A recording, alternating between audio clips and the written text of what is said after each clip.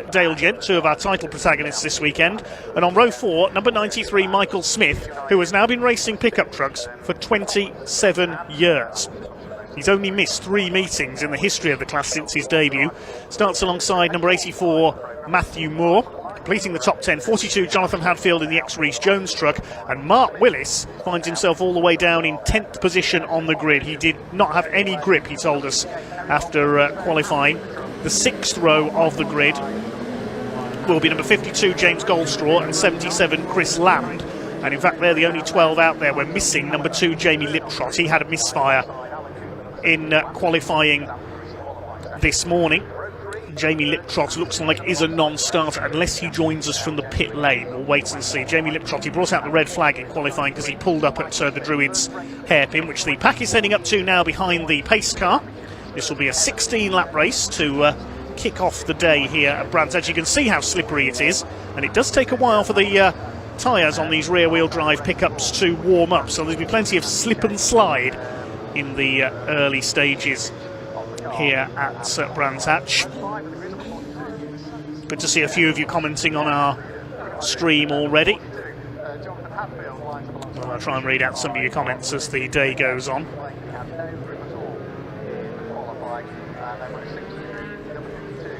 So 12 trucks out there for a 16-lap race. We'll try and give you brief updates on the championship situations as the weekend goes on in 4 of our classes. Of course, the Mini 7 Racing Club not racing for points this weekend. There are trophies on offer for their various classes. Time to go racing then. Eric Bolton in the dark purple, the number 68 truck on pole. Number 44 in the bright yellow truck is Ryan Hadfield alongside him. Second row is Chris Brockhurst in grey and turquoise blue. Alan Cooper in black and green alongside him. Matt Simpson in the white truck on row 3 alongside the dark grey of number 83 Dale Gents. They could be the 2 to watch here. We saw Matt Simpson almost take a win from the very back after a spin here at Brands Hatch on Easter weekend. Time to go racing then. The pace truck, the pace car is in pit lane. The revs are up, and here we go for 16 laps of action from the pickup truck racing championship. Side by side as they go into Paddock Hill Bend for the first time for the lead. Eric Bolton and Ryan Hadfield. Hadfield's got the grip, slightly more grip around the outside. He's going to take up the lead running as they head up towards Druids for the first time. Is he going to get the overlap on Eric Bolton for Druids hairpin? Yes, he is. Alan Cooper in third place in the 72, and not the best of starts for Dale Gent. He's back in the clutches of the 93 truck of Michael Smith. They're all through Druids okay for the first time, and Eric Bolton has taken the lead. He had the inside coming out of Druids through Graham Hill Bend. You can see them twitching around these rear-wheel drive pickups. Michael Smith has dropped a place there. Jonathan Hadfield in the ex-Rhys Jones truck, the pink number 42, gets past him.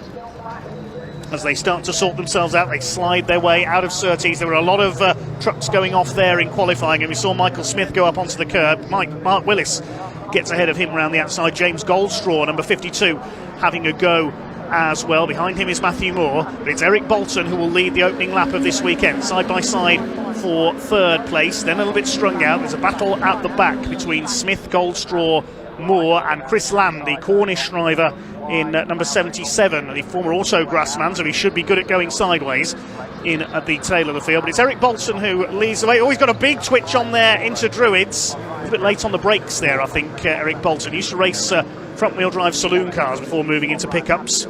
Coming through for fourth is Chris Brockhurst, the number 89. Hadfield holding off Matt Simpson for second place. Now Simpson needs to make his way towards the sharp end. He's lost some championship points in recent times and has lost the lead to Dale Gents. Through Surtees and McLaren and up towards Clearways, where the Grand Prix loop comes back in. You can just see it in the foreground there. Alan Cooper sideways, just like he used to drive his F2 stock car. Dale Gent, number 83, in behind him. Coming through to complete the second lap then, Eric Bolton looking for his first win in the pickup truck racing championship, leads by just under half a second, 0.41 of a second the margin as they cross the line. Brockhurst has done the fastest lap in fourth place, number 89, 57.747 around this short Brands Hatch Indy circuit. Into Druids they go side by side. Matt Simpson going for the outside, just like he used to in his national hot rod days. Raced on the short ovals with his father Jeff for many years before going into the British touring cars in a Honda Civic. Had one win there at Alton Park. Now helping his son Ben with his junior short oval racing and karting as well. On the Cooper straight into Surtees. A nice little battle further back, and Ryan Hadfield's going for it. You saw the rear end step out there. Tries to get the tighter line, but he can't do so. It's a little bit quick into Clark Curve there. Matt Simpson has a go to the inside. Brockhurst in 4th position. 5 of them line astern because Cooper's hanging on behind them. You can see they're still twitching around here. There's no grip out there, virtually. Ryan Hadfield to the inside as they go into Paddock Hill Bend. He's going through, takes the lead from Eric Bolton. Great move by Ryan Hadfield, who scored a win at Knock Hill in the last round, where 4 races were held for the pickup trucks up in Scotland. Second place, number 68, Eric Bolton, under fire now from Simpson. Cooper's got through to 4th. He's got ahead of Chris Brockhurst. The next group is closing up as well. Bolton back to the inside. He won't get through there, though. Dale Gents, Jonathan Hadfield and Mark Willis are closing in on these lead groups. Of course, the harder they battle each other, the more time they will lose. There's the second group.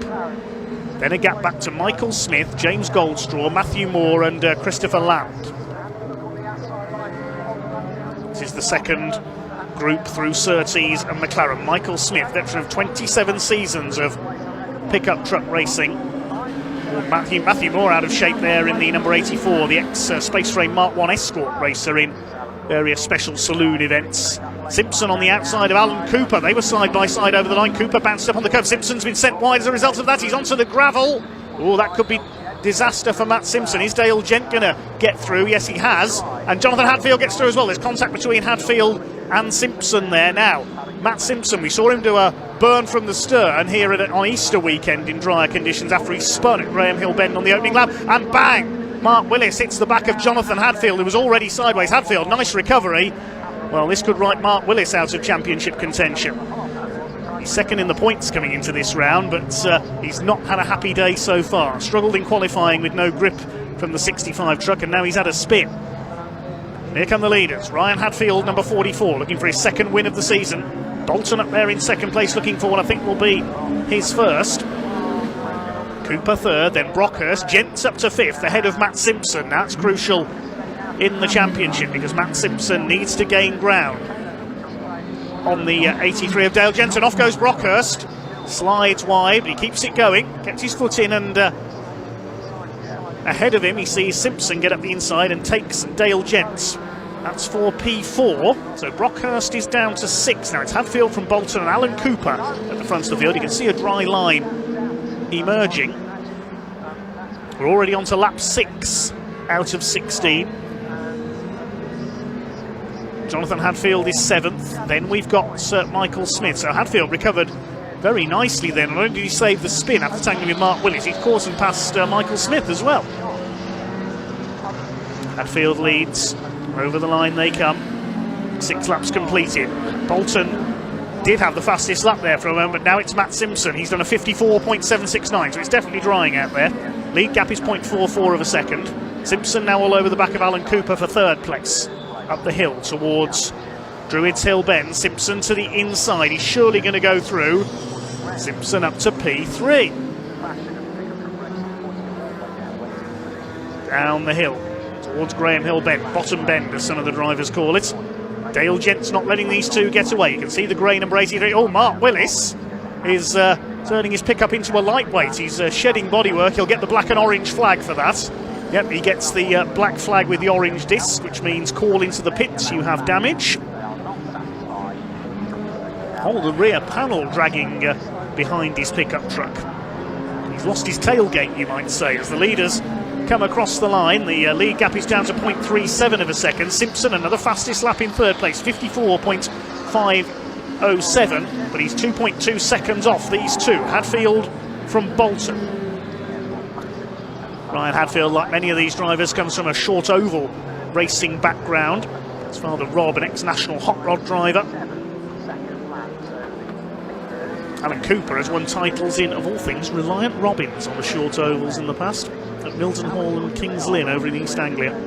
Matt Simpson, his heritage well known, starts his career in the mini stocks before moving up to Legends, hot rods, then onto the circuits with touring cars and the Super Silhouette series as well in a Tigra.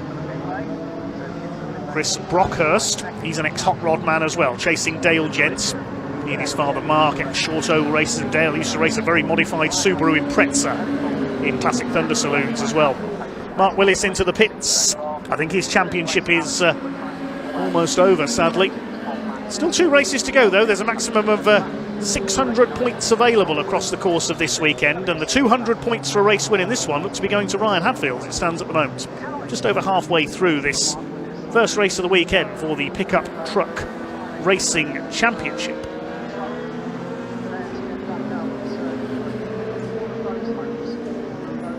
So we'll get some of your comments after this race if we have time as well. Swing their way through Cooper, straightened, Surtees, then McLaren. This is where everybody was sliding off in qualifying. As Simpson up the inside, going to try and take Alan Cooper for 3rd place. They slide their way out of clearways, and Simpson gets crossed up. He's not going to get through there. Alan Cooper holds him off. This is allowing Dale Gent to close in, and Chris Brockhurst recovering after his off as well. Simpson on the grass on the inside of the pit straight. I've never seen that before. He cut so fine to the pit wall, he hit the strip of grass there. I don't think I've ever seen anyone do that before. Is it getting him any more grip? I don't think it is. Hadfield leads from Bolton by 1.5 seconds. Now he's pulling away. Michael Smith has done the fastest lap back in 8th place, 53.699. So the lead gap has gone out to 1.5 seconds. These 3 are now 2.7 seconds behind Eric Bolton in 2nd place. Chris Brockhurst in 6th, and a gap back to Jonathan Hadfield, who's 7th.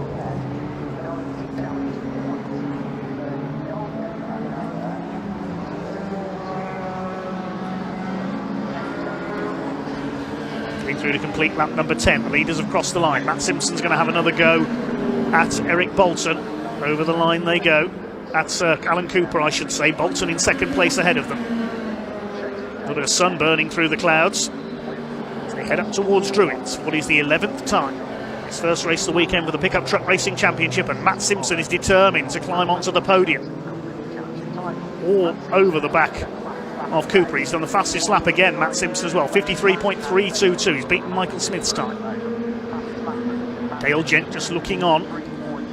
5-second penalty for number 42, Jonathan Hadfield. I would presume that's for exceeding track limits too many times. 42 car. So he may lose a couple of places for that. The pink machine. Hadfield leads. Over the line they go to complete 11 laps. 1.5 seconds still the gap to Bolton. Then Cooper and Simpson. This is the principal battle at the moment for 3rd place. Dale Gent with a grandstand view, just looking on as they head over the curb at Paddock Hill Bend. Simpson just can't get the line away from Alan Cooper. This is good defensive work by the 72. Simpson now to the inside, as I say that, into Druids. They clash, and round goes Cooper. Keeps his foot in. No, he's going to go around on the exit. Round goes Cooper. Look out, Chris Brockhurst just avoids him. So a little bit of controversy there. Contact, there was definitely contact, and Bolton spun away 2nd place. So Matt Simpson can't believe his luck. He's now in 2nd, and Dale Gent up to 3rd. What happened there to Eric Bolton? I suspect he just got a wheel a bit too wide onto the curbing there. Somebody else has pulled into the pits as well. I heard the pit lane siren go off. It's James Goldstraw, number 52, from the back of the field, has pulled in. So Ryan Hadfield now left out on his own in the number 44. Chased by Matt Simpson by just over 5 seconds now. That's not a sudden patch of fog on the run up Halewood Hill, don't worry, that's just our camera lens. Full credit to all our camera crews for braving the rain this morning. All our marshals and everybody else as well. There's Cooper, he's got going again in 5th place ahead of Jonathan Hadfield, but he's provisionally going to receive a penalty. There's Dale Gent. James Goldstraw, I think, is heading back out of the pit lane. He may be heading back to the paddock though. So his race could be over. Let's see if he rejoins. Michael Smith up the inside into Surtees, gets past Jonathan Hadfield. Hadfield fights back on the outside. He goes too wide. It's going from bad to worse, sadly, for Jonathan Hadfield in this race. Ryan Hadfield has completed 13 laps. He's 5 seconds ahead of Matt Simpson. Now, what are the lap times like? The last lap times, yeah, Simpson was quicker, but only by 1/10 of a second. So this is looking good for the yellow number 44 of Ryan Hadfield. Up the hill goes Michael Smith. 6th position now, staying ahead of Jonathan Hadfield. Now, Jonathan Hadfield last time through was 4 seconds ahead of Matthew Moore, so he might lose another place if that penalty is applied. Down the hill, along Cooper Straight. See some Coopers out later on, of course, Mini Coopers. Classic handball. Behind Hadfield is Matthew Moore in 8th. Eric Bolton is 9th. He's rejoined after that spin at Graham Hill Bend. Chris Lamb, the Cornish driver, number 77, rounds out the top 10. James Goldstraw has rejoined from the pits. He's the only other truck left running. Here comes the leader. There is, I think that's Goldstraw, no, possibly Chris Lamb behind him that's been lapped. Yes, that's the 77.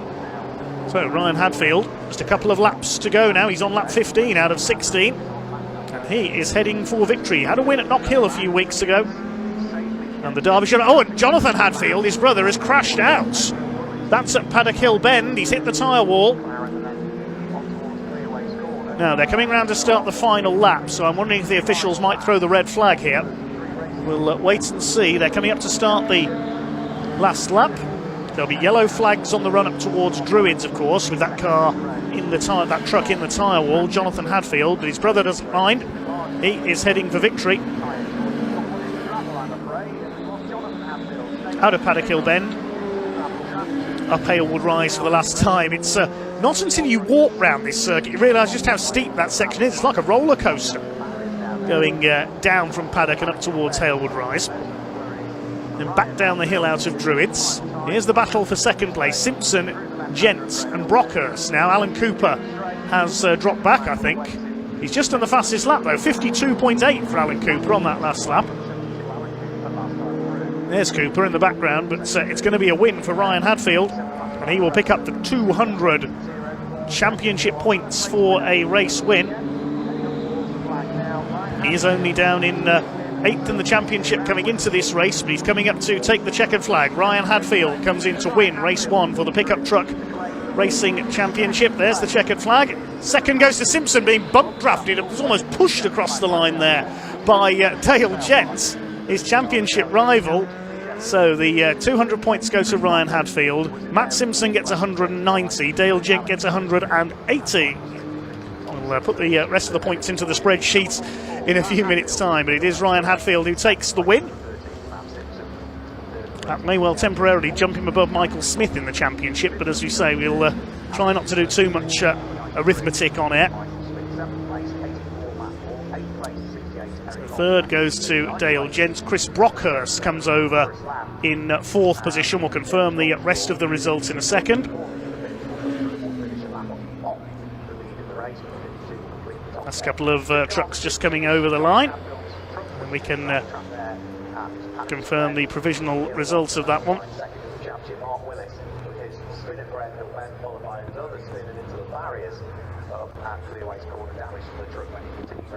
Bad luck to Eric Bolton there, who was on for second place until he spun coming out of Graham Hill Bend. Trucks head into Parc Fermé.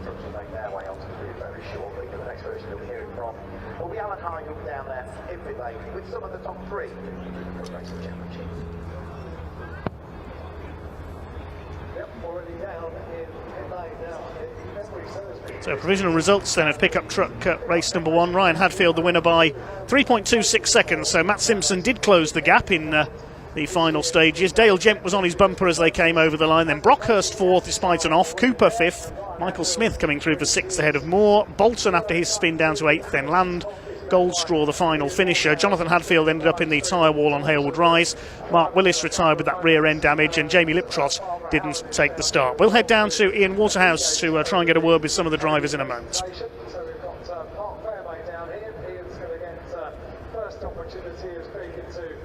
What a wild race that was, by the way. I've got a very happy Ryan Hadfield here. Ryan, I mean, it was all going on behind you, wasn't it? But you just managed to keep a cool head. Yeah, I think it was just a case of while the tyres were cold and the track was still damp, just trying to get the jump on everyone else, and just once you'd got that gap, just trying to keep it. You came in giving it the old fist pump there. What does it mean to get the big W? It's quite nice to say. It's a track we always want to go well at. You know, the last meeting of the year, you want to, I suppose, finish off on well, anywhere near the top will do, but to be right at the top's even better. Right, congratulations, mate. Thank Well you. done, buddy. Really happy for you. Matt Simpson over here. Matt had an entertaining race as well, didn't you, Matt? That was quite special out there. But you always go well here, don't you? Yeah, obviously, with what's happened at the last round, it's sort of championship's over for me really. So it's just sort of come out and just have another good meeting if we can and finish the season on a bit of a high. It was a bit of a race of two halves there for you. You had a couple of good tussles out there, and then it looked like a couple of spinners ahead enabled you to jump up. Yeah, tyre choice was key. I think we made the wrong choice towards the end of the race. The other tyres would have been better because we opted for 2 and 2. So it's but listen, we got second, so another podium. Big smile on your face. Well done. Congratulations. We've got Dale over here as well. We'll grab a word of him very, very shortly. He's just chatting to Alan Hyde, but yeah, cracking race. Of course, Dale Gent on the podium. He's the championship leader. Have a look in the car, shall we, whilst we're here, and have a look at the helmet. If we could just look at Dale Gent's helmet in there. Look at that. Absolutely stunning, isn't it? In fact, they did. I remember earlier in the year, I think at Pembrey, he had quite the design on top of his roof. Let's just grab Dale. Dale, that was a wild race, wasn't it? That was a little bit. It was all going on in front of us. So I just thought, I don't want to get involved in all this. So I was just trying to hand back a little bit, and just it was so sleepy coming out of Clearway, so I couldn't quite get where I wanted to be. Everywhere else, I felt pretty good. So it's just till the line started to come through, then we start to pick up the pace a bit, and I just let them squabble. I was like, was it just in case of thinking about the championship here? Right? Yeah, it literally was. I heard Mark had come into the pits, so I was like, he was my one fighting for. So it was like, just don't do anything stupid, just follow around. And then when Matt and Al got together up top, I was like, oh, don't collect me. So I was too close. so yeah, no. Hopefully we've got 2 more goes tomorrow, so we'll see how it all goes tomorrow. But again, team have been spot on, and everyone. I want to shout out to my little one at home. She couldn't make it this weekend, and she won't be able to come tomorrow. She's been poorly. So shout out to Briar and Blake and Joe. So hopefully we can do again tomorrow. Race 1, job done. Cheers, well done, Dale. Congratulations. Right, so you know what's coming up next, don't you? The British Truck Racing Championship, Race 1, about to get underway. Let's just turn around very quickly, actually, if we can. Look at the skies over there. I just wonder, are we in for even more rain? I don't know if you can tell, actually, from the pit lane. Very, very damp here. You can see that from the race, can't you? Cracking stuff. Right, Race 1 for the British Truck Racing Championship. That's coming up next. It's going to be an absolute corker. Dave, over to you.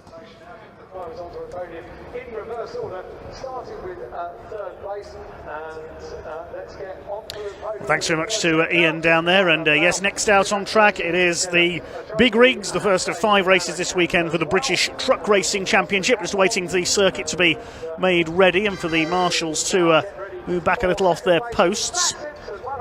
Let's have a look through some of your comments so far. Well, Back of the Net 07 said on YouTube, pickups will make a great start to the day. You were right there. Cody Purnell says go Luca Maserati, racing in the junior saloon cars a little bit later on. They're out this afternoon. Hi to Carl Brownsell. I thought with trucks being on, Carl and his daughter Holly will be watching, our cycling friends from a couple of years ago, raising money for the My Name's Doddy campaign, of course. We'll see them back next year as well. Big hello to Leanne. Shouldn't you be working, Leanne? She'll be heading to Brands Hatch tomorrow. Hi to Stephen Fishburne, and somebody called Jimmy Broadbent as well says looks greasy. Nice to see him back out racing again with us someday. He had a bit of a false start with his MX-5 in Classic Thunder this year. Hopefully we'll see him back out in 2025. Well, a little earlier on down in the paddock, our man Pointy caught up with a few of our truck racers ahead of their first race of the weekend.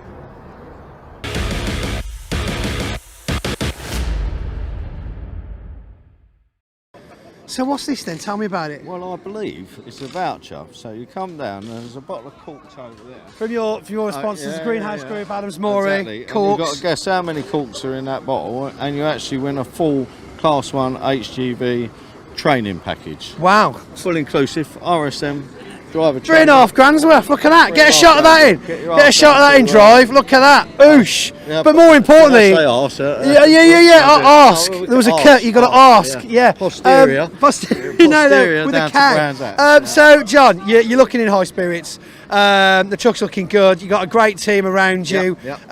We're looking all right at the moment, but of course it is a very tight weekend, isn't it? Yeah, it is. Yeah, 5 races. We're 15 points in front. Stay out of trouble. We're here to race anyway. So, but it wasn't brilliant in qualifying. So just hopefully it dries up a little bit, you know. Yeah, it's a bit slippy, isn't it? 'Cause it was dry yesterday, but we've woken up to a bit greasy today. It's greasy in places where it's never been greasy before. Wonderful, so, just what you need. You know, the total opposite of what you would expect at Brands Hatch. So no, it normally ends up with being off, but we stayed on the circuit, so that'll do. That's good. Yeah. And you didn't get in any trouble from testing yesterday. I heard there was a little bit of kerfuffle on there with Division 1. I don't really know, to be fair. What was I thought you might have had the lowdown. You usually come to with all the facts. Tell me. Oh, apparently there was 2 Division 1 drivers. I won't name any names, just in case. I know. One person ended up. And then they were like, during test, how does that happen? I don't know. Actually, no comment. No comment. Yeah. Well, look, John. Good luck for the weekend. Great to see you. Big finish for the year. We're all behind you. Yeah, lovely. Thank you. Excellent. Cheers, John. And if you want to get involved with that competition, make sure you come down to the lower paddock and have a word with the team from Adams Morey, Greenhouse Group, and of course JP Racing. So here we are, a very big final weekend, which could possibly, of course, end up with none other than Ryan Smith making his ninth consecutive championship win. But first, before we get to that, apparently there's more important things than your 9th consecutive championship win. Who's this? Arthur. Brentley Brantley. and Arthur. What are you two doing here today? We've come to watch Ryan win championship, hopefully. Hopefully. I like this optimism, but he's taking a step back. He's not going to commit to anything just yet. Arthur, are you excited to see the racing? Yes. And now Ryan won with the facts, of course. Very quick to correct me in France, although, let's be honest, I personally saw what was going to happen regardless. Here we are, 95 points difference? 95 points, but there was obviously, I think you forgot the fastest lap, so there's 105 available, so mathematically not. And, you know, if we had a non-finish, an engine failure and Steve or won the races, it'd make it a little bit tight. But yeah, coming on to the 9th title, it sounds unreal, doesn't it? Yeah, I mean, people have obviously had 9 titles, but that important word is consecutive title. You have literally hit Division 1 or British Truck Racing and just smashed it year after year after year after year. I mean, yes, there's a lot to say about teams and sponsors and the truck, but let's be honest, that's a hell of a career. It is. It's surreal, really, 9 times in a row. But look, like I've said, without the team, you've got to have the right team. We're trying to learn, and after we've won it that many times, we want to set new records. We want to leave our name wherever we can. Well and truly in the concrete. Yeah. But look, we have to do a massive shout out to all our partners, especially Northside Truck and Van, Keith Sims. Been with you quite some time now, haven't they, looking after you? And took us to a new level off track with marketing us and, you know, putting us with corporate people, and it just helps. And look, we're striving to keep improving all our sponsors. Too many to name, but they've all played a part, and the team. But for me, like I say, 9 times. If we win it 9 times, it's crazy. It's not a massive if, though. Let's be honest. So, do we think Ryan's going to take the 9th championship? That's more like it. Right then, well, I hope we'll be celebrating the next time you see us down in the pit lane, because it is just one race. You've got to finish. So yeah, this is it. Right, Arthur, Brentley, thank you very much. Thanks for coming to see the weekend, and I hope you enjoy watching him win, because probably going to win. Just saying. Right, back to Dave up in the commentary. Let's watch some racing, shall we?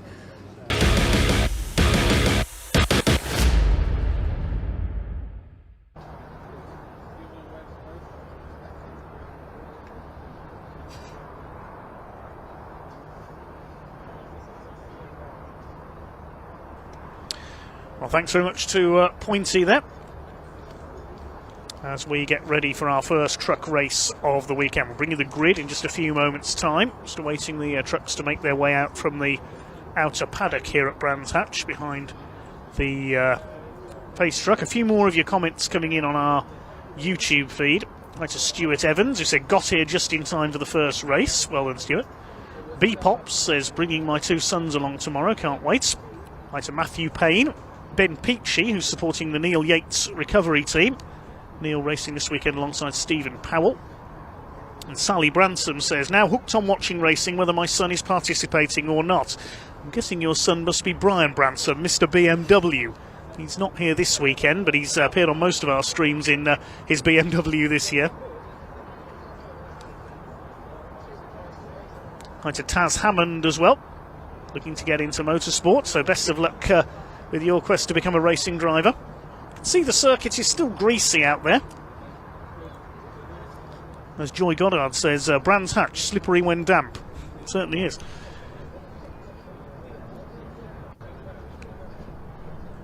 Tunnel Lad says, can there be an upset today? Well, I'm not sure in Division 1 for the British Truck Racing Championship we're about to see. Basically, Ryan Smith just pretty much needs to finish this first race, and he will win the Division 1 Championship. Division 2, it's a bit less clear-cut because there's only 15 points between number 6, John Powell, in his DAF, which is, I think, the oldest machine we've got out there, and Simon Cole, number 41, who's in his Iveco. There's only 15 points between those two.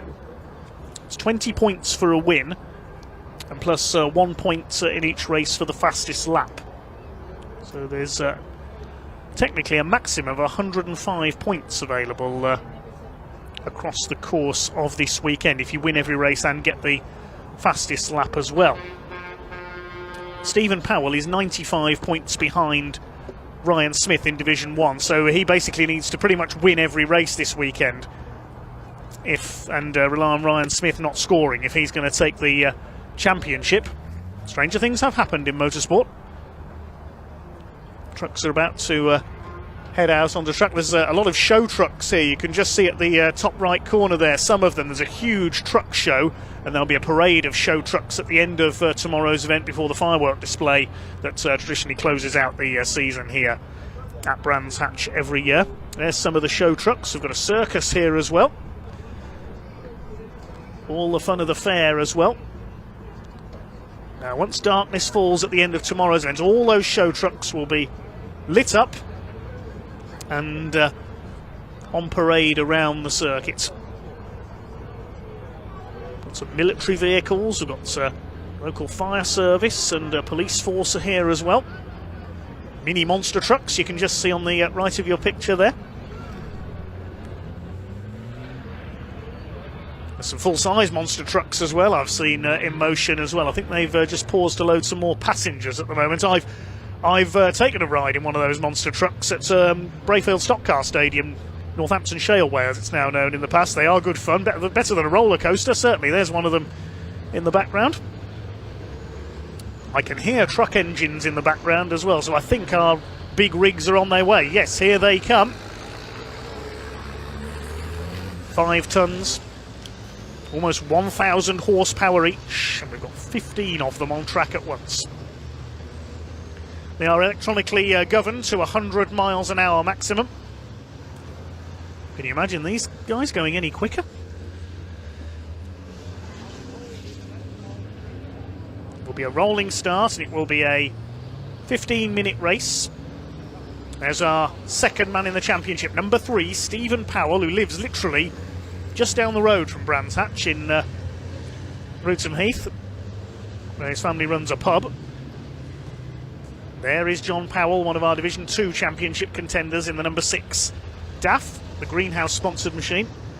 A warm welcome to Willem Bredick as well, the Flying Dutchman. He is the number 50 in his Volvo. Joined the British Championship on their guest appearance at Le Mans recently, but he's not scoring points, so he won't figure in the championship fights.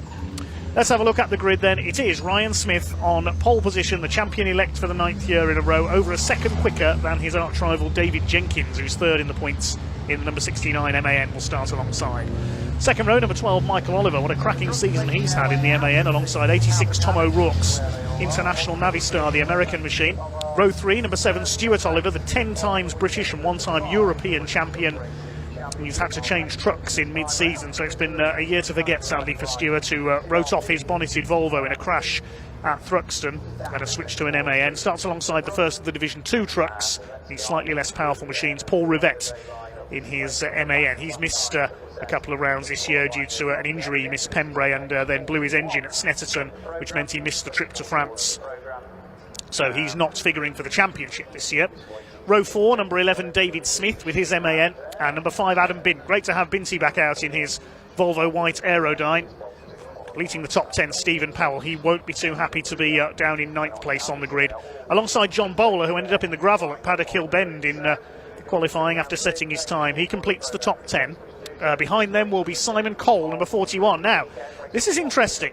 If John Powell, number 6, hits trouble this weekend and Simon Cole outpoints him to win the title, he could win the championship, Simon Cole, in Division 2 without winning a race all season. I can't remember that being done before. Cole starts alongside Neil Yates, the recovery company boss, in number 33, and he'll be last of the Division 1 trucks on the grid. Then it's John Powell, who's been out-qualified by his championship rival. He starts on row 7 in the DAF, alongside Dutchman Willem Bredek in the number 50 machine. And behind him, the youngest man in the championship at the back of the grid, Archie Handy in the Volvo FN12, son of Simon Cole in the ex-Paul McCumsky, or Paddy Mac as he's known, Volvo. I've just been joined in my commentary box by a certain Pointy. Bonjour, how the devil are we?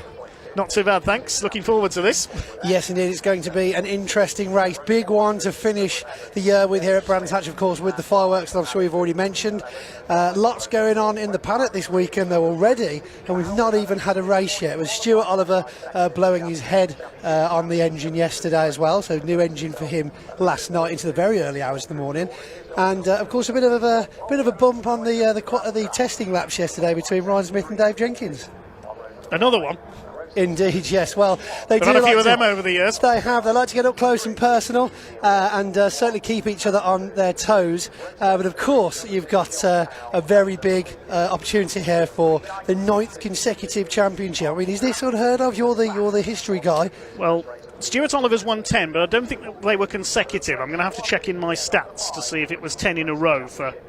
No, I don't Stuart think it Oliver was in a row. This is the buzzword that I was talking to Ryan Smith about earlier on down in the paddock. Consecutive is the word of the weekend, and I don't think it's been done. So definitely 10 times British, 1 times European for Stuart Oliver, but it wasn't all in a straight line. I've just checked the stats pack, and he didn't win 10 in a row. So if Ryan wins 9 in a row, that will be the record.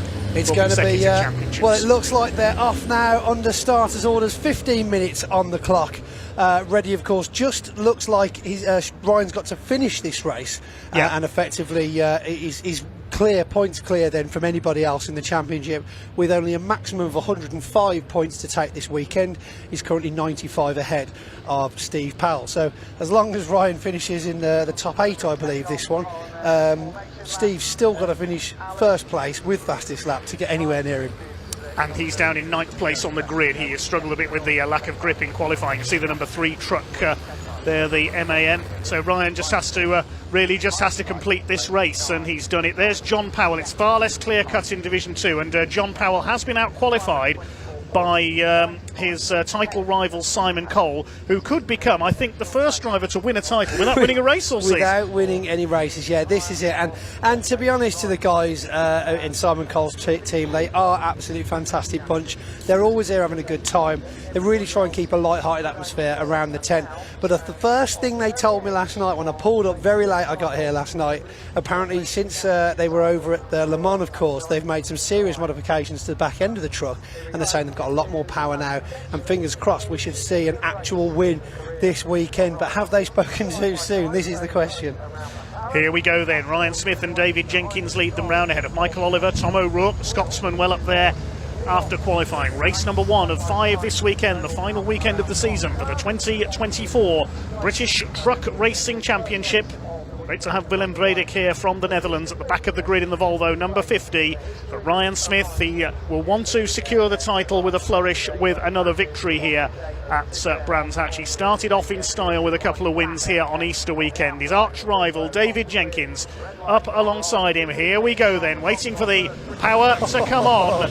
Revs are up, ready for a start, and here we go. You can see the wheels spinning there as they try to put the power down. Already, as they come into the first corner, Paddock Hill Bend, it looks good on the inside for Ryan Smith. Bunching up slightly though, we've got Michael Oliver and Tom O'Rourke together. Nice clear away though, as we see Ryan Smith ahead already. A bit further back though, we see lots of steam coming from those brakes as we head around the hairpin. Further back then, we've got a great start there for Simon Cole in the 41.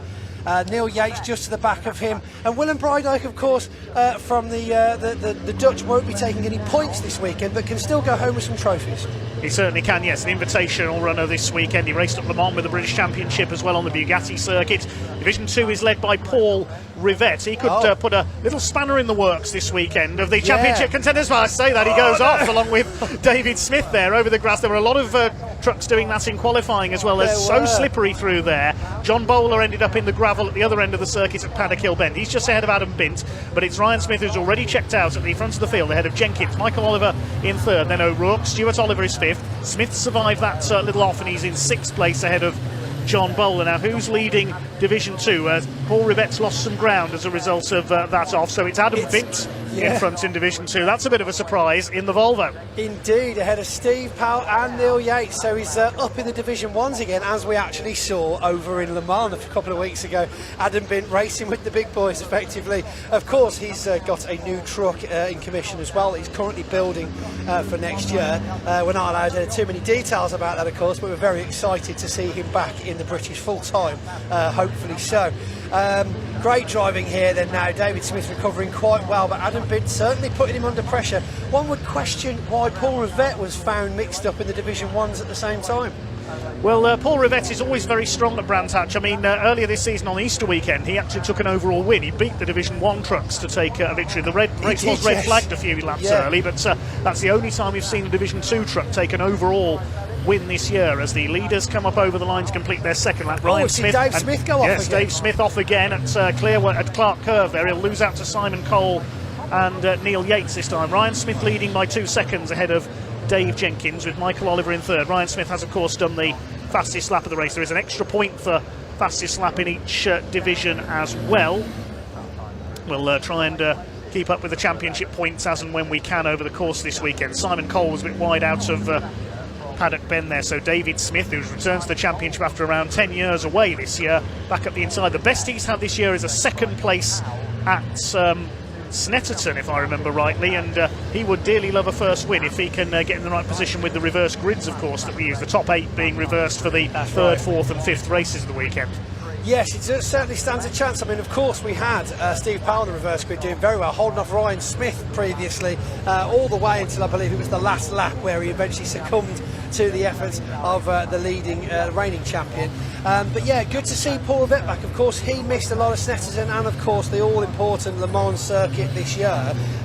New engine for him that they just couldn't find in time, so great to have him back on the circuit. But will he be taking those important points away from possibly John Powell or the likes of Simon Cole? Yes, he will be the spanner in the works. We can see him up the inside there going into Paddock. I think that's on Simon Cole. Yes, so Cole will drop a position there. That'll drop him a couple of points if it stays like that in the results, because Rivette is not a championship contender, as we just said. It's 20 points for a win, 18 for second, 16 for third, and so on downwards. These are the two Neil Yates recovery team trucks. Stephen Powell second in the Division 1 points. Behind him is Neil Yates, the owner of the recovery company. Those red and white colours, a big accident in his Division 1 debut last year at Thruxton. Further back in the order, Simon Cole is behind Paul Rivette, but he's ahead of his championship rival there, John Powell, who's having a quiet race so far in the Greenhouse DAF number 6. Biding his time, I believe. Yeah, I got a chance to catch up with John Powell earlier on today, and the Adams Morey group, the Greenhouse group down there, have got a challenge on. You've got to guess how many corks are in a jar, and you can win a full heavy goods driver training package all the way up to your licence, which is pretty cool if I do say so. Can't I win the bottles of booze that the corks came out of instead? No, I think they've already got through those this season. I think that's where the corks came from. Yes, probably, yes.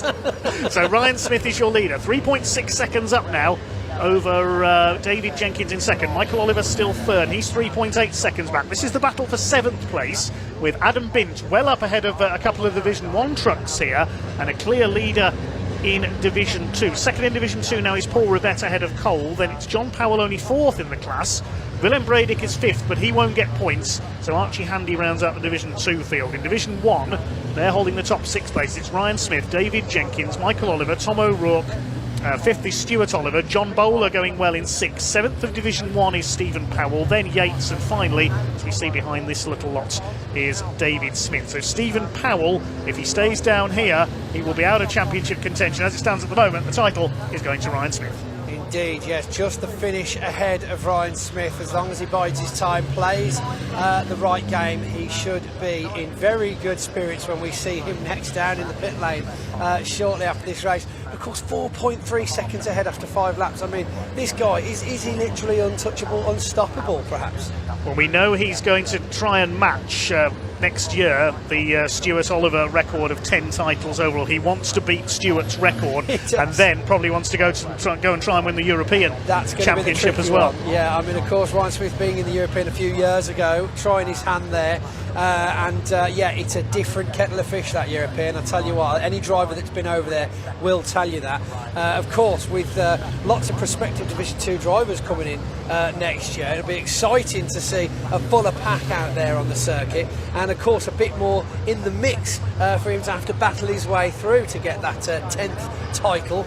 With the reverse grids, of course, having a little mix of Division 2 sometimes up there in the front 4 rows does make racing a little bit more interesting in the British trucks. Stephen Powell having a look on the outside there of Adam Bint. He went off there on Easter weekend into the gravel at Paddock Hill Bend and hit the tyre wall. Needed a couple of the heavy recovery vehicles. I know Trackside Recovery have called in some very large and impressive recovery vehicles here this weekend, including Mick Gould's big Peterbilt I saw in the paddock earlier on. We'll try and get some shots of that for you later on, because it's a very impressive big American beast indeed, that truck. Shout out Trackside Recovery, of course. They've been with this sport now for quite some years, haven't they? Yes, the resident recovery specialists here at Brands Hatch. Big thanks to Steve Bewers and his team as we watch Adam Bint still holding off those two Division 1 trucks of Stephen Powell and Neil Yates in 7th place overall. Of course, they won't mind too much about getting past him, because they'll get the points in Division 1, yes, but they'll want to get past to try and catch their Division 1 rivals up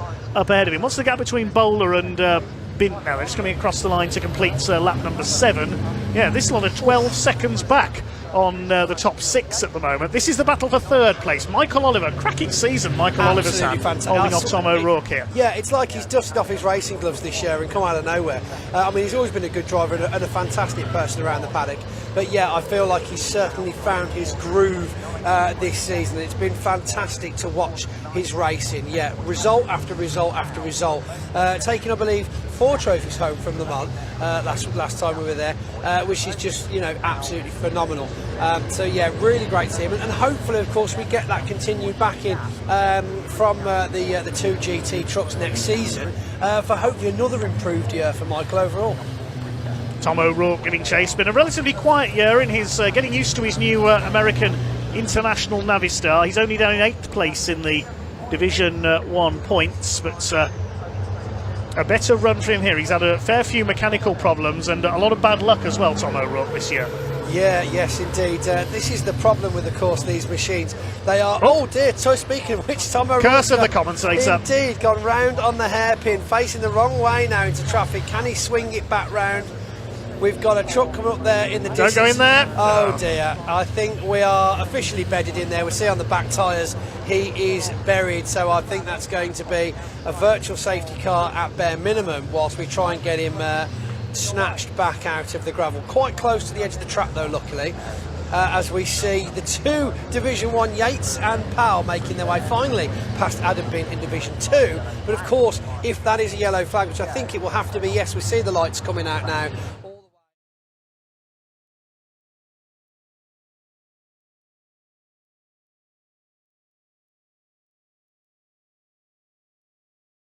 What do you think about that?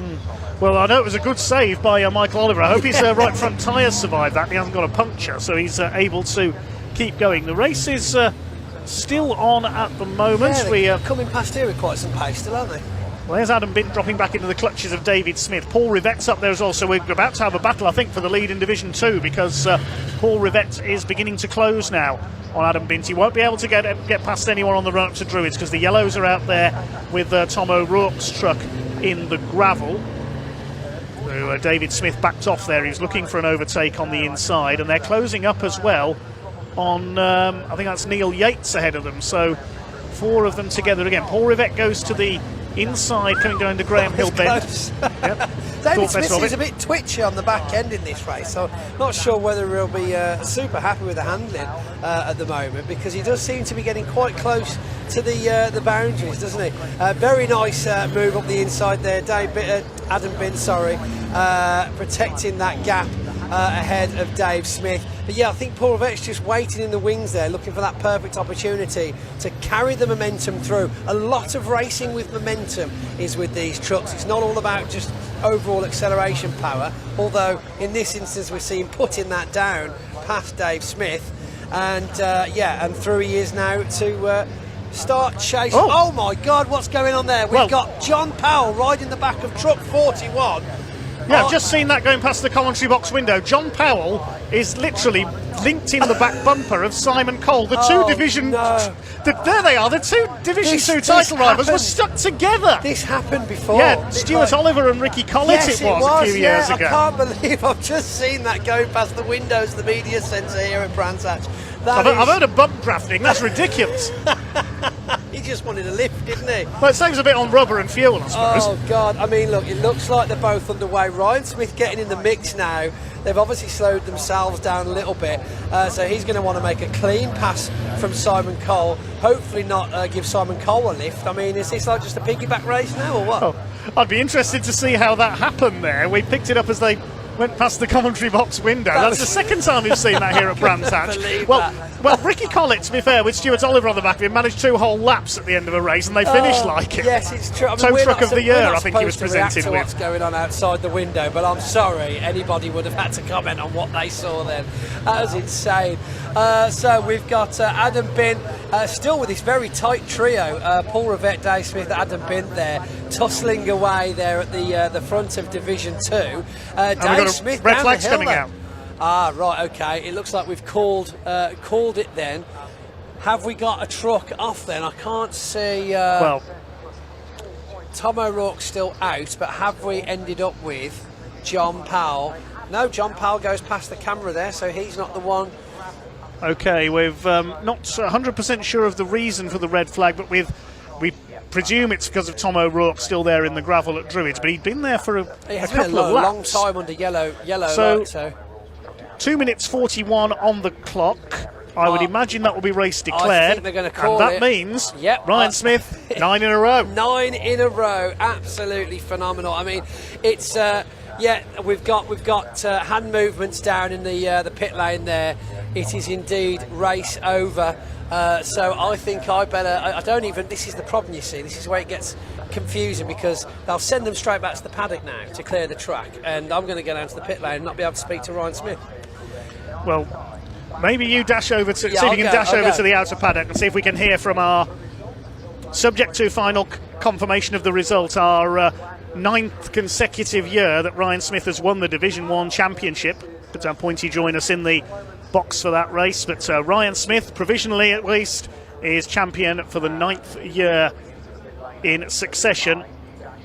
I think it'll be David Jenkins and Michael Oliver to complete the podium in Division 1, and Paul Rivett hadn't quite caught Adam Bint there, so I think Adam Bint will take the win in Division 2. Subject to final confirmation. There's debris at Clark Curve there, which I think is from either Simon Cole or John Powell's briefly interlinked trucks there. Second time we've seen that in the championship in the last few years. So provisional result of that race then. Ryan Smith completing 11 laps and taking the win over David Jenkins.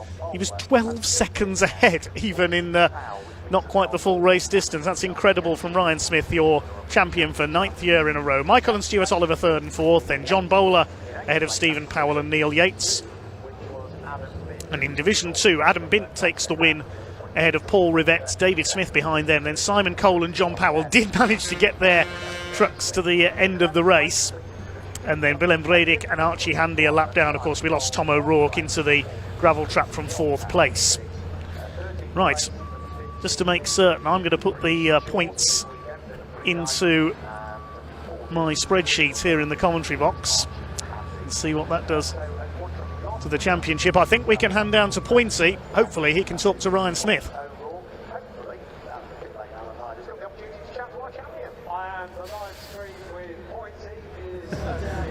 Right, absolutely phenomenal. It's a shame he didn't get to complete the full 15 minutes, but we see early celebrations here, and well deserved too for Ryan Smith as he gets out of the truck and wishes his team well.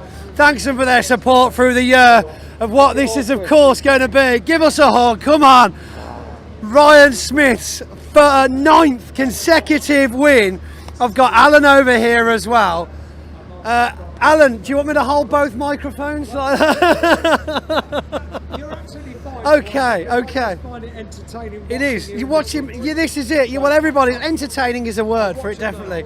Right, Ryan. My goodness. I believe at the moment, as it stands, they've called the race at 75%, and that does in fact mean that you are now points clear again for the first race at Brands again to win the 9th championship in a row. Delighted for my team, really delighted. They've worked so hard.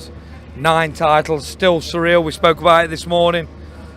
Arnie lost his dad last year. We dedicated the championship to him, and we lost my mum, and you know, I'm not a big talker, but that's for my mum as well, if she's looking down. 9 in a row. I'm sure I can probably safely say she'll be very proud of your efforts in racing as a whole, and the driver you've become over the last few years. You know, everyone's been on a journey, you especially, and but look at you now, it's paid off. I mean, the sky's the limit, surely. Yeah, we've improved on and off track, as you know. You've been with us through that journey, and we just get older, a bit wiser, and we just put us energy into the driving side of it and keep developing. I'm delighted for the team. They work, especially Arnie. Listen, I say the team, Arnie, we have a team here, but Arnie at base, he works on the truck on his own. He's a credit to me, and as much as I win the championship, he wins it. Must say a thank you to all our sponsors, and I've never given him a shout out, and I'm always a little bit hard on him, but my dad helped us no end with this truck, you know, and my dad got me into truck racing through That's our milk, isn't it? Yeah. It's our milk, and Dad, if you're watching, that was for you as well, pal. Right, well, Ryan, let me shake your hand again for the 9th time, shaking a champion's hand. Phenomenal effort. You need to go and find yourself Alan Hyde to speak to him. We're going to have a word, if we can, then with Division 2 just quickly, a bit further down. So we've got autographs getting done already. Alan speaking to Dave Jenkins, another great result for him. Paul, where is it? Ah, here he is. Wow, that was a phenomenal race. I mean, you were fully, once again, mixed in with the Division 1s, holding them off for quite some time. We'll get to Mr. Cole in a minute about his tow truck business he's starting up. Yeah, it was a good race. We're nice to be racing with everybody else. We could see Paul, the nearest competitor, was quite far back, so I chose to let Steve come down the pass, and there was a yellow flag and Neil come past, and then me and Dave had a little bit of contact, so I lost a bit of times, but it was all good fun racing. I enjoyed every minute of it. It was a phenomenal race to watch, especially, like I say, Division 2, because there were so many challenges for that top 3. I mean, I might have let the cat out the bag, but we might be seeing you a bit more full-time next year, am I right? Yeah, we're here for the full season next year, sponsored by Apollo Tyres, so we can commit to next year and get some more sponsorship on and really push forward, and we'll be moving into Division 1. And will we be seeing you in the same truck? No, it'll be a brand new built truck. Ooh! No, right, well, Adam, great start to the weekend. Thank you for joining us. Congratulations. Simon, now we only saw the results of whatever happened. How did John Powell end up on your back bumper? We're both together fighting, because we're both fighting for the championship there. I was in the lead. I just think he overcooked it, got caught on my back wheel and pulled up in the back. I just pulled him up there. He said, nothing. It's racing, you know, what can we do? Yeah, and you've both driven away from it. Yeah, we both got away with it. I was going to try and take him all the way round to the finish line. I still finished in front of him then. But well, at least you can control the finish. Yeah. Speaking of incidents, Michael, come on in a moment. Now, we saw you come off a cropper, Tom O'Rourke going a bit deep into the corner of Paddock Hill Bend. You did quite well at pulling that back, the same way as Simon did quite well of controlling the situation with John Powell. I didn't see what Simon was doing. He tried to give John Powell a lift around the circuit. Remember, like your dad did to Ricky Collett a couple of years ago. Yeah. It's all good crack, isn't it? All good crack. Definitely a crack bumper. Christ, aye. Good start to the weekend for you. Oh, aye, lovely. Lovely, aye. And of course, even more important starts of the weekend for you. Yeah, it's in our hands. John was 14 points in front. Well, I've got to go for it.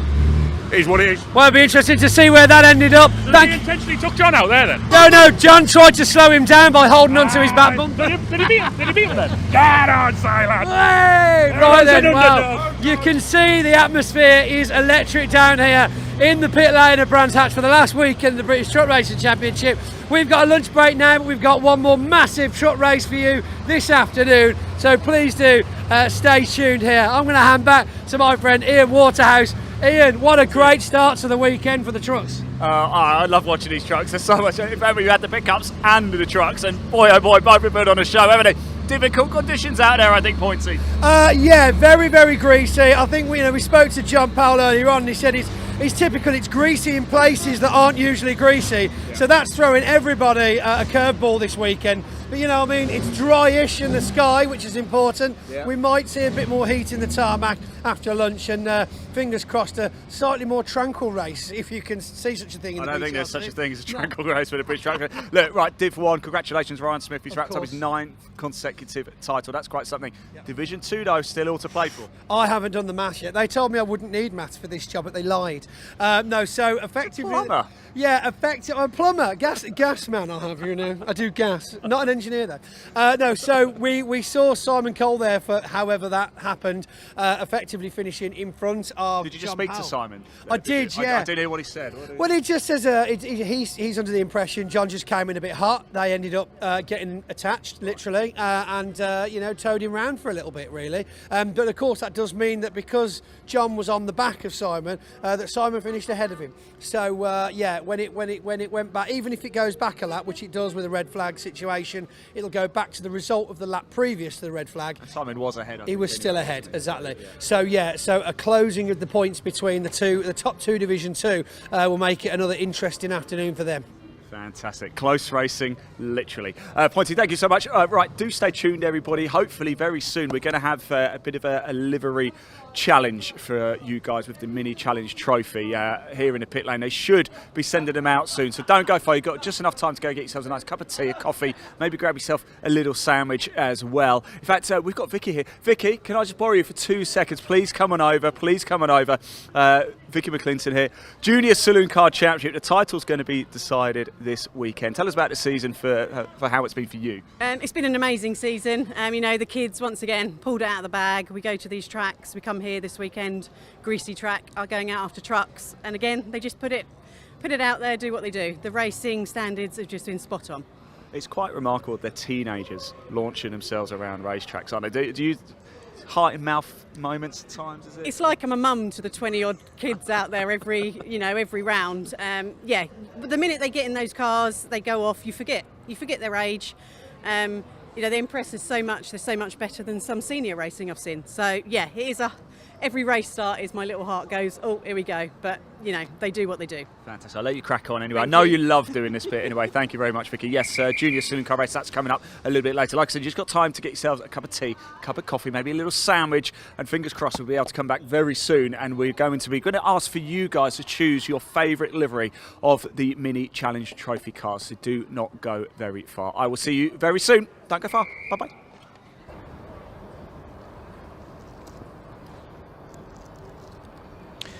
Thanks to Ian and Pointy down in pit lane. We're into our lunch break now. We're back underway in about 45 minutes' time with our next race, which will be the Mini 7 Racing Club, their winter shootout here at Brands Hatch. We've got 4 races coming up after the lunch break. The classic minis, if you've not seen them before, the Mini 7 Racing Club, we've got a real treat coming up.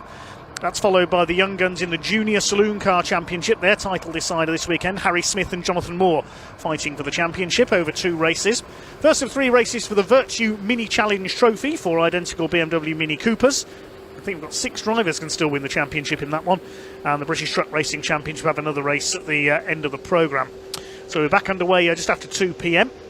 A couple of your comments. John Wilkins says, my mum and I watched Trucking Heavy a couple of weeks ago and John Bowler starred in it. He also says, I wonder if Ash Sutton's here to watch Paul Rivette in the Napa truck. Been great to see Ash out in one of these. Of course, we saw Sam Osborne substitute for Paul Rivette when he was out injured earlier this season at Pembrey. Craig Corbett says we need to get Jimmy Broadbent in one of these. There's a question we'll put to you. Which racing driver from another series would you like to see have a go in the British Truck Racing Championship? There's been a lot of celebrity drivers over the years. Davina Galitza, the former Olympic skier. Martin Brundle had a go. Barry Sheen, the bike racing legend. Been plenty of celebrity drivers. John McGuinness, Isle of Man TT legends, had a couple of goes as well. One person I'd like to see race one of these, Tom Harris, the F1 stock car world champion. I reckon he'd be pretty good at racing a truck. Thanks to everybody else who's been in touch, but we're now going into our lunch break. We'll be back with you in about just under 45 minutes from now with our 4 races for this afternoon.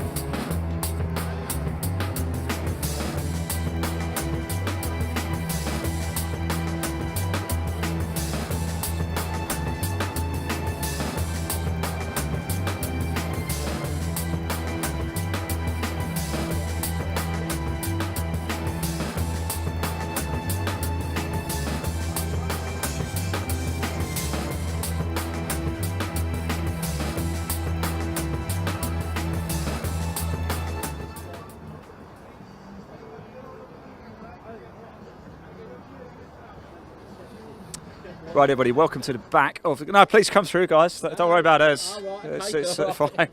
Here we are, back in the garages. We thought to look at some of the liveries of the cars. We're going to grab some of the drivers as well. Somebody we've got here is Gabe Fairbrother. Gabe, can we have a quick chat if we can, please? You can bring your tea over if you like. One of only 2 men to have scored points in every single race this season in the Mini Challenge Trophy. Your consistency, something else, isn't it? I know, we've shown some really good consistency this year. And like, as being one of the only 2 drivers to do it, it's kind of unfortunate where we are in the champs, especially with. You're still in with a shot though. You're still in just about in with a shot. Yeah, well, we're going to give it our full go for it. We're going to try and do everything we can, throw everything we have at it, and try to take that top step on the 23rd of November for that awards due. Oh, yeah, I haven't had an invite yet, by the way. But Gabe, look, I understand as well, Nicola was just telling me, you've been instructing everybody how to make the perfect cup of tea. So how do you make the perfect cup of tea? So, right, I'll start with, first of all, I don't do no Yorkshire tea bags or PG tea bags. Ooh, is that controversial? What do we think? Oh, I know. M&S gold tea bags. You may be thinking, oh, you're posh. No, they're cheaper than PG and Tetley and all them, yeah? So, go try some. Then, you put your hot water in, yeah? Leave it for 2 minutes. Don't take it out straight away. Let it, marinate. You need to let it marinate. And then, take the tea bag out in the bin. Don't leave it anywhere. Don't let it stain any countertops. Yeah, my mum goes mental at me for that. So then sugar, no milk first. No, sorry, no. Actually, it depends really. It doesn't really matter. But you need that kind of golden brown colour, not pale, because then you're just too milky. You're just drinking milk with some flavour. Okay. So golden brown, and then maybe half a sugar to 1 sugar. Do you stir it clockwise or anti-clockwise? All right, I start clockwise, yeah, for a good maybe 5 circles, and then I'll do 2 anti-clockwise. Wow. Do you go into this much information when it comes to analysing your laps? Well, I try to. Okay, what are you expecting from new racing today? I mean, track conditions are a little bit iffy this morning, weren't they? Yeah, well, with the track conditions being so mixed, it is hard to get on a guaranteed setup, and it is hard for the team, especially to make that final decision going into that race. But with what we've got to do. So I'm expecting some very close racing in the mini challenge, like always. We're starting P5 in the first race, and I know we can do it from there. We've done it in the past, and I know we can do it again. So just full sends. Okay. Thank you very much, mate, and I appreciate you. We're just going to cut through here, letting us know how to make the perfect cup of tea. Let's have a look at Gabe's car, and if we can actually as well, we do want you to vote for your favourite livery for the Mini Challenge Trophy. So here's Matt Hammond's car. Have a look at this. If you like the look of this car, if you like the look of livery, just put his number in, number 78, in the comment section on YouTube. So let's have a look at the car, shall we? Here it is right here. There you go. If you like that, if you think that's could well be a winner, remember number 78. Or do you prefer Gabe Fairbrother? We just heard from him, just making the perfect tea. What do you think of his livery design? Do you prefer that one? So 11 or 78? What do you prefer? Behind us as well, we've got a couple of other cars. We've got Ben Taylor's car, the number 86. What do you think of that one? Let us know. If you like that one, in the comment section, number 86. There's no prizes or anything, it's just for fun really. Here's Catier's car as well, the number 5. So if you like that one better, which out of these 4 cars do you like the best so far, the livery design? Let's there we go, let's move out, shall we? We've got a lot of spot. I want to go down here because I saw Lydia a minute ago, so I just wonder if she's around. Let's see who else we can find to have a quick talk with. Alex Solly's over there, he's 3rd in the championship, he's got a chance as well. Is Alex there? Alex is there. Yes. Oh, Alex, over you come, buddy. Over you come. Let's have a quick chat with Alex. Season's been going well, still in the hunt just about. What are we expecting from today's race, Alex? Progression, if anything. Quali wasn't great, so I mean, we're still in the mix. Top 5 in the championship are still top 5 in quali, so yeah, it'd be good. So it's levelled out quite nicely then, actually, has it? It's a good representation of how the season's gone. Yeah. I mean, it's who should be fighting for these last few races, really, to decide who wins it. But no, car feels great, so hopefully it'll be a good race. What's been a season highlight for you? I was at Pembrey, you picked up the win there, didn't you? Yeah, obviously the wins were great. Thruxton was probably the best. We always liked Thruxton. So. I don't think I was there for that. Is that why? Because I wasn't there. Was it? Maybe, hopefully not. Hopefully not. But no, Thruxton was good. Yeah, we always seem to do well there, so that was a good haul of points. But yeah, just been consistent all year, which is the main thing, which is what we came into this year wanting to do. Yeah. So Yeah, hopefully. Right, Alex, I've been chatting to Gabe, actually. He was talking about how to make the perfect cup of tea. Tea or coffee? What's better? Tea for me. Oh, I'm not a coffee man. What tea? Because Gabe was like M&S only. He's one of them. Yorkshire brew for me. Yorkshire tea, good man. He knows his tea. Look, best of luck. It's great to see you. James, let's just grab James for a second if we can. James, winner, of course, now in the Mini Challenge. I didn't see it, Silverson. Congratulations. How did that win feel? Well, I think everyone, if you did watch the ITV coverage, it was the release of emotion was immense. It was great to watch, yeah. And say everything that we've worked hard for the last years have really paid off. And say it was about time we finally got that win. So we got second so many times. I was like, when is it going to come? And then it finally came. So could it be like buses? You've got one now. They're all going to come along this weekend here at Brands. Be nice. Home track. I hate to think how many nights I've done around here this year. So we're in a good position. Second and third on the grid. We'll see where the reverse grid puts us tomorrow. But P2 for today is starting to dry out. Should be interesting. It's going to stay dry, is it? I mean, the clouds are thereabouts, aren't they? Yeah, it's not dry very quickly. If you can watch in the last year, even the pickups of the truck racing, it's still that damp patch. So if you go offline, it could be quite spicy. There's no sun. It's not going to burn off, is it, today? So. No, bit of wind, but it's not going to dry that easily. So it'll be interesting tyre choice. So we've got all of our lovely tyres here that the Grace Maxwell team have prepared us. But no, let's put on a show today and then all to play for tomorrow. Top man, James. Great to see you. Congratulations again, mate. Really, really do mean it. I saw Lydia knocking around somewhere. Where is she? Where's Lydia? I saw Lydia somewhere. Where is she? Is Lydia about? No. Okay. We'll keep moving down. We'll see if we can find her in a bit. If she's hanging around somewhere. I did see her, of course, racing in JCW. She's been working with Graves all season. I wonder if she's. In fact, let's just poke the camera in. Is anybody in there? No. Shall we just? This is what the Graves motorhome looks like, by the way. How nice is this, by the way? I don't know if we're supposed to be in here, but we are anyway. So, Graves, thank you very much. We're about to be locked in as well, so we're literally here by ourselves. But how great is this? Look at this. I could just analyse all my lap times here. This is someone's laptop, but I'm sure they won't mind. Just send some emails whilst I'm here. Good stuff indeed. I think we better get out before we get told off as well. Thank you very much, guys. I keep forgetting that people can are actually watching this. Thank you. Cheers. Let's keep moving ourselves down a little bit further, shall we? And just cut through and look at some more of the liveries here. This is actually Gregory's car here. Now, if you did tune in, hey guys, you're right. How's it going? If you remember up at Croft earlier in the season, I raced against Ashley. She's not here because she's still reeling about losing to me in a foot race. So let's keep going down a little bit further, shall we? Of course, only joking. She was in the safety car. We had a cracking little bit of fun there. Let's move ourselves down a little bit. Here is Sam Gornall's car.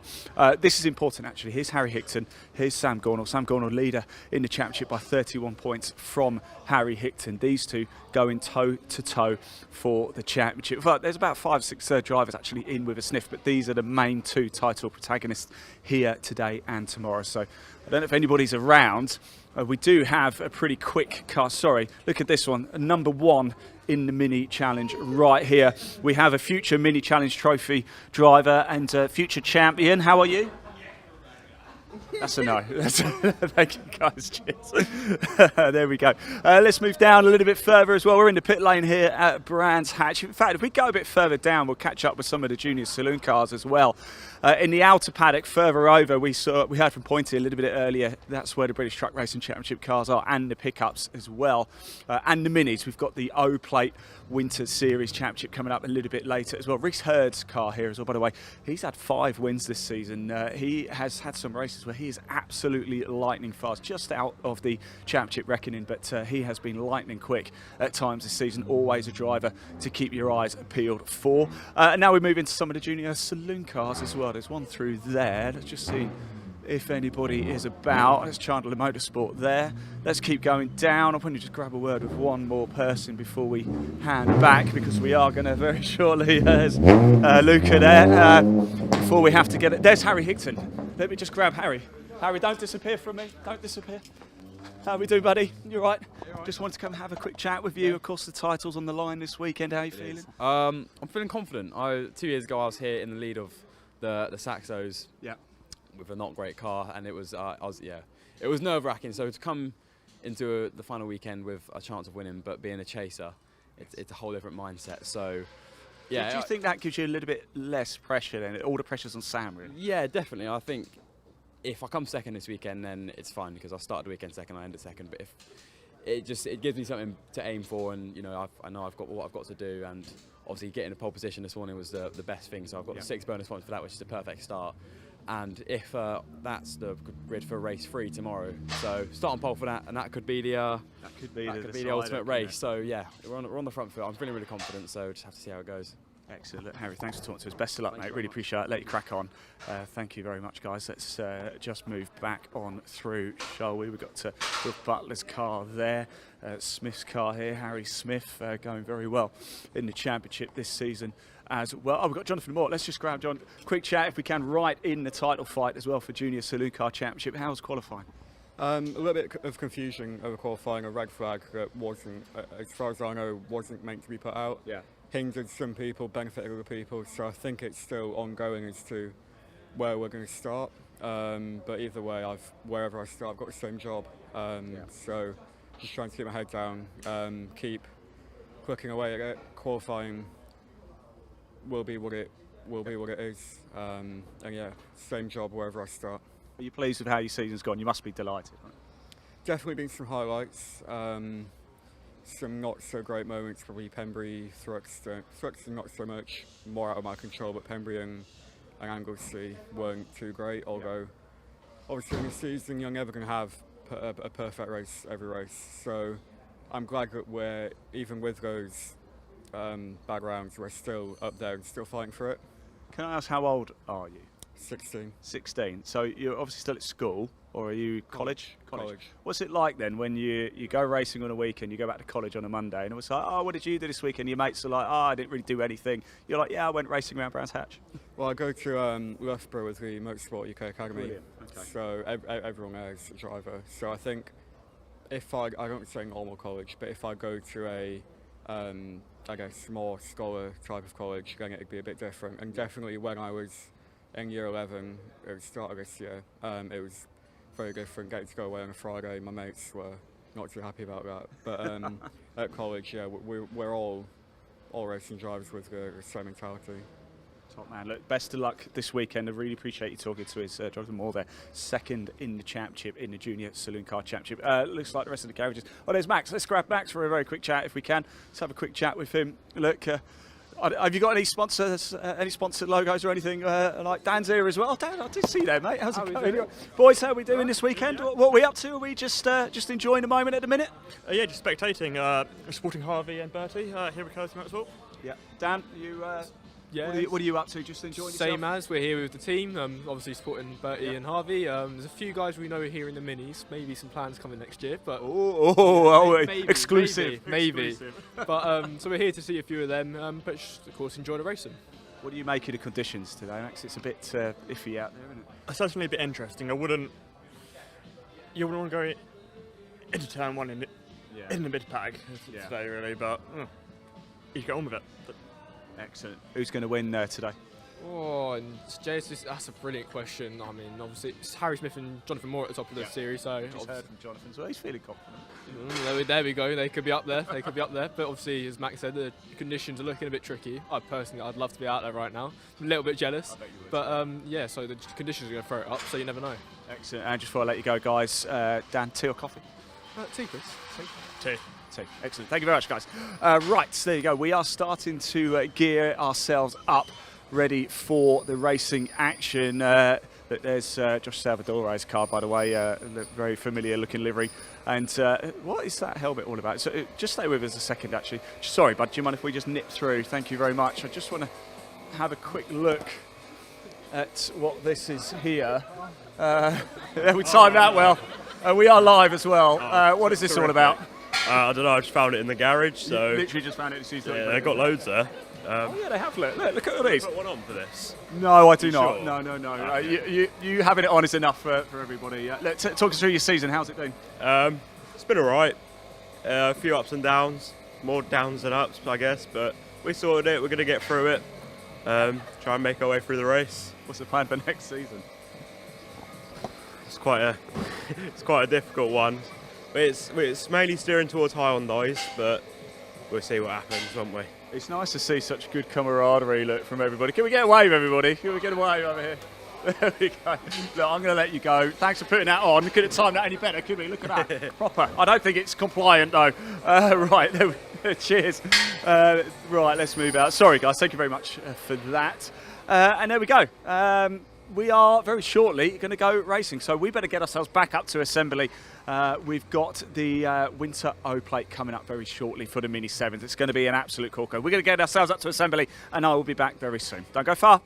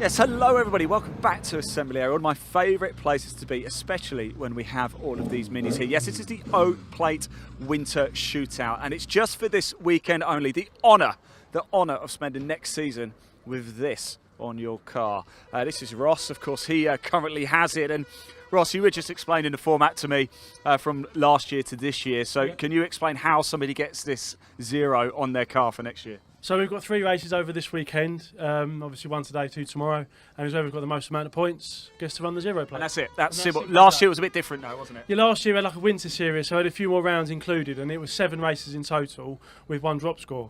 So yeah, and I won that by 1 point, so yeah, I thought I'd run it. How do you feel today knowing everybody's looking at you thinking, I want that 0? I don't know, really. Does it feel like a massive target on your back? Yeah, it's nice to sort of show it off as well, and yeah, and obviously everyone can see what they can run next year. So yeah, I think it's good. There's something different to do. So yeah. What do you make of the conditions here? I imagine it was track still a bit damp, maybe. It might be. Yeah, it wasn't really for me those conditions earlier. I struggled in those sort of the wet, tricky conditions. So I'm a lot happier to see it's dried out. So. Yeah, we'll see. Top man, Ross, thanks for talking to us. Really appreciate it. Good luck as well. Yeah, so difference last season, it was over 7 rounds. This is literally just this weekend, so 3 races in total. There are a number of class splits as well. It's just whoever has the most over the course of the 3 races. Listen to that. Can you actually hear that? A little bit earlier as well, they were playing Thriller and all sorts of music on their horns over there. It's a real cool party atmosphere. Tomorrow we've got fireworks as well. Sold out. That, by the way, I believe you might still, if you do fancy coming down to Brands Hatch, I believe you might still be able to get tickets at the gate, but do head over to Brands Hatch website just to double confirm that. Don't just turn up based on what I've said, because probably might not go so well for you. Let's move down and grab a word with some of the other drivers. Hello, Aaron. How you doing? All right, it's good really to see good, you. Thank you. Yeah. How's your season gone? I would say it's gone really well. To be fair, like we've had a couple of wins. We finished the championship in P2, so can't grumble at that. Won it last year, P2 this year. You know, like it's still been a really good year. P3 next year? No. No. We'll be out on a back charge. to number 1, right? Definitely, yeah. How badly do you want that 0? It'll be a high contest here. We've got Ian. He will be going well. We'll be going well. Rupert, he'll want it. I got it last year, so I'm hoping to retain that. Excellent, man. Look, best of luck. Thanks for talking you. to us. Great to see you again, Cheers. Aaron. It really is. There's a fight and talk there, Ian. Fight and talk there. You're not going to let that one go, are you? You're going to get him. No. I've taught him everything he knows. Brands Hatch, where does it rank for you on all the tracks you've raced at? I'm biased because I'm only 20 minutes from here, so it's my local track. So yeah, I think Brands is a fantastic track. I really enjoy it. This is a great meeting to do, like finish off the year. So yeah, no, really excited for it, really. Now, tell me about these cars, all right? So people who are tuning in have never seen these minis go around Brands Hatch before. What are we going to see from you guys? Well, these are awesome cars, and they're very good. They're very fast. They handle superb. There's going to be a real good battle between me, Aaron, and Rupert, I think, and Phil. As well, so yeah, I think we should have a real good race. Ian, thanks so much. Best of luck as well. I really appreciate it. Let's keep moving around, shall we? Let's go down. I think Fraser was down here a little bit earlier as well. I wanted to have a quick chat with him. Of course, there's hack across his car. Let's see how. In fact, if you're looking at it as well, you can see different sun visor strips. That represents the classes. So obviously, the green one is the Mini 7 S class. Let's grab a quick chat with Fraser, shall we? How are we doing, mate? It's good to see you again, by the way. How are you? My worst. Let's have a look, shall we? Let's have a look at the hair. No, you look all right. You look all right. It's not this, is it? No, it's, well, you know, look, let's make you look more like me. There we go. Right. There you go, top man. Look, how did qualifying go? It went okay. We weren't the fastest car. We weren't far off. I think the track had a really, how to say it, the prime was a really short window, and I think during that period we were just in the traffic, so we went well. We were second fastest, but obviously with this shootout format. Why is there so much mud on your tyres? Well, actually, to be fair, my dad borrowed it at Silverstone, so I might be able to blame him for that one. Yeah, but that would be the card. Yeah. Look, how's your season been? You enjoyed it? It's good. We haven't done the full season. Right. We've only done a few key rounds, so we basically Grand Slammed Thruxton, touring car, support race, and the mini festival as well. So this year, the big event's been really good. So this is the last one. We're meant to have a lot of spectators this weekend, so hopefully tomorrow's going to be a big day as well, isn't it? Yeah, absolutely. So we're going to try and do our best, see what we can pull out the bag. Right, people watching this and have never seen these minis race before. First of all, where have you been? But what can we expect from you guys out on track? Sideways action? A lot of sideways action, a lot of door-to-door, a lot of tow. Round a circuit like this is a bit NASCAR-y in the sense that it's a lot of trains. So yeah, jam-packed, full of action. It'll be brilliant. Top man, look, best of luck. Thanks for talking to us. Cheers, mate. It's good to see you, buddy. Right, let's just move down, shall we? I think we've got a little bit of time. This race is due to get underway at about 2:05. I haven't got a clue what time it is at the minute, but I just want to jump in. Look, we've got a bit of tactics going on here. Are we talking tactics, guys? What's the plan for the race? What's the tactics? Drop the clutch, spin the wheels, launch it, flat out round Paddock, little brake for Druids, straight to the front, gap the Miglias, cross the line. Wow, you really were talking tactics, weren't you? That's quite impressive. Oh, my tactics? Yeah, what are your tactics? And mine. So my tactics, clench really tight. Really tight. Make sure that's tight. Yeah. Try and not put it in the wrong gear on the start line. Reverse is not ideal. No. Give it a few beans. Try not to stall because that's actually happened before. And just have a good time. And have you packed spare underwear? I have, actually. 3 pairs per race.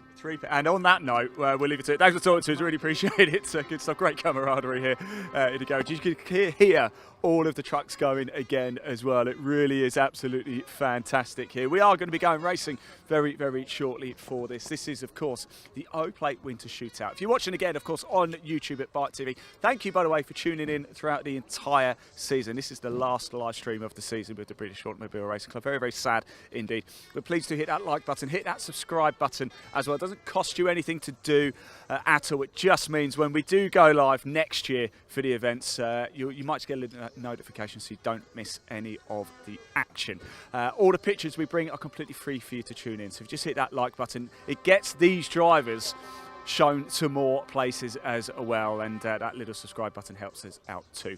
Right, I just wonder, well, look, we're still going, so let's just see who else we can find. We've got the Thomas car over here, the green machine as well. Let's just jump in very quickly. Thank you very much. I'm afraid you're not saved by the bell just yet. Right, these minis, tell me about your car. How did you come across it, and what's it like to drive? Well, I brought it about 18 years ago. We've always looked after Mini 7s in the company I work for, and I just brought it through there. I think it's fantastic to drive. They are so exciting. So for people who haven't watched this before, what can we expect to see? Are we going to see a lot of power sliding around the corners and lots of overtaking? Yeah, there'll be lots of sliding about, and hopefully there should be like just a big group of cars going around. Fantastic.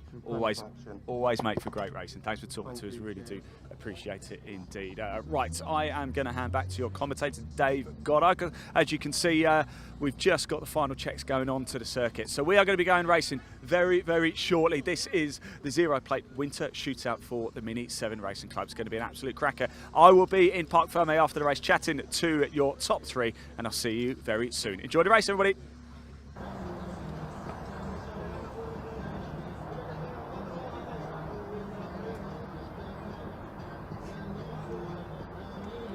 Well, welcome back after the lunch break here at Brands Hatch, everyone. Just coming up to 2 p.m. 2 races down, 4 to go on this first day of this race weekend here on BARC TV. We've already seen the Pickup Truck Racing Championship. If you weren't with us earlier, it was Ryan Hadfield who took the victory there, while Dale Gent provisionally kept his points lead over Matt Simpson, Mark Willis and Chris Brockhurst in the battle for second in the championship. Then we had our first race of 5 this weekend for the British Truck Racing Championship, where Ryan Smith provisionally secured his 9th consecutive Division 1 title. We now move on to something a lot smaller. We go mini racing, the Mini 7 Racing Club. It's their winter shootouts for the O-Plates, and the grid for this first race, they had a qualifying session earlier on, but the grid for race number 1 has been set by ballot. Yes, they've drawn the grid out of a hat with the cars lining up in their classes. The Mini Miglias, the most powerful machines that we'll see out here, will be at the front of the grid, and drawing pole position was number 5, Phil Bullen Brown, alongside number 76, Joe Polly, the daughter of hot rod racing legend George. Second row, Mini veteran number 8, Colin Peacock, alongside young gun 84, Ryan Taylor, his first full season in the Miglia class this year. Row 3, 91, Torben Astin. I think he's the son of Kane Astin, who has raced in the Mini Miglias for many years. Kane was 3rd in the Mini Miglia Championship this year, the Falls Championship. And alongside him, another veteran, multiple former champion, Ian Curley in number 98. Row 4 is the 2023 champion, Aaron Smith, alongside 23, Rupert Death. Watch for them coming through from row 4. And then we've got on row 5, should have the 2 cars that are in the Mini Libre category, the class for more open engines in the Mini Miglias, which are 595 Julian Proctor and hopefully 117 James Burrows alongside him as well. Then there's a gap, and we'll move on to the 7 category for the less powerful machines, and it is the holder of the O-plates, Ross Billison, who will lead the 7s alongside number 20 Darren Thomas. Then we'll have 78 Arnold Duncan, and then a gap before we move on to the 7S category, the scholarship class for the relative newcomers to racing. They have the 700 series numbers. So 725 Fraser Hack starts alongside 746 Oliver Burkitt. Behind them is Louis Burkitt, Oliver's brother, and 741 Joel Wren, a graduate of the Junior Saloon Car Championship, among other things, over the last couple of years. Bertie Woolard in 736 alongside 734 Joe Ferguson. Now, he's been racing classic minis for a while, but not with the Mini 7 Racing Club. That's why he's in the scholarship class. But he can certainly pedal a classic mini, as I've seen in historic events over the years, so watch for him in the 734. 728 Alfie Glennie, who's raced in the Mini Challenge and the Fiesta Junior Championship over the last few years.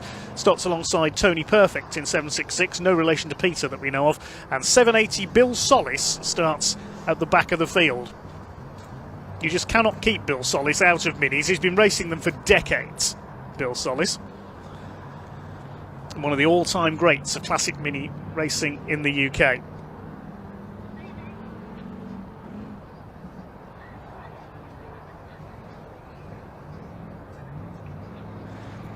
Well, we've got a driver with the surname Perfect out there, and the O-plate, well, the double O, is more associated with Dick Dastardly, isn't it? So are we going to be seeing wacky races from our minis, I wonder, here?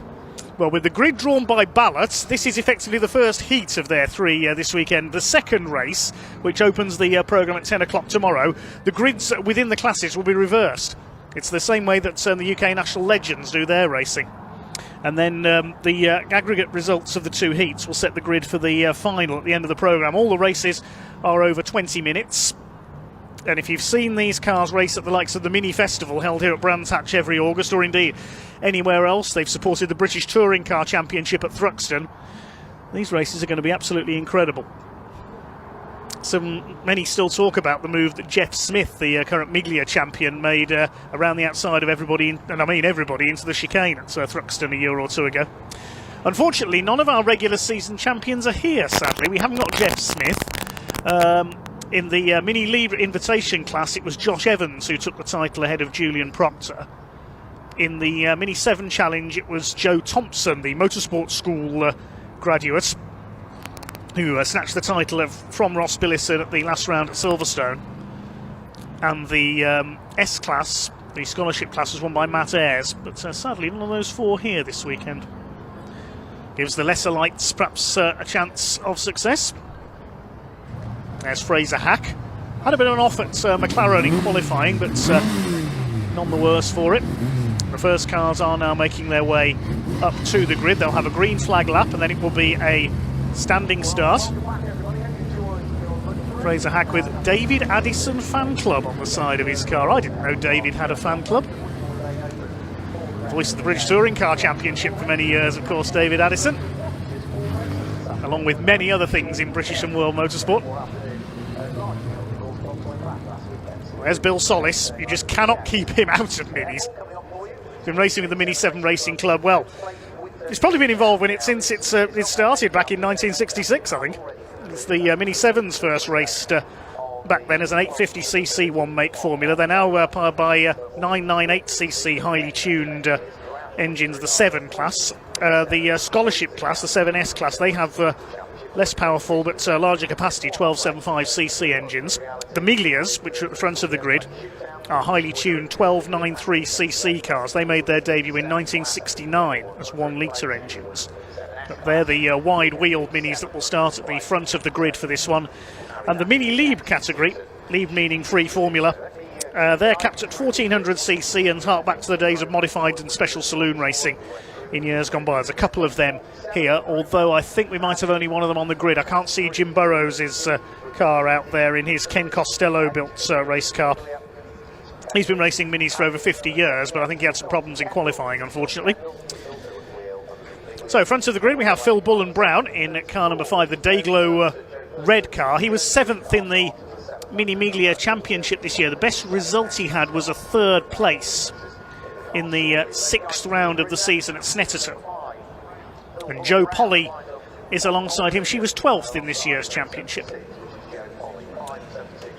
From the legendary short oval racing family, I think the entire Polly family of all ages and male and female have raced on short ovals in some capacity at some point in their career. Of course, George Polly, Joe's father, one of the all-time greats of hot rod racing. Some would say the greatest ever, although Barry Lee's fans might contest that. As this mixed grid of classic minis make their way round on their green flag lap. Former champions Aaron Smith and Rupert Death will be worth watching for from the 4th row of the grid. Ian Curley as well, another veteran of the Mini Miglias in particular, multiple champion. He's the white car there in 5th on the grid. Red car Colin Peacock, number 8, another vastly experienced racer. And up there in among these experienced names is number 84, Ryan Taylor. First full season in the Miglia Championship this year. Finished a very creditable 14th in the championship. He used to race in the National Mini Stocks Club, effectively junior stock cars on the short ovals, with his brother Harry. It's the car sponsored by Southern Mini and Metro Centre, as is Fraser Hack, number 725. There is number 780, Bill Solis. Watch for him coming through from the back. Last saw him race here at Brands, if I remember rightly, in the pre-66 touring cars in a Mini. And don't expect these drivers to touch the brakes either, other than perhaps going into Druids. You scrub the speed off by sliding sideways, particularly in a Mini Miglia.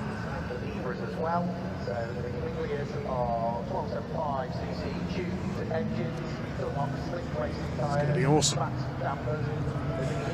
No matter where they race, the Mini 7 Racing Club for over 50 years now have provided immense entertainment. Formed in 1966, only 7 years after the Mini was invented by its designer Sir Alecus Agonis. Up to the grid they come then, the Dayglow red car of Bullen Brown alongside the purple and white, the Polly family racing colours sported by Joe Polly. In the red car on second row is Colin Peacock. Then we've got Ryan Taylor's orange car alongside Colin. In the navy blue car is Torben Astin, the ex-junior Saloon car driver. And Ian Curley in the white car with the red and black flashes. Fourth row, Aaron Smith in his familiar pink and white livery alongside the black car, that's Rupert Death. And then we've got the only Mini Lieb class car on the grid, the orange car of Julian Proctor, number 595. And then a gap back to the sevens, the less powerful cars. So it'll be 2 races in one here. Ross Billison in the O-Plates car, the white car, leads them away alongside the green number 20 of Darren Thomas. Arnold Duncan is next. Then we've got the 7S class cars led by Fraser Hack and the Burkett brothers. 20 minutes for the Mini 7 Racing Club in 4 different classes. Their winter shootouts. The revs beginning to rise down on the grid then here at Brands Hatch, and they are underway. Great start by Phil Bullen Brown. He'll lead them away. Watch for Ian Curley coming through as well. They come down towards Paddock and Ryan Taylor running a little bit wide in there. They're all away cleanly. It's Bullen Brown that leads it. Polly and Ian Curley side by side for second place. Curley round the outside up into second place. Polly is third. Then Aaron Smith, I think, is through into fourth position. There are the sevens sorting themselves out behind. As Aaron Smith is through into fourth, so down to fifth goes Ryan Taylor. Swing their way through Graham Hill Bend for the first time. A little bit of door handling together there. The grey machine is Bertie Woolard running out wide, but it's Phil Bullen Brown who leads from Curley, Polly, Smith, Taylor, your top 5. Here are the sevens led by Ross Billison. Running out wide there is Bertie Woolard. He's all over the place in the 736 car. As they come over to complete lap number 1. Ian Curley is in the slipstream. He's been racing Mini Miglias for more years, certainly, than I can remember. He takes the lead going into Paddock Hill Bend down the inside. Third place is Jo Polly. Started her career in minis in mini stocks on the short ovals as well, as did I think every member of the Polly family since George started racing, but she loses third place there to former champion Aaron Smith. Here comes Rupert Death in the black car. I said he'd be one to watch. I'm normally used to seeing him in a silver and orange car, so unfamiliar colours for Rupert this weekend. Then it's Ryan Taylor, Colin Peacock and Torben Astin in the navy blue car rounds out the trail of 8 Miglias at the front of the pack. Julian Proctor, the lone Mini Lieb car, is in 9th place, and Ross Billison in 10th overall leads the 7s. Fraser Hack, the first of the 7S class cars, is next. A big twitch there from Rupert Death coming through clearways. Side by side for third with Aaron Smith. Ian Curley has taken up the lead. Over the line they go together. Ian Curley, 5th in the championship this year. The best he had was a 2nd place at the season opener at Donington. Can he take a win here for the first time in a while in the Mini Miglias? There are the 7s. Starting to battle it out behind. That's Ross Billison. Rest of the pack overlapping for 2nd place. We've got Fraser Hack in there leading the 7S class as well, fighting for 2nd overall in the less powerful 7s division. There's Bill Solis chasing Woolard in the 736 car. There is Ross Billison, the white and blue car, comes from Epsom in Surrey. 2nd in this year's Mini 7 Championship. Fraser Hack behind him. Darren Thomas coming under fire. That's the 741 moving up the inside of Joel Wren, the ex-junior Saloon car man, as is Torben Astin, who's a little further ahead in this one in the Miglias. You don't have to be a veteran racer to race with the Mini 7 Racing Club, as Darren Thomas round the outside towards Paddock Hill Bend. And he goes through into 2nd place in the 7s. Excellent by Darren Thomas, another very experienced mini racer. Great mix of youth and experience we've got out there today. Gap back to one of the Burkitts. That's Oliver Burkitt in the bright green car there. See the name of Swift Tune on the front of the 745. That's Louis Burkitt, the youngest man in this race. He's only 16, being chased by the 728. That's Alfie Glennie, ex-Fiesta Junior race winner. He's found success in the Mini Challenge in BMW Minis as well, but trying something a little bit more classic today. Still 16 minutes to go. Rupert Death has done the fastest lap of the race. I can tell you he's now up into 2nd place behind Ian Curley. And has he taken the lead there, Rupert Death? Yes, he has. So Rupert Death, your new leader. Former champion in the 23 car. You can see the name on his bonnet of Swift Tune, company owned by Nick Swift, legendary mini racer who prepares a lot of the engines in these cars. See him race at the likes of the Goodwood Revival in his classic minis. He only knows one way to drive a mini, and that's sideways. We've got somebody stopped. Oh, it's Woolard. Bertie Woolard has gone off. I saw a car had stopped there. Bertie Woolard has hit the barriers, I think, coming into Surtees and McLaren, and the yellow flags are out there. Somebody's pulled into the pits as well. That's Alfie Glennie has got a problem, so he's pulled in. I don't know whether there was any contact between the two of them. We didn't see. Here come the 3 leaders. Up the inside goes Ian Curley, defending there from Aaron Smith, who tries to go around the outside on the exit of Paddock. He throws it onto the curb.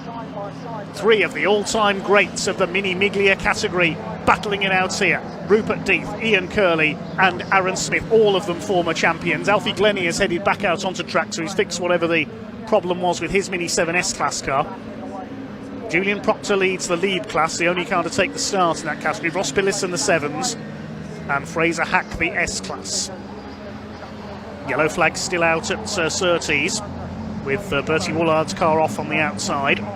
There's the other car I saw. It's one of the Burkitt brothers. I think it's Louis Burkitt has stopped there as well. That's the car I saw initially on the grass there, so they must have tangled, Louis Burkitt and Bertie Woolard. Aaron Smith going for the outside again.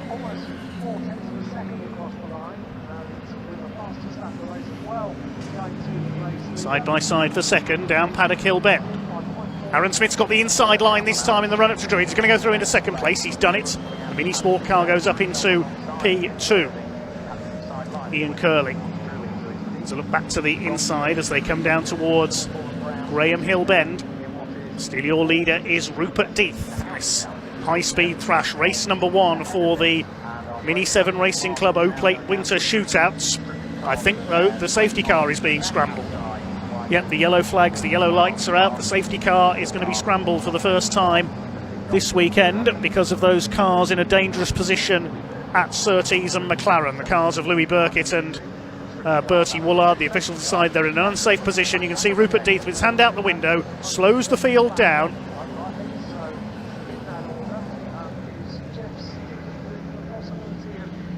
There's the reason. Bertie Woolard's 7S class car, tell by the green sunstrip which class he's in, damage to the front end. Didn't see what happened there, unfortunately, at the back of the field. And so the safety car is deployed. It will pick up our race leader, Rupert Death. Aaron Smith now in second place. Ross Billison leads the 7 still, and Fraser Hack the 7S class. 3 cars in the main Mini 7 category, with Darren Thomas and Arnold Duncan completing the top 3 there.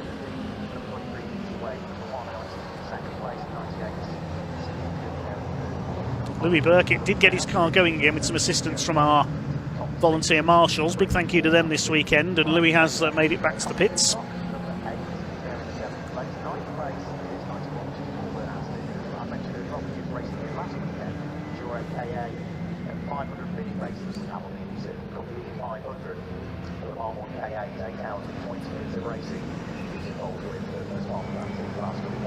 So we're under the safety car with 12 minutes to go in this Mini 7 O-Plate Winter Shootout here at Brands Hatch, following a collision in the 7S class between Louis Burkitt and Bertie Woolard. Their car's in a dangerous position on the outside of McLaren.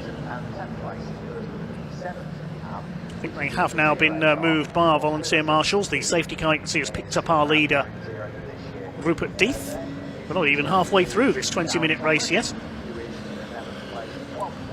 Death from Aaron Smith. Rupert Death has got the fastest lap of the race, 54.524.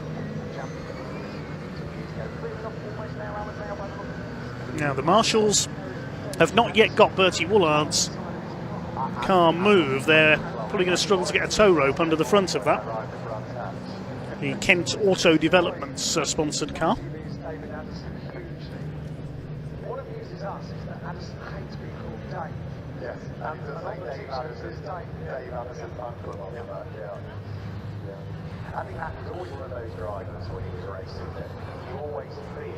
I think one of our recovery vehicles, there it is, from Trackside Recovery, the Ford Ranger pickup being brought in to remove Bertie's car.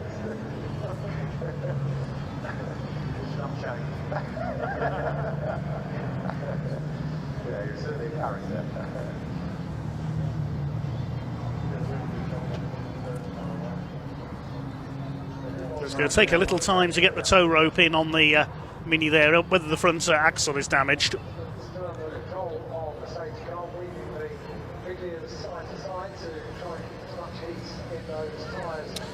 This year the Dunlop Mini Miglia Challenge, supported by Mini Spares, was won by Jeff Smith, the former British touring car racer. Aaron Smith was second, no relation incidentally, and Kane Astin was third. And Rupert Death and Ian Curley completed the top 5 in the points there. Another race winner was Endaf Owens, the Welshman, but he didn't contest the full season. Andrew Jordan, former British touring car champion, did a couple of rounds. He had 6 wins, but didn't, well, usually when he attended, he won, but didn't contest the full series. In the lead class, it was Josh Evans who beat Julian Proctor for the title, Peter Hill's third.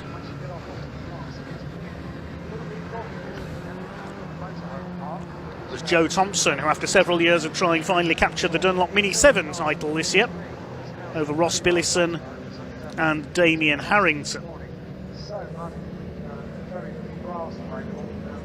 Matt Ayres won the S-Class this year ahead of Michael Winkworth and Callum Perfect, who was on the entry list today, but only Tony Perfect out there. There's Bertie Woolard. He's on the Grand Prix loop.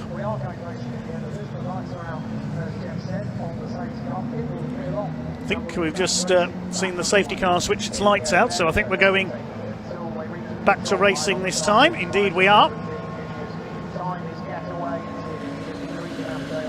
Away they go, we're back underway. Going towards Paddock Hill Bend then. Rupert Death has the lead. Close up behind him now is Aaron Smith. He's going to have a look as they goes to the inside there, and somebody else running wide further back. I think that was Ryan Taylor running wide onto the gravel. But we concentrate on the lead battle. It's Death from Smith, who had a look there into Druids, but he's now under fire for second place from Ian Curley. Fourth place is Phil Bullen-Brown. He got a good restart there and is able to go with the three leaders, the man who drew pole position out of the hat for this race. Green flags waving as it's the first lap of the restart. Fifth place is still Joe Polly. And Ryan Taylor it was who ran wide. He's dropped back. Sixth is now Colin Peacock. Torben Astin is in seventh place. They come through to complete another lap. Just under 8 minutes of this race to go. Rupert Death hugs the inside line down towards Paddock Hill Bend.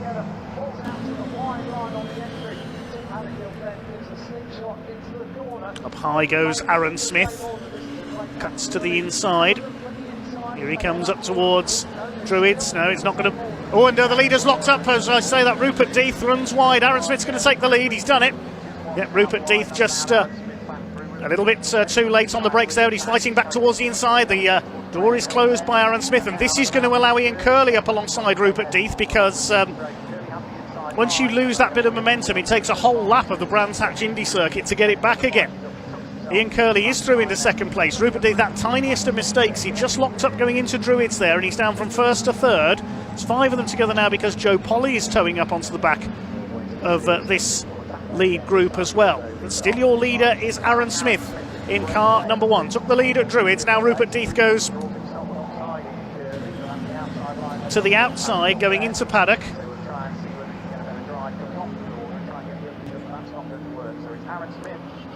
Down the hill, then up again towards Druids, and Death to the inside. He doesn't quite get the line to attack Ian Curley for second place.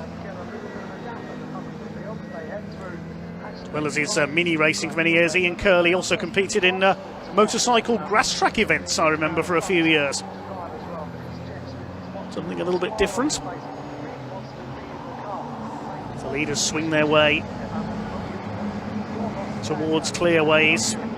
Aaron Smith, you can see, is now increasing his lead. The gap was just over half a second last time through. It'll be more than that this time. Ross Billison still leading the 7s. Fraser Hack still leads the 7S class ahead of Joel Wren and Ollie Burkitt. There's Darren Thomas, but we, in fact, I thought we'd had a change in the 7 class there, but no, right, Darren Thomas is still second behind Ross Billison, who's ahead of him. Up the inside there, Ian Curley, side by side with Death for second place. Lead gap's up to 0.8 of a second at the line, incidentally, in the Miglias. Rupert Death determined to get that second place back, but Ian Curley pulls away just a little bit along Cooper Straight there.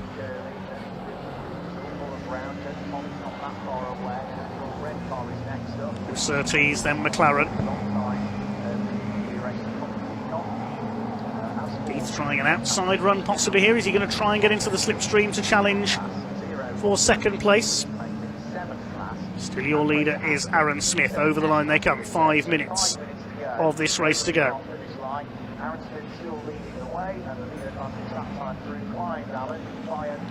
Down the drop through Paddock Hill Bend. Lead battle, if anything, has broken apart just a little bit. You can see Colin Peacock has dropped back a bit there.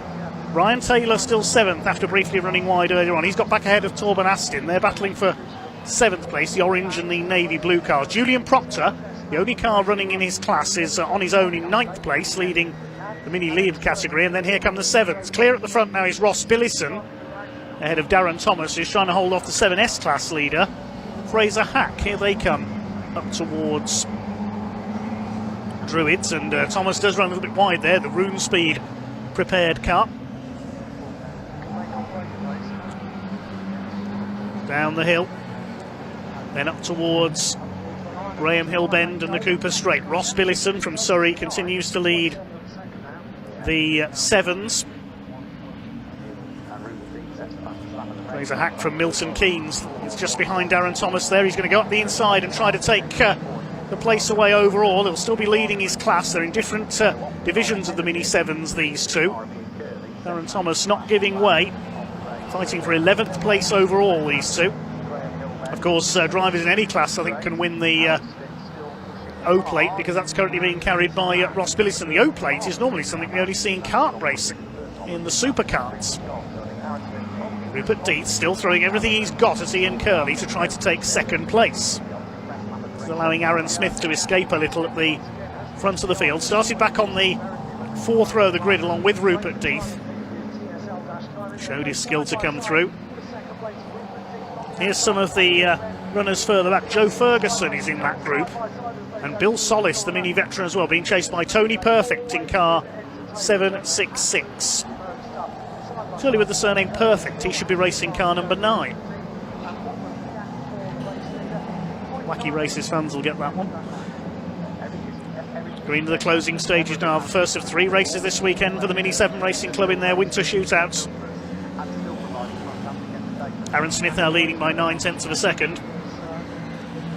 Darren Thomas staying ahead of Fraser Hack, who continues to lead the 7S class, the scholarship division.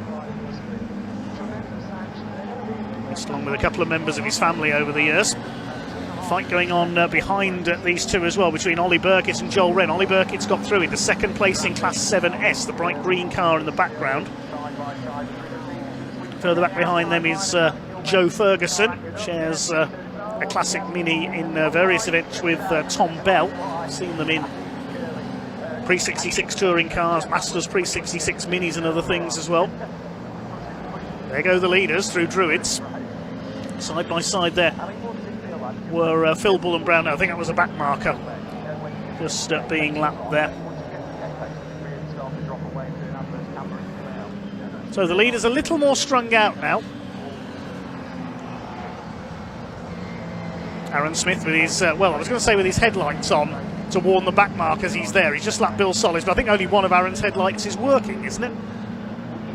Laps the number 73 car. 78, I should say, of Arnold Duncan. Third of the 7s. Joe Ferguson about to go a lap down as well. Yeah, almost as sideways as he is in his regular classic mini. Now on the outside goes the single lighted Aaron Smith car. Still Ian Curley holding off Rupert Deeth for second place. Joe Ferguson moves aside, lets them through. Let's throw the cars into Graham Hill Bend and just fling the car through there with abandon. This is great stuff.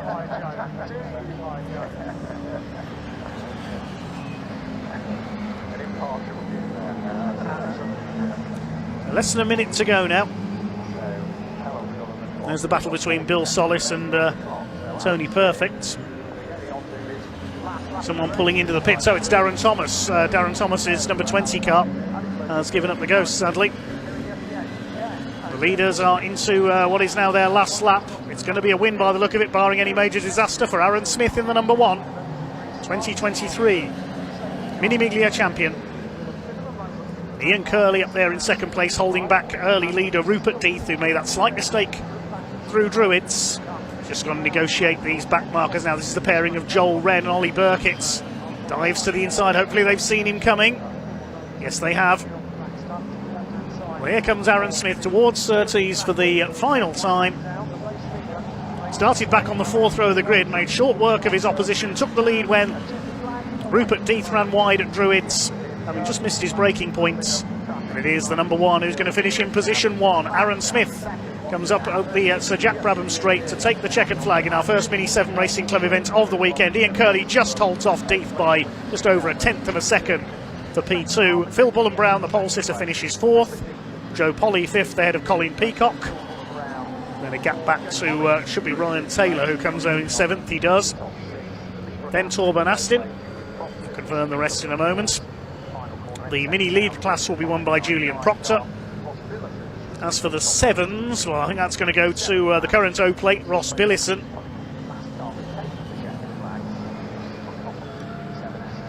Waiting for the 7s to come home, the slightly slower cars.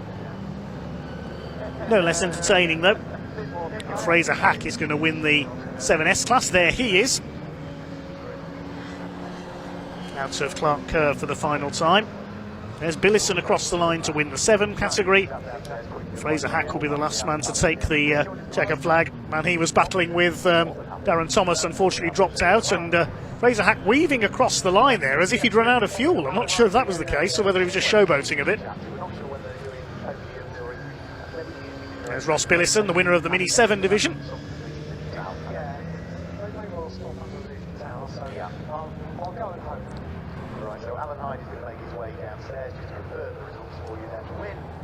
We'll confirm the result in a second. And the win goes to Aaron Smith, first place overall and of the Mini Miglias, ahead of Ian Curley by just under 1.5 seconds, just holding off Rupert Death over the line, although Death got the consolation of the fastest lap.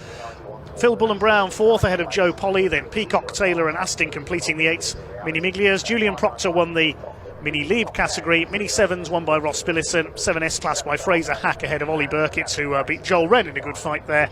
Then Joe Ferguson and Arnold Duncan completing the top 15 finishers. The others to go the distance: Bill Solis, Tony Perfect and Alfie Glennie after a pit stop. We lost Darren Thomas, Louis Burkitt and Bertie Woolard. Let's head down to Ian Waterhouse in Parc Ferme.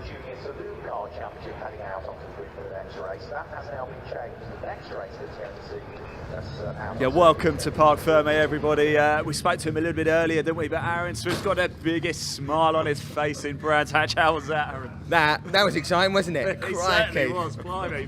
How was it from where you were? Absolutely awesome. I was having a brilliant race, and I just managed to get the advantage early on. And then I see Ian having an immense battle behind. I was like, right, pressure's off. Just focus on the lap time and go for it. But yeah, what a battle that was. And then, but yeah, no. I tell you guys always put on a great show. Perfect start as well in the open. Let's grab Ian in as well for a quick chat. Ian, you've got a big smile on your face as well. Yeah, no, it was a great race. Yeah, I had a brilliant start and a brilliant first lap, and I think I got the lead at the end of the first lap, and then.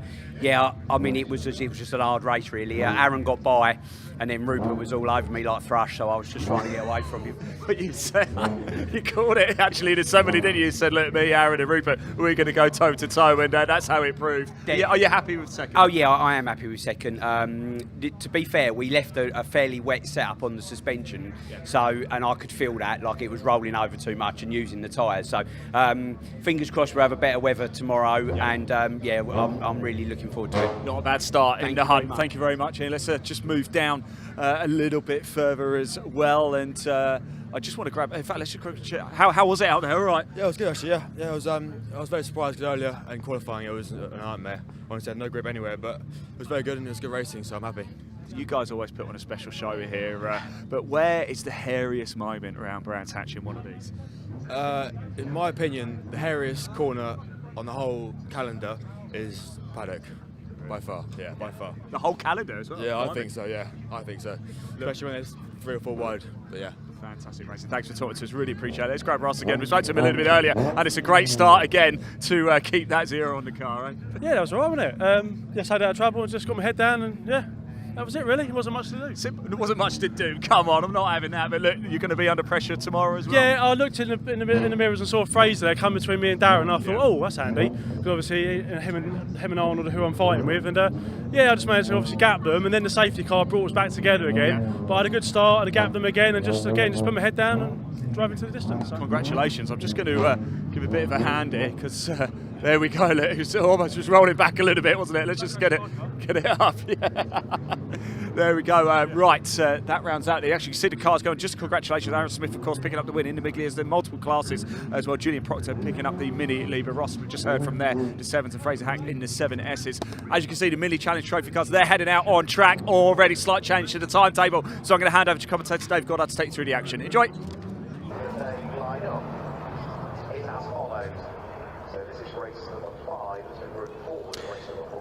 Well, thanks very much, Ian. And now we move on to, a slight change to the timetable. It was going to be the Junior Saloon cars next. We now move on, though, to a change to the timetable. The Virtue Mini Challenge Trophy category for identical BMW Mini Coopers is next on track. It's their final round of the season, and there will be 3 races for them this weekend. Race 1, well, the qualifying session, the quickest times set the grid for race 3 of the weekend. So this grid set by the second fastest time for each driver from qualifying. It's the championship leader that sets pole position for this one. Sam Gornall, number 96, and he will start alongside number 53, James Black. Second row is the man who's second in the championship, number 64, Harry Hickton, alongside number 12, Alex Solly, both of them junior saloon car graduates. Row 3, number 11, Gabe Fairbrother, and 81, Luca Marinoni Osborne. Now on the fourth row, Leo Purchase, number 171, and 62, Alex Keynes. We'll look at the championship situation in a moment. 95, Josh Wilby, and the Rookie Cup leader, number 196, Ronnie Smith, round out the top 10 on the grid. Row 6 will be 59, Reese Hurd, alongside 86 of Ben Taylor. Leading lady Ashley Gregory, number 22, alongside 46, Paul Manning, all set to win the Directors' Cup this year for the senior drivers. Row 8 is Katia Loggy, good qualifying effort by her, number 5, alongside number 2, Lewis Saunders, the former junior saloon car champion. Good to see him back this weekend. Cameron Wood, number 43, on row 9, alongside 78, the former champion, Matt Hammond. Good to have him back for a one-off appearance with Accelerate Motorsport as well. Completing the top 20, Callum Eason, number 26, comes from a truck racing family. Stephen Chandler, number 35, for the family-run Chandler Motorsport team. The 11th row, 63, John Castle, alongside 610, Louis Fleets. Penultimate row, 27, David Tan, and 51, Craig Morgan.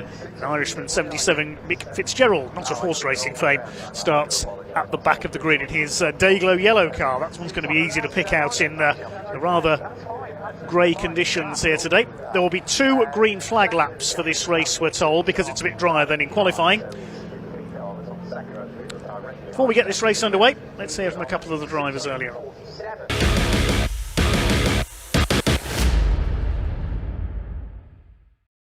Right, everybody, if you're tuning in expecting to see the junior saloons go out right now, there's been a slight change to the timetable. It's now going to be the mini challenge trophy race ahead of the junior saloons. The reason for that is because there was a red flag in qualifying for the junior saloon car championship, so there's still a little bit of dispute as to the grid order. So to give themselves a little bit more time to organise everything, the mini challenge trophy are going to go out now. Ashley, that was all a bit last minute for everybody, wasn't it, to suddenly get themselves out here? Unexpected? Very much so. What was it like in the garage when you got the call? A bit of panic? A little bit. Not too bad though. We'll what have you made of your session this morning? How was it out there? A little bit difficult. Obviously, we've got a brand new car this weekend. Yeah. Never driven it in the wet, so we did struggle a little bit. The dry pace was really, really strong yesterday, and it's dry now. So hopefully, if we can do that pace that we had yesterday, we'll be fine. Let's talk about the new car. What's happened to the old one? Is it just gone? Have you sold it? Or? No, so I've actually got someone else racing that, Lewis Saunders. So he stepped in for me at Silverstone when it was damp. So he's racing that car this weekend for me. Fantastic. And a new one, and how's it felt over practicing? And have you done much testing in it? No, so it's a brand new car. It got finished on Wednesday this week. It got a test drive up the main road, and then we brought it here. Test drive it on the main road? On the main road. At a speed limit as well? Yes. So we're about to get run over here, aren't we? But look, actually, best of luck for the race. Enjoy it, won't you? Appreciate it. Bye-bye, bye-bye. Good luck. There we go. Yes, so we're about to get run over here, but let's just move around very quickly as we just make our way down. We spoke to a lot of drivers already in the lunch break. There's Gay Fairbrother, scored points in every single race this season. There's Alex Solly, of course. Harry Hickton, second in the championship. James Black, we heard from him as well. He is second on the grid, of course. Picked up a win last time out. Here is Sam Gornall. Very quick word with Sam, if we can. Sam, you feeling a little bit of pressure this weekend? It could be a very special couple of days for you. Yeah, obviously going in as championship leader, it's everyone trying to catch you, so there is a bit of pressure. But considering the start of the year we've had, I'm actually really happy I'm in this position, and I'm just going to go out and enjoy my last weekend in the Coopers. You've been in this position before, you know what you're doing, right? Yeah, back in the day in karting, I've been in this position before, so yeah, hopefully it can all end well. Sam, best of luck. Thanks for talking to us. Appreciate it. Right, here we go. Time to go change. Remember, slight change to the timetable. Mini Challenge Trophy are about to head out on track and hand over to commentator Dave Goddard to take you through the action. Enjoy.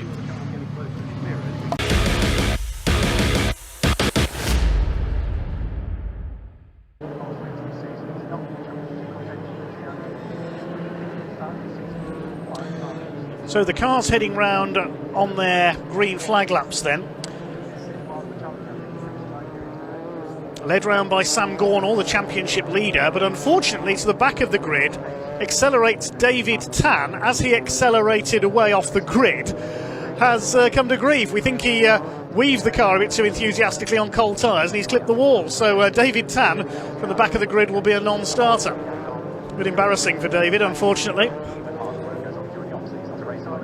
So he's a non-starter. Looking at the championship situation, Sam Gornall leads. He's on 678 points with the dropped scores applied because the drivers dropped their worst 2 results of the season. Harry Higton is second on 647, and third in the points Alex Solly on 636. And we've got James Black, Gabe Fairbrother and Alex Keynes on 621, 612 and 543. I think those 6 can still win the championship this weekend because there's 3 races, 50 points for a win, plus 6 points for the fastest lap and 6 points for the fastest time in qualifying. It was Harry Higton who got that, so he'll start from pole for race 3 because the Minis do it a bit differently. But anyway, they're coming to the grid. Then the grey and white car of Sam Gornall in pole position.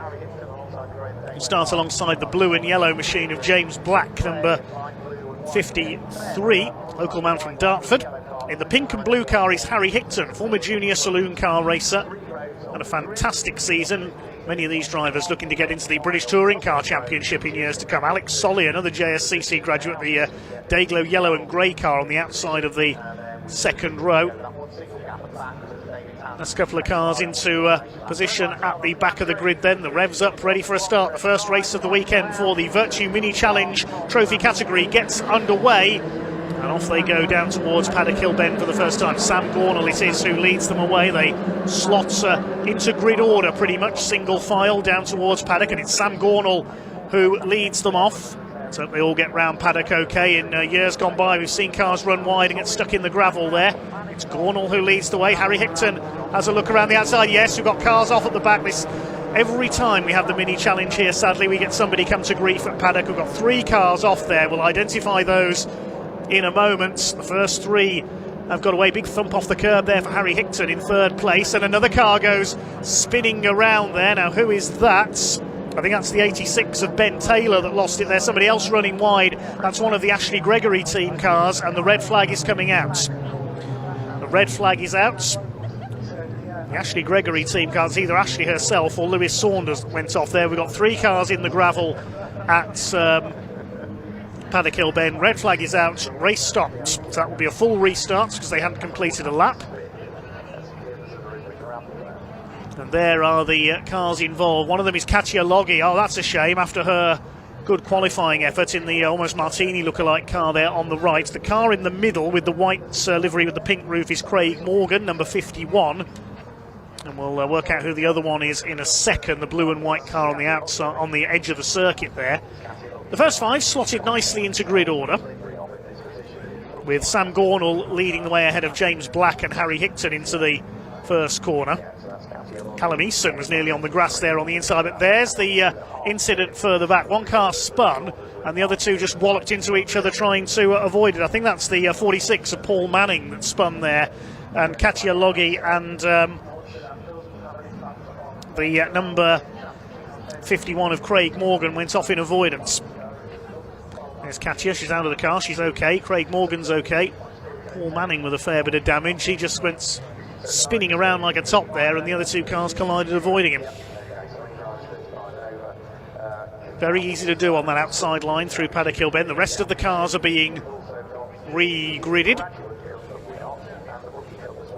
And we'll get back underway just as soon as we can.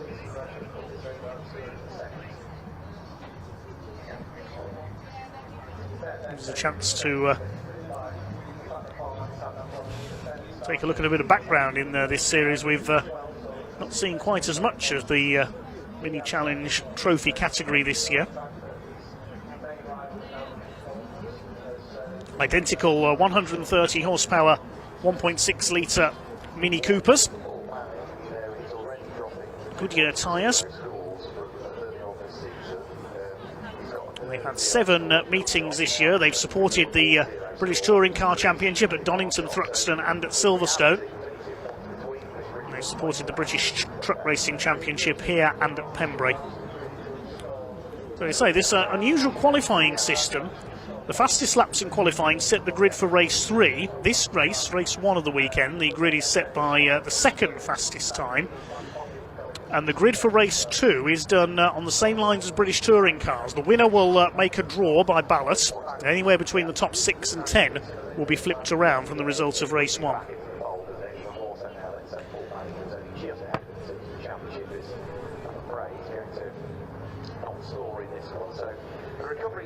I have to feel for David Tan there, who was in his first ever race in the championship and didn't even make it round the green flag lap.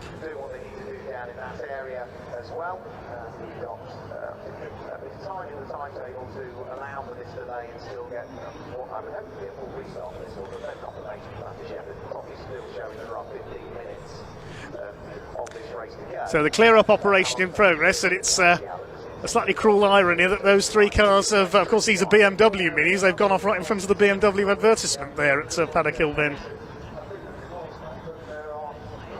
Whoops.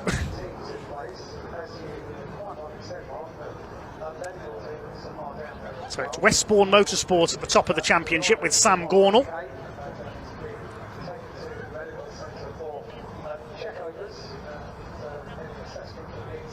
Ahead of Harry Hickton. Westbourne 1 and 2 in the championship. Graves Motorsport are 3rd and 4th. Alex Solly and James Black, and Alex Keynes is still in title contention in 6th place. Gabe Fairbrother in 5th is the top man for Accelerate Motorsport. And Chandler Motorsport are 8th, 9th and 10th. Ronnie Smith all set to win the Rookies Cup this year.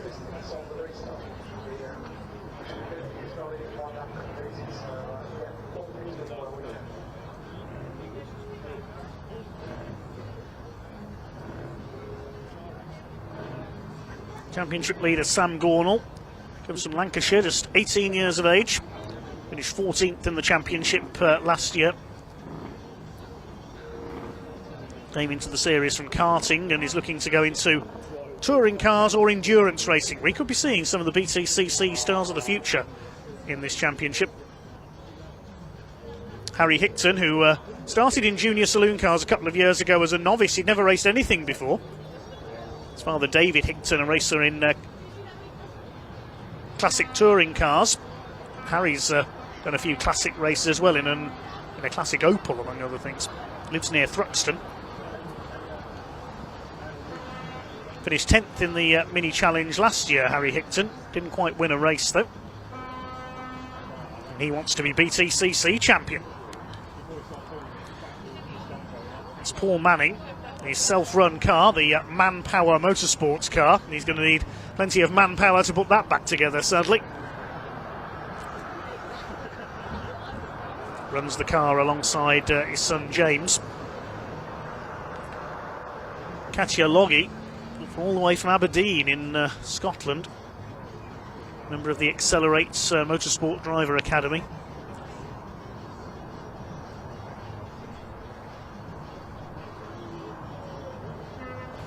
The other car involved there, Craig Morgan for Chandler Motorsport.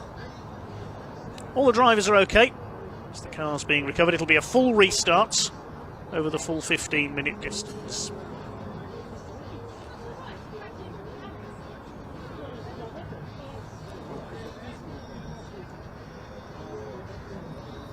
Drivers of all ages and experience levels compete in this series. They're not all youngsters looking to go professional. Oldest man on the grid is Mick Fitzgerald, the age of 67.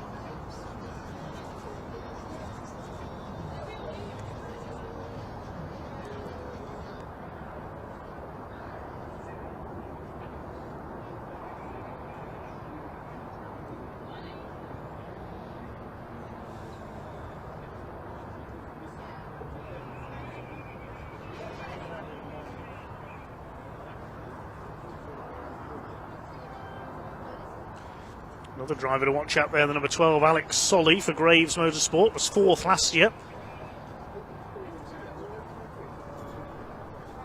Multiple race winner, but no title yet, so he's especially determined here. One of the more experienced names on the grid in this mini challenge trophy field. Just waiting for Katja Loggy's car to be recovered then by the telehandler. And then we'll get this race back underway as soon as we can.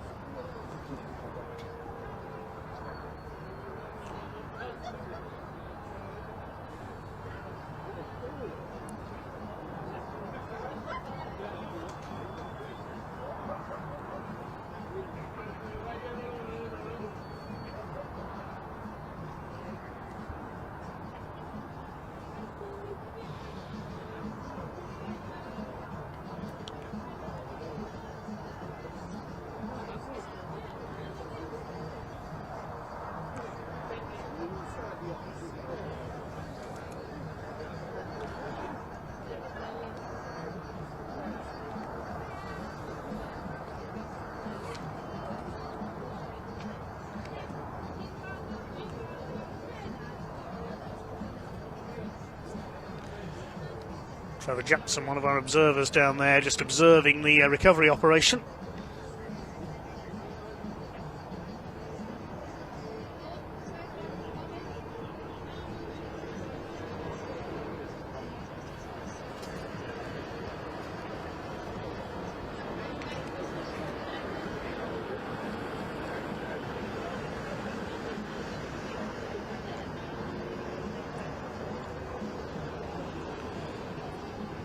Also for James Black, who finally got his first win recently at Silverstone.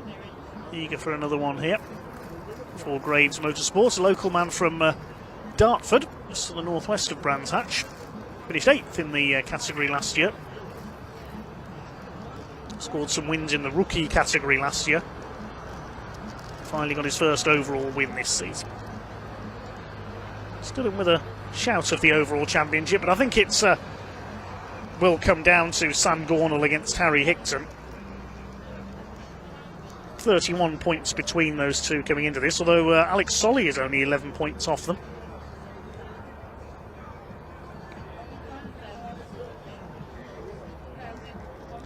Ronnie Smith, I think, has already sewn up the rookie category. Gornall and Hickton also fighting for the Graduate Cup for second year drivers.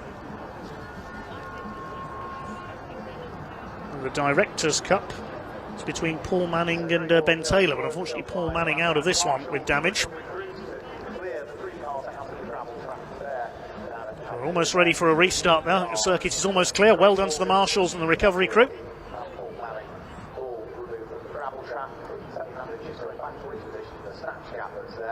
A couple of gaps on the grid, missing those 3 cars.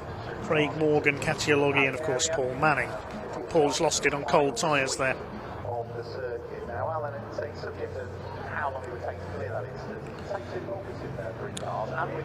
I imagine first of all they'll get another green flag lap.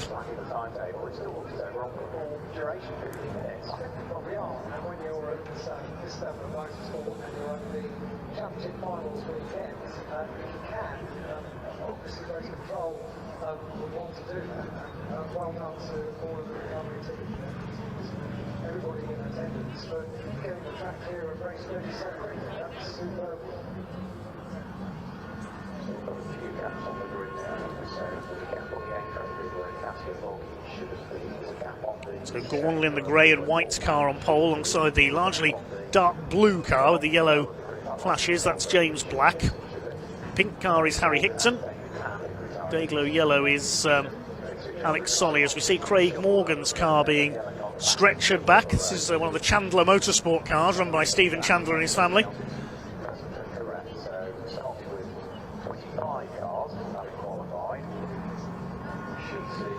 Mr. Steve Bewers, Stacey Reynolds and all their colleagues at Trackside Recovery.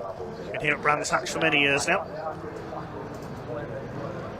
The revs begin to rise and we move off for the single green flag lap. They had 2, of course, at the first running because the conditions were different to qualifying. It was fairly wet in qualifying this morning.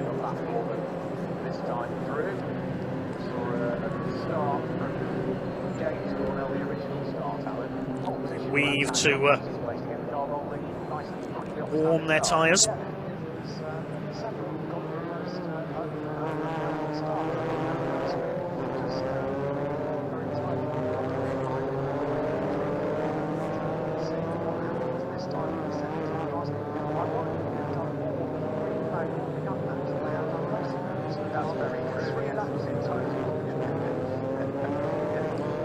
Just one quick lap to keep their Goodyears warm.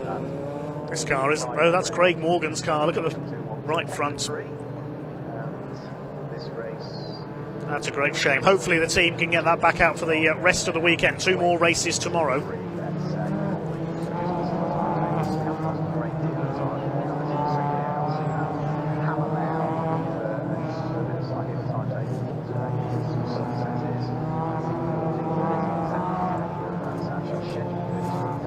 Thank you to everybody involved in the very quick recovery there. As one of our commenters on YouTube says, much love to the marshals always. Yes, thank you to our volunteer marshals, the Orange family. And now they form up on the, about to form up on the grid then for the second attempt. We've given you the colours of the top 4. behind them is Gabe Fairbrother, number 11. That's the sort of white and grey car with the turquoise flashes on it. Starts alongside Luca Marinoni Osborne, number 81. White, blue and yellow for him. And we've got the 171 of Leo Purchase, the black, blue and white car. Alongside him is Alex Keanes, one of our title contenders, the green and yellow, number 62. Revs are up then, ready for a second attempt at Mini Challenge race number 1 in association with Virtu. We're underway. And off they go, and a great start this time. A very poor start by the pole sitter. I think Sam Gornall's got a problem. He's very slow away. Has he lost his gears there? He's way down the order into Paddock Hill Bend.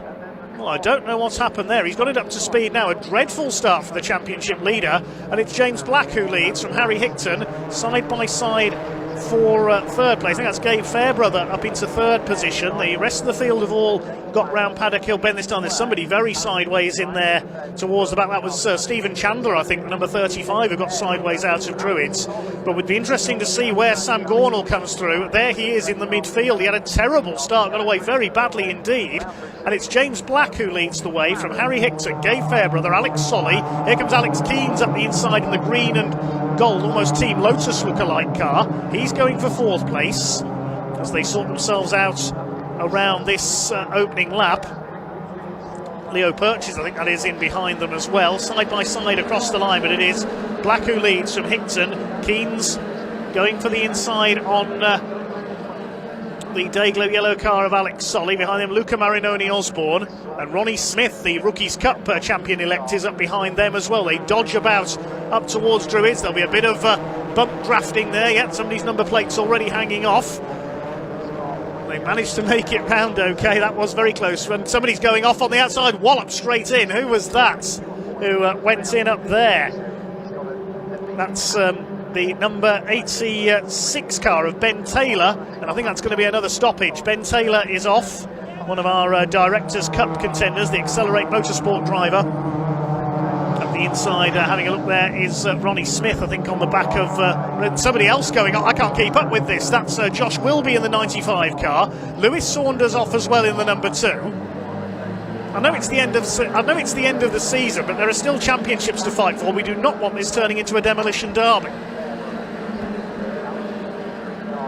So let's see if things calm down this time around. James Black leads Harry Hickton. Gabe Fairbrothers up to third. Where's our championship leader, Sam Gornall, after his poor start? He's 14th at the end of that last lap. Let's see if he can fight back up the order. Yellow flags will be out at Druids because Ben Taylor's off there. There's some damage there on the front of... who's that? I think that's Cameron Wood, the number 43 car with its bonnet crumpled. So there's been some contact there as well. Staying ahead of the 35 of Stephen Chandler. Well, the race settling down now slightly into its rhythm, and are we going to see the safety car come out? I wonder, because there's a few cars off around the circuit. Yes, we are. The safety car is being scrambled. I thought it might be. The field slows down. And Evelyn Buanik at the wheel of the safety car this weekend, the former BMW Championship racer, will take up position at the head of the field.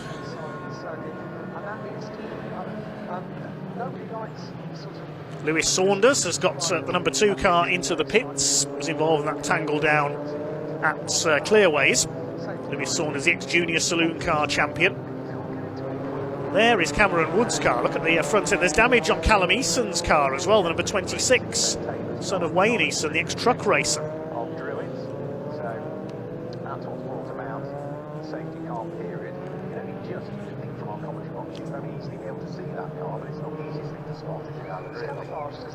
So we're under the safety car, and we can head down to Ian, who's in pit lane.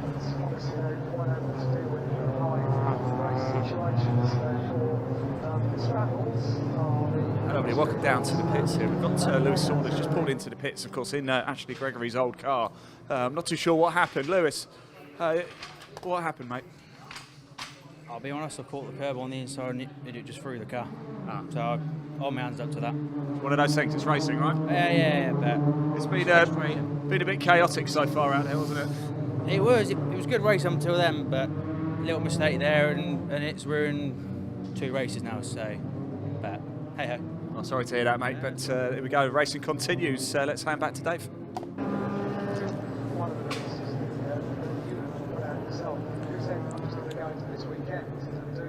Good to hear from Lewis Saunders. Nice to have him back this weekend in the mini challenge. Ex-junior saloon carman. We've seen him racing an MGB in the MG Owners Club Championship over the last couple of years as well. Doing a bit of historic racing very successfully. So your leader is James Black ahead of Harry Hickton. Gabe Fairbrother in 3rd place. Then it's Alex Keens and Alex Solly 4th and 5th. Here's a replay of the incident up at Druids. The car we're looking for, the number 86 of Ben Taylor. He gets some contact on the way. I think that's Sam Gornall involved there. He's on the grass straight into the tyre wall. So contact, that was with Sam Gornall and with Callum Eason as well. So that's how Eason got that damage. So Sam Gornall's car, I noticed it had some damage to the back of it as well. He was the meat in the sandwich there, going into that big push into Druids there. So no wonder Gornall is still struggling. He barely got off the line, and now this. This will not help his championship hopes, especially with Harry Hickton and James Black up there at the front of the field still. In fact, the other championship contenders are all filling each of the top 5 places. We'll do the mathematics after the race, ahead of race 2 tomorrow. See who needs to do what to win the title. Won't be sealed in this race, that's for certain. Thanks to Matt Salisbury, the media coordinator for the mini challenge, for the background info on the points and for helping us out with the mental arithmetic.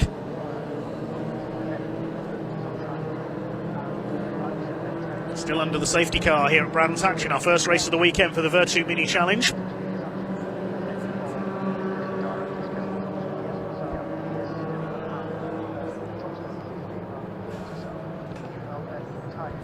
Lights are still on atop the safety car at the moment. Waiting to see if they go out as it comes into the second part of the lap.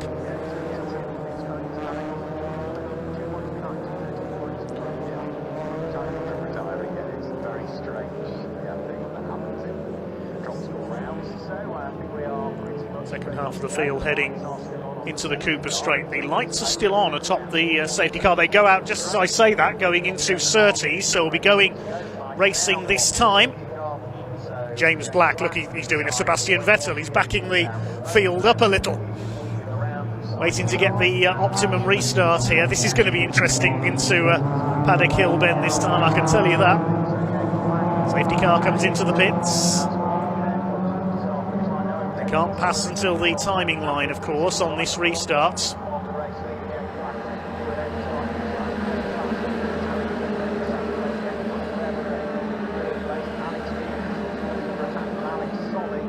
Into Paddock Hill Bend we go then. We're back underway on the restarts, and James Black has got it right. He's still got the lead ahead of Harry Hickton. Gabe Fairbrother in 3rd place, and Alex Keens, Alex Solly, Luca Marinoni Osborne, I think that is side by side for 6th position with Reese Hurd and Ronnie Smith in that battle as well, sliding up the inside there to take 6th position. I think that's Smith making his way through.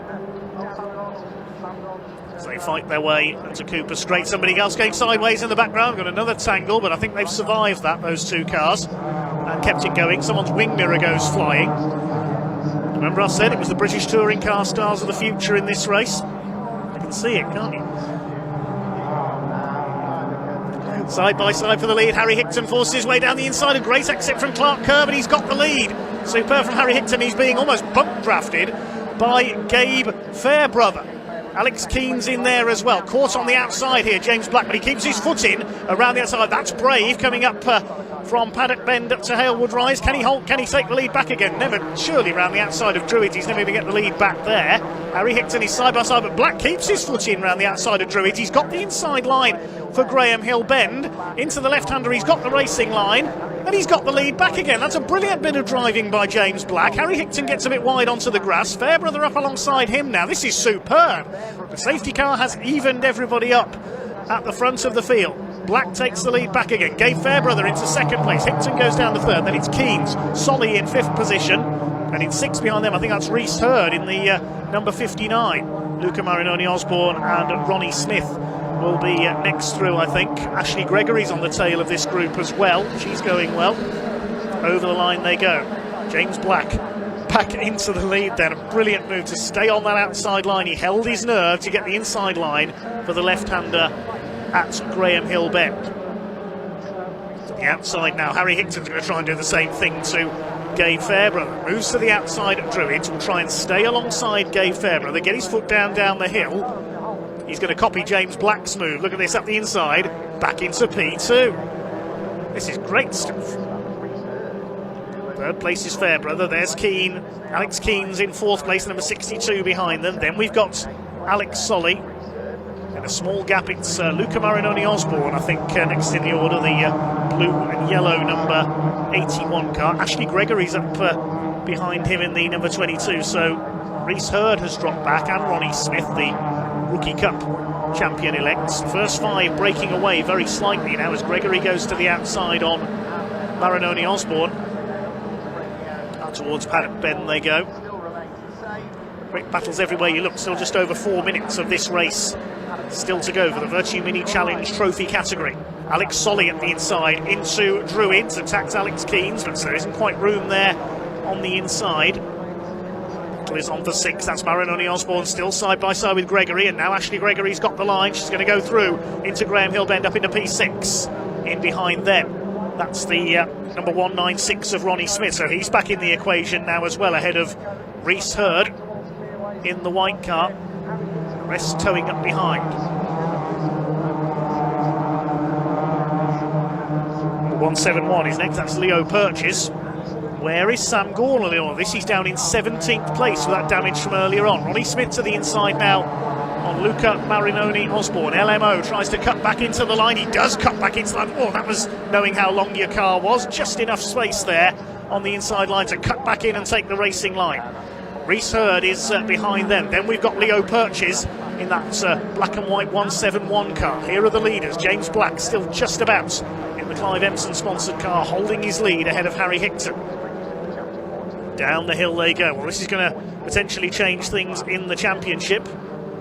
10-second penalty for number 78. That's Matt Hammond, the former champion, further back in the pack. We didn't see the reason why, unfortunately. That'll be a 10-second penalty for the number 78 car. Just under 3 minutes left to go. It's a pulsating race for the Virtue Mini Challenge. There's 2 more to come. Of course, we've got a partially reversed grid for the second race coming up tomorrow. Junior saloon cars and the trucks to come after this today. Over the line they go. There's Callum Eason. He's a slightly battered number 26 car. He's in 11th position, just behind Reese Hurd there, ahead of Stephen Chandler. Leaders together as they go up the hill towards Druids. Harry Hickton looking to the outside, potentially there into Druids.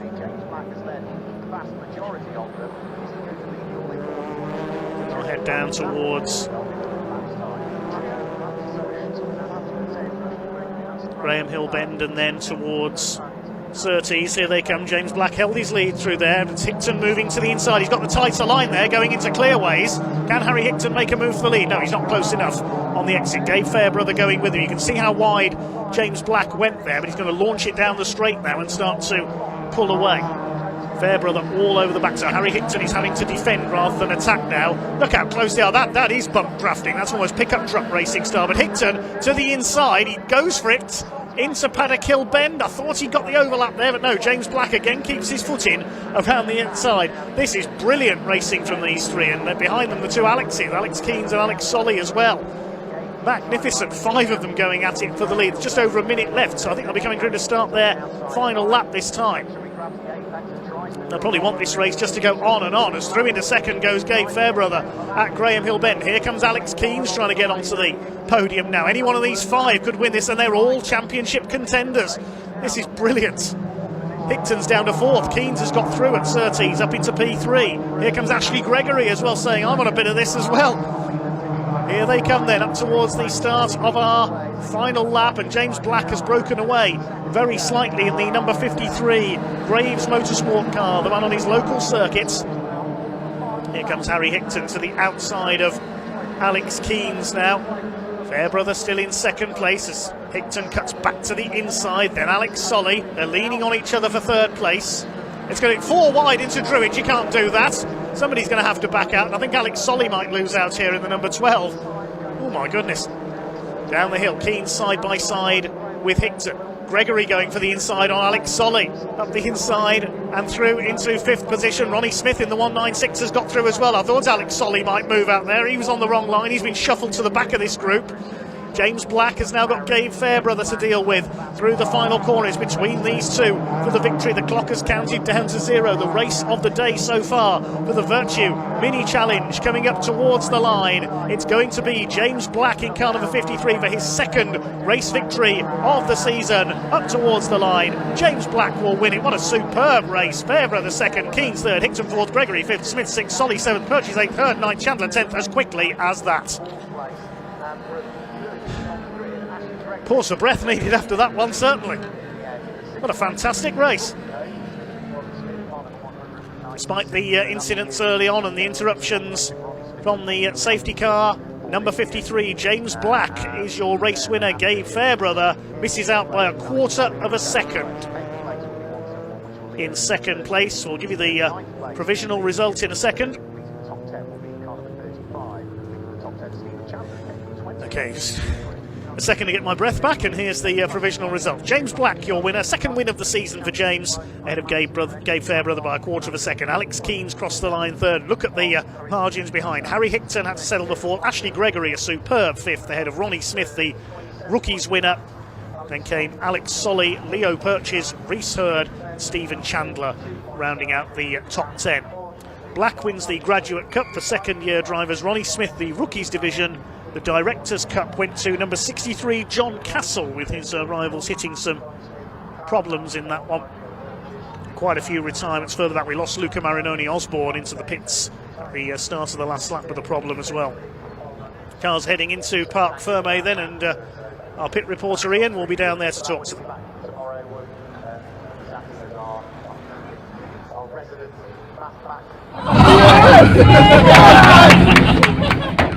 Look at this is what it means. This is what it means. We talked about it earlier, and we've got to win it still, we've got to win here. They're coming like buses now. How do you feel? Is your mic on? How I feel? I think that shows it. You know, wasn't taken up for nothing.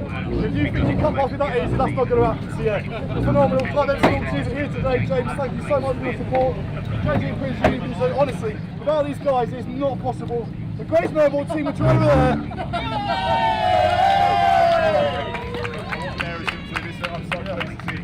Hat-trick time, come on. Yes, come on. Well done, congratulations. Johnny Castle! That's so good. It's not been a great weekend up to this point, but so 8 months to do, I had to go forwards, and it's just, everything came together that race. Yeah, it's so good. Congratulations, mate. You fought for that and you deserved it. Well done indeed. Let's go see if we can grab Gabe up here as well, because he's continued his run. Gabe, congratulations, buddy, and more points for you. A podium as well in the back. Must be that Marks and Spencer's tea. Honestly, I'm powered by Marks and Spencer's tea at this point, but no, it was a really good race. Started P5, we wanted a podium to get closer in the championship. We got that. 2 people at the front of the championship are behind us as well in that race, so it works out brilliant for us, so couldn't ask for any more in that race. It's getting tight, isn't it? Best of luck tomorrow. I'm not too sure if we actually had audio for the interview with James there, but just have a look. This is what it means to him. The race winner at Silverstone, he's done it here at Brands Hatch as well. Just look at what it means to this man. It means everything. A very deserved winner, and went toe-to-toe, didn't he, with Harry Hickton, and then had to fight off Gabe Fairbrother right at the end. No prisoners at all for James Black. He is a race winner once again in the Mini Challenge Trophy, and just look at what it means. This is the very best of motorsport. The title fight well, it will go down to the final race. That is tomorrow, so make sure you come back in for that one. But now we have more racing action. The Junior Saloon Car Championship. Stay with me actually now. I think we've got audio back. Let's go down and have a quick look actually. Here are the Junior Saloon Cars. They are about to go out. Now, if you are looking at the timetable and wondering how come they haven't gone out yet, it is because there was a bit of a dispute, I think, during qualifying session for the Junior Saloons. There was a red flag and things got a little bit confused after the event, how they should line up on a grid. Looks like everything's been sorted, but to give themselves a little bit more time, they swapped with the mini challenge trophies. That's why they went out before, and now the Junior Saloons are about to head out on track. So they are about to make their way out. I'm going to hand over to commentator Dave Goddard. He's going to take you through the action.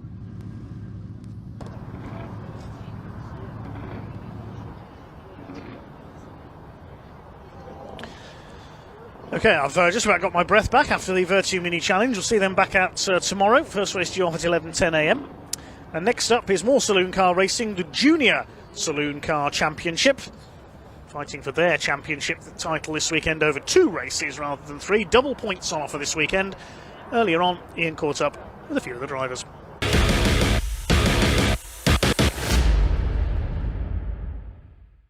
Right, everybody, welcome back to the assembly area. Time for the penultimate race of the season for the Junior Saloon Car Championships. I thought I'd pop down, have a quick chat with Sherry again. It's good to see you. How's your season gone? Are you happy with it? Yeah, it's actually gone really well. Very happy with it. What's your plan for next season, Sherry? We're going to see you back? Hopefully, yeah. Yeah. And what do you think of Brands Hatch? Where does it rank for you and all the places we've been to this year? It's been alright. It's just I'm not very great with Paddock after the half roll at the start of the year on a test day. So memories of this place not amazing, but you got a chance to make up for that here. Are you pleased with how qualifying went? Not really as pleased as I hope I get up further. It was a bit damp in qualifying, wasn't it? I think, is it bone dry now out there, do we think? Yeah, I'm pretty sure it is now, yeah. That's it. Good luck, Sherry. Best of luck. Thanks for talking to us. Great to see you again as well. Just stay with us a little bit. Let's just move down. I thought I saw Will Crewston, actually. He's up here, isn't he? Let's go have a quick chat with Will, the Junior Saloon Car Championship. He won a scholarship last season. Let's find out how his first season in Junior Saloon Car racing has gone and see whether he's going to be back or what he's going to be doing next season. Well, it's great to see you again, buddy. Tell me, how has it been your first season here in the Junior Saloons? Yeah, it's just been the best year. I've got to say a massive thank you to Dave and Vicky with the JSCC, a massive thank you to the team, all the mechanics. Oh, you're hooked now on racing and you're back next year. What are you going to be doing? Well, unfortunately this is going to be my last year in juniors, but I'm definitely hooked. This has been my first full year in motorsports, so we're working towards something for next year. What have you got your eye on next year? You give us a scoop. I've got my eye on the minis, which have been out this weekend as well, but I don't come from a motorsports family, so yeah, we're all working really hard trying to get the funding together, and we'll see how it goes. There you go. Anybody watching, give Will a shout. Congratulations, by the way. What a great season it's been for you. Of course, a scholarship winner earlier in the year, so well done. Congratulations. Right, here we go. Time to go racing for the Junior Saloon Car Championship. Harry Smith, your championship leader. He's got a little bit of work to do in this one. It's going to be an absolute cracker. I'm going to hand over to commentator Dave Goddard to take you through the action. Enjoy.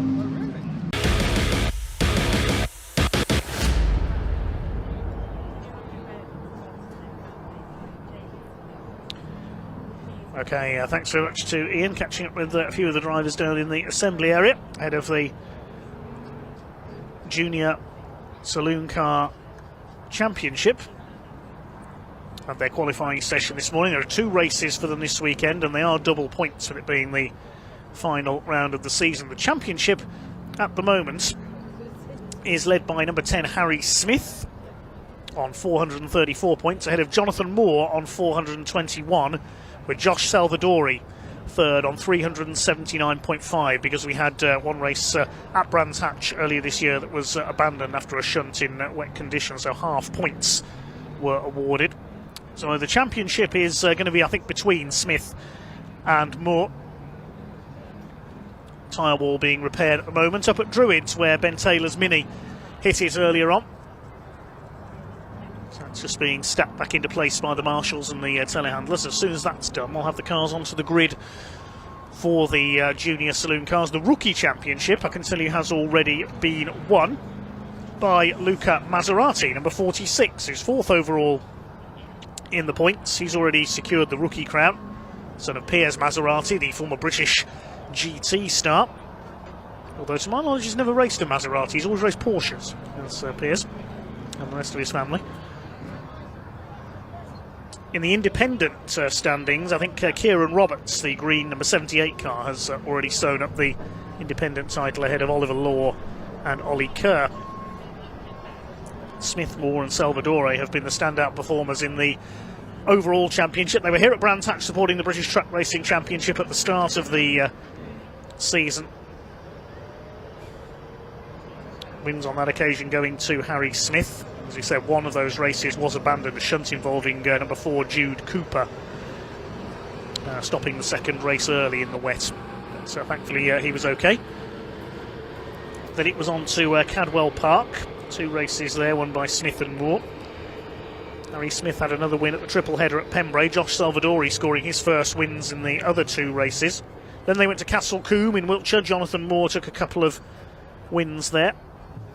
Then on to Thruxton, where Smith and Salvadore shared the wins, 2-1 in favour of Josh Salvadore.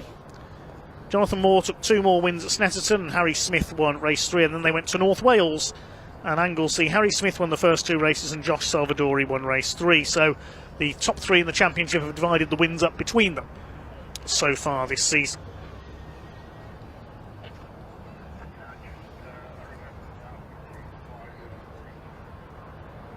Cars in this championship, identical Citroën Saxo VTRs, 1600cc engines, originally known as the Saxmax Championship. And some pretty illustrious names have won this series over the years and gone on to greater things in saloon car racing, including Ant Wart-Niels, the former British touring car driver, among others. I'll give you the grid as soon as the cars have begun to head out for this first of 2 races. So qualifying took place in slightly more damp conditions this morning. We'll await confirmation on whether it'll be 1 or 2 green flag laps, with the conditions having changed slightly. It is Harry Smith at the top of the championship, and from Maidenhead in Berkshire.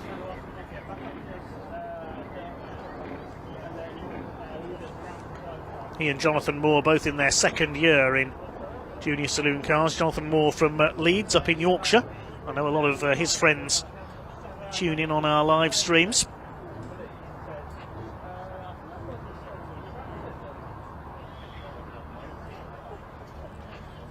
Quick hello to F1 West Coast, who's watching from Canada.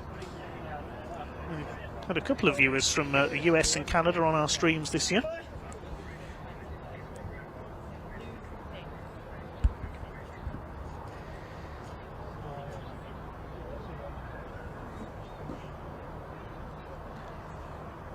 So the course car returning to the pit lane, and hopefully we'll get the junior saloon cars released from the assembly area. Harry Smith has taken pole for our first of 2 races this weekend. 1:01.265 was his time in qualifying. And alongside him will be James Sherrington, who sits in 6th place in the championship, the number 40 car. With that number, he must be a relative of Patrick Sherrington, who's raced in Sports 2000, among other things, over the years for the MCR mark.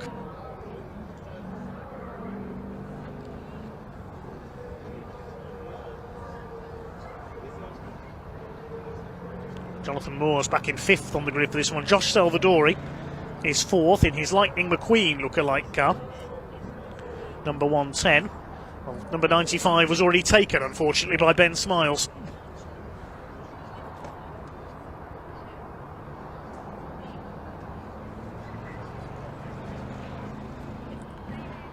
So I'll have the grid for you shortly. Don't forget we go racing tomorrow starting at 10 AM.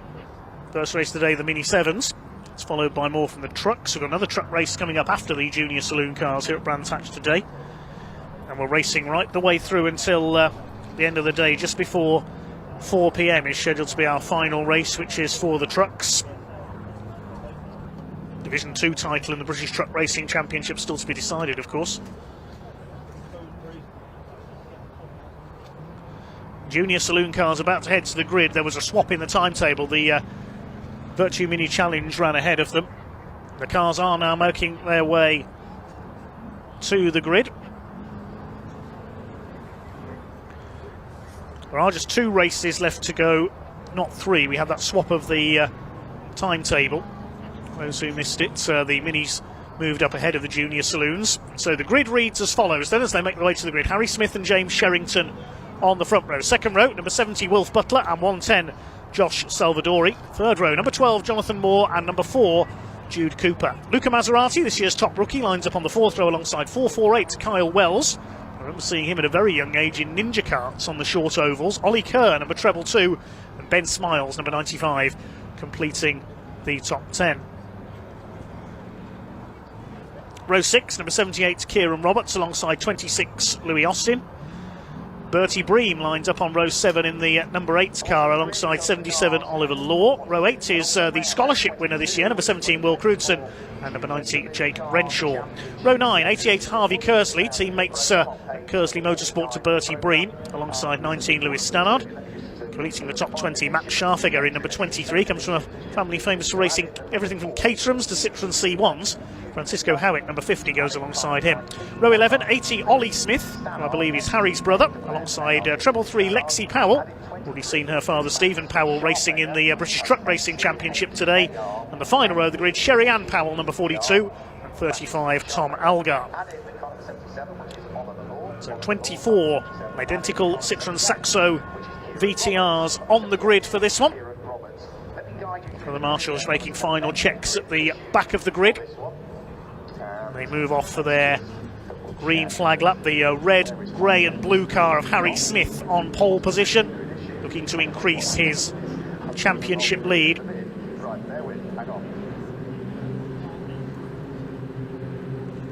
Nine wins to his name, I should say, this year. Had a win at Alton Park recently.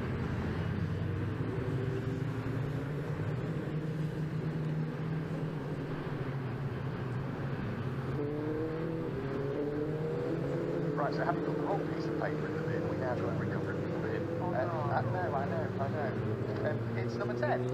Harry Smith. 6 wins for Jonathan Moore this year. I did screw up the wrong piece of paper. The other one, yeah, it's the one that says amended. 5 for Josh Salvadori. Jake Sherrington. That's 10 and 40. Row 2 of the grid is 17, Will Butler, and Carl Walker, number 10, Josh Salvadori.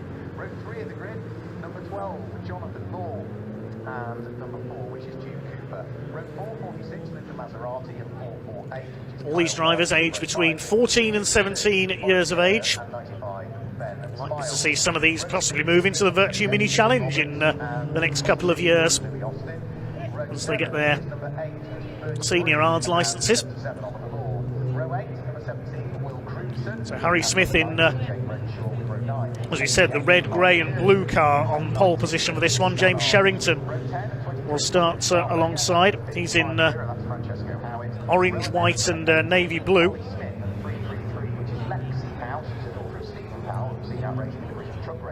Second row, Wilf Butler, the number 70. Black and white with red wheels, his car. Josh Salvadori in the red car, the Lightning McQueen look-alike. Jonathan Moore is in lime green and black on row 3. Jude Cooper will be alongside in the number 4 car. His car's white with a bit of red trim. Luca Maserati on row 4, black and white and green are his colours. Kyle Wells in the Vinasport car, the black and white with the bright green roof alongside him. Ollie Kerr's colours are quite easy to recognise, same as Matt Simpson in the pickups. Ben Smiles in white and black completes the top 10 on this 24 car grid. Looks like everybody is present and correct.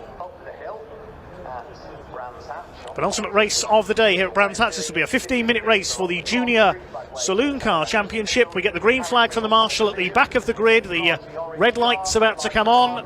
Harry Smith and James Sherrington on the front row of the grid. We get underway. Harry Smith immediately moves out a little wide there, but Sherrington with a good start there. Cuts across to the inside. He's going to try and sneak down the inside into Paddock Hill Bend and take the lead. And I'm looking for his first win in the championship, and he's got the lead into Paddock Hill Bend. Great start by James Sherrington, judged that really well, but Harry Smith is fighting back. He goes to the inside on the exit of Paddock Hill Bend. They're absolutely together going into Druids. Josh Salvadori is up into 3rd place, side by side for 4th position. Jonathan Moore is in there. Who's that he's battling with? That's Wilf Butler in the number 70 going for the inside. Harry Smith's got the lead back again as they head into Graham Hill Bend for the first time. Wilf Butler is sideways. He's got Kyle Wells and the 448 right on his tail. Wells up the inside. The Vinner Sport car will go through. We've got a spinner towards the back. I think that's Louis Austin, number 26, the green car that spun. So the race starts to settle in around its opening lap then. Kyle Wells with Luca Maserati right behind him in the slightly lower reaches of the top 10.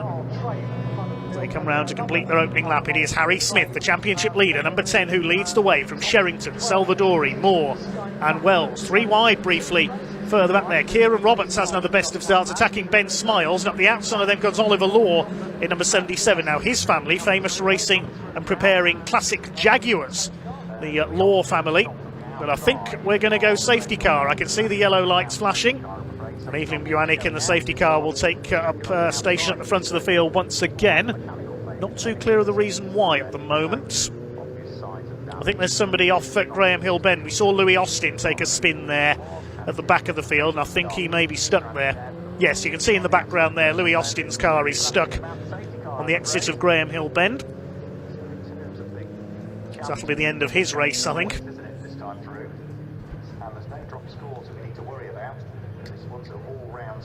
Louis Austin unable to restart the number 26 car, the man from Farringdon in Oxfordshire.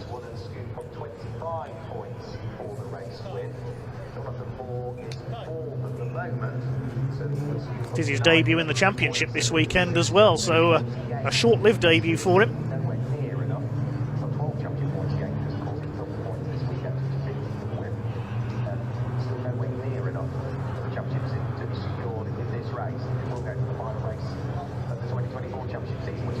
There's Lexi Powell at the back of the field. Maybe we'll see her join her father in truck racing one day. After all, Archie Handy started off in the junior saloon cars and now he's racing trucks. Louis Austin gets a push start from the marshals.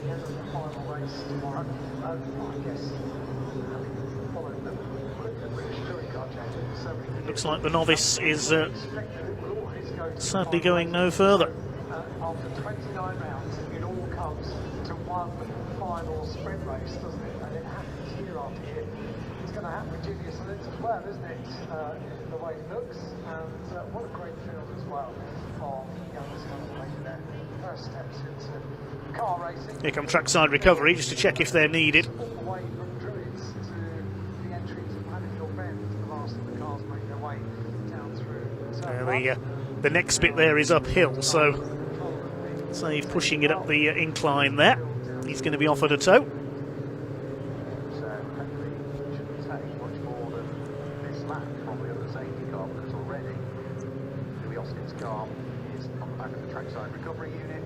It's already back behind the barriers. The marshals are heading back to their respective posts, which means hopefully the lights should go out for the safety car as it heads along the Cooper Straight this time through. So radio communication going on between. Lights are out atop the safety car then. Saw the car being recovered there, and off went the lights. The Ford will head into the pit lane this time, and Harry Smith weaving to keep his tyres warm. He'll try and do what James Black did in the previous race for the Mini Challenge. He'll try and anticipate this restart as best he can to get the lead back once again. Here we go with the restarts for the Junior Saloon Car Championship. Just over 10.5 minutes of this race to go. Green flag will wave as they come across the stripe. Good restart by Harry Smith and by James Sherrington. Jonathan Moore in fourth place, up behind Josh Salvadori. He's going to have a go as they go into Paddock Hill Bend. He's going to go straight through up into third place on the entry to Paddock, but is he going to slide wide on the exits? That was an optimistic move there by Moore, but he's made it stick. He's up to third, and now here comes Kyle Wells on the attack. Luca Maserati behind. There's a tangle there. Wilf Butler gets sideways, contact with Jude Cooper. They've kept it going. Wilf Butler loses a couple of places. It's not the first time he's been sideways in this race. Ben Smiles and Ollie Kerr getting ahead of him there, but Butler keeps his foot in. Back up the inside, Kieran Roberts in behind him as well, this year's leading independent in the lime green, number 78. It's Harry Smith who leads the way, Sherrington second, Moore third, then Salvadori, Wells and Maserati. Those half dozen have broken away. Oliver Law over the curbs there in the grey 77 car, 3 wide into clearways. Bertie Bream up the inside in the number 8s of Kieran Roberts and Wilf Butler. They're still 3 wide as they come into the Sir Jack Brabham straight. This is never going to work into Paddock Hill Bend, surely. Kieran Roberts is caught in the middle. Lewis Stannard, he's never going to make it 4 wide, is he? Having a look up the inside there. They're still 3 wide ahead of him. And Roberts, through the middle, takes the place away from Bertie Bream. My goodness. Brilliant racing there back in the midfield. But it's still Harry Smith who leads, although James Sherrington behind him has done the fastest lap of the race, 58.871. We'll concentrate on this frantic midfield battle for now. Every point's vital in terms of the championship. Harry Smith and Jonathan Moore, the main contenders. Over the curb goes Kieran Roberts. Here are the leaders. James Sherrington putting Harry Smith under pressure. Through clear ways they go.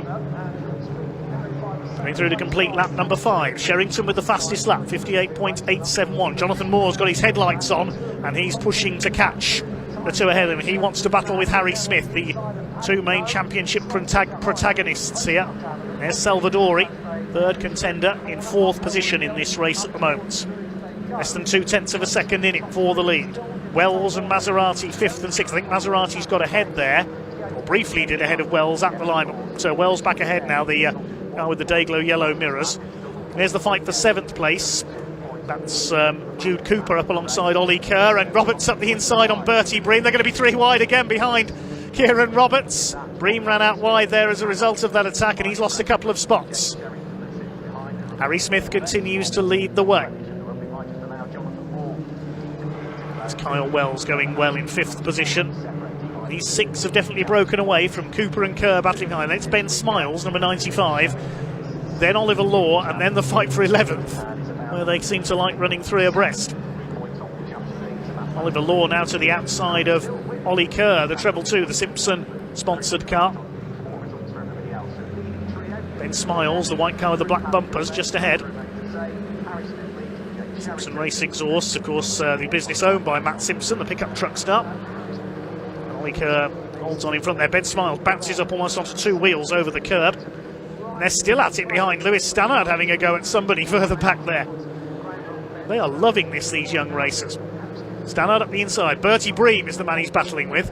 Bertie Bream's must think he has magnets in his door handles. He's always got somebody directly alongside him, no matter what point of the lap he's on. He's got ahead now, though, of Stannard. There's his teammates, Harvey Kersley, the Lancaster insurance car. A big cloud of smoke. That's a blown engine, I think, for Harvey Kersley. Oh, disaster. A big explosion there. Harvey Kersley out of the race. Let's hope he hasn't spilled oil on the Cooper straight there. As he put his foot down out of Graham Hill Bend, something let go in a big way there. And he's had a luckless season, Harvey Kersley, the son of Alex Kersley, who runs his and Bertie Bream's cars. Alex Kersley, of course, the former Hyundai Coupe star. And the Lancaster insurance car out of the race. Here are your leaders at Druid. Smith from Sherrington, they've been caught by Jonathan Moore in the number 12. Now, look out, leaders, there might be fluid down on Cooper Straight from Harvey Kersley's car there. You could argue that Kersley is cursed this season. Ben Smiles side by side with Oliver Law. He'll have the inside line Smiles for Graham Hill Bend. 6 minutes of this first race of the weekend for the Junior Saloon Car Championship to go. Up Cooper Straight, they seem to be okay there. There's a yellow flag out, I think, for Harvey Kersley's stranded car at Surtees, so no passing there. And the leaders, I can tell you, are side by side over the line. They're almost 3 wide because Jonathan Moore's in there as well. Look at this. I've got it as they came past the commentary box there. Harry Smith is caught on the outside. James Sherrington's going to retake the lead of this race in the number 40. He led on the opening lap. Jonathan Moore dives at his championship rival. Battle is joined here at Brands Hatch, and Salvadori's trying to get involved as well. This is great stuff. Side by side between the 2 championship leaders. They're leaning on each other, leaving not an inch given here. Smith's going to have the inside. He's going to go back at the inside of Moore into Graham Hill Bend. He's got the line, but he overshoots slightly on the exit. Here comes Jonathan Moore. There's yellow flags out at Surtees. No passing there. He's got to get the move done before the yellow flag zone. I think he's done it there, Jonathan Moore. Up into P2. Great stuff. But it's James Sherrington looking for his maiden win, who leads the way. Josh Salvadori getting involved as well in the red 110 car, the Lightning McQueen look-alike. Certainly a fan favourite, that machine. These 4 have now pulled away from Wells and Maserati, battling for 5th position. Well, Jonathan Moore, a determined drive through from the 3rd row of the grid, started alongside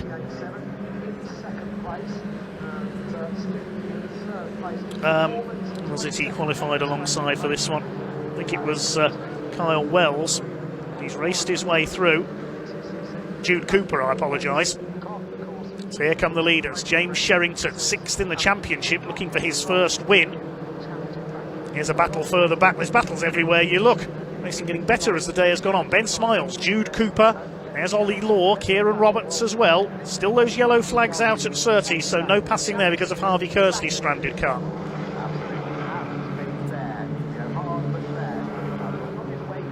Out of clear ones. Just under 4 minutes to go. Sherrington, Moore, Harry Smith, who led for so long, down to 3rd place because of that double attack into Paddock Hill Bend. Here's the fight further back. Ben Smiles in 8th place, Cooper 9th, Law 10th, Roberts 11th. And in behind them is Bertie Breen, the number 8. He's had a pretty wild race in the number 8. Over the line they go. The gap is 0.4 of a second now between Sherrington and Moore.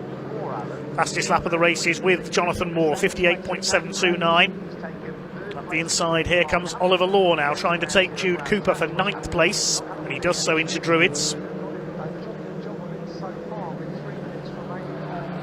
Drivers enjoying this as much as the big crowd here at Brands Hatch this weekend.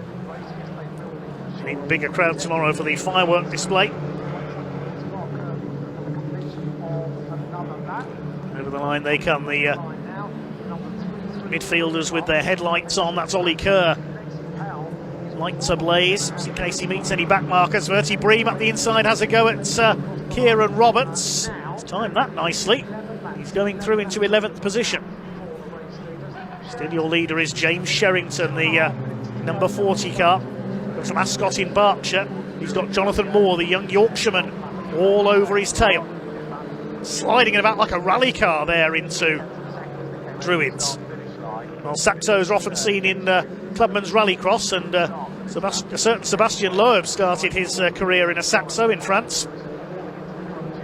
Harry Smith in 3rd place, the number 10.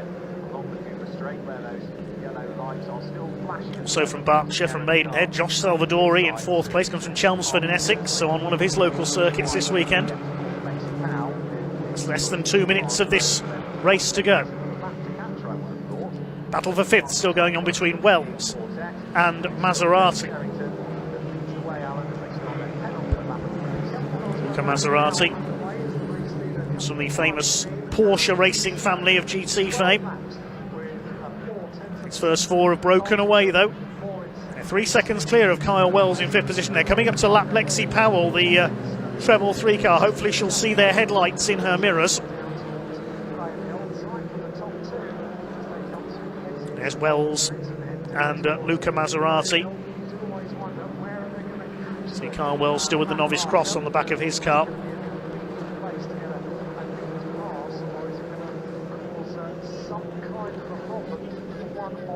There's 1 minute of this race still to go. Can James Sherrington hold on for his first Junior Saloon Car Championship race victory? Jonathan Moore's all over the back of him as they come out of Clark Curve. Up towards the line to start their final lap. Look out Lexi Powell, the leaders are bearing down on you. That's a newcomer to the championship, Lexi, about to go a lap down. Out of Paddock Bend for the last time. The gap is 1/4 of a second. Jonathan Moore trying to make a move on the run up towards Druids. No, you don't, says James Sherrington. He's got his braking point absolutely right to hold the line. He's done so.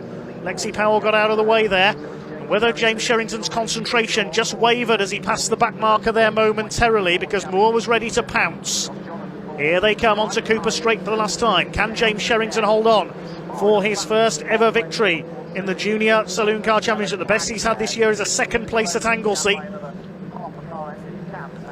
Harry Smith further back in 3rd place. Moore will try his hardest to get into the slipstream here. Sherrington's just got to hold his nerve and put his foot down. I don't think Jonathan Moore's going to do it. They'll be coming up towards the checkered flag this time. James Sherrington in car number 40 takes his first ever Junior Saloon Car Championship race victory. Superb drive by James Sherrington. Moore 2nd, Harry Smith 3rd, Josh Salvadori 4th. The 3 title contenders in the top 4 places. Kyle Wells beats Luca Maserati in their battle for 5th position. Oliver Kerr comes home 7th, then Ben Smiles, Oliver Law, Jude Cooper rounds out the top 10. Bertie Bream, I should say, rounds out the top 10, then Jude Cooper, Kieran Roberts, and look at the celebration for James Sherrington inside that Saxo. He is elated, his first ever win. The rest of the pack crossed the line in, well, has to be said, it's fading light here at Brands Hatch. Not one more race to go yet for the trucks. Last few cars across the line. We'll give you the provisional result then as Harvey Kersley shows his appreciation for James Sherrington as well. Fair play, good sportsman, Harvey. Let's give you the provisional result then. James Sherrington the winner by a third of a second over Jonathan Moore, with Harry Smith the long-time leader in 3rd place. Closing things up a bit for the championship, Josh Salvadori takes 4th, then Kyle Wells further back in 5th after a good battle with Luca Maserati. Ollie Kerr in 7th, then Ben Smiles, Ollie Law and Bertie Bream completing the top 10 ahead of Cooper, Roberts, Wilf Butler after a half spin dropping back to 13th ahead of Lewis Stannard. Will Crutzen completing the top 15. The scholarship winner. 22 of the 24 runners got to the flag there. We lost Harvey Kersley, of course, with what looks like a blown engine, sadly, and Louis Austin was an early spinner at Graham Hill Bend. Let's head down to Ian in Parc Ferme in just a moment.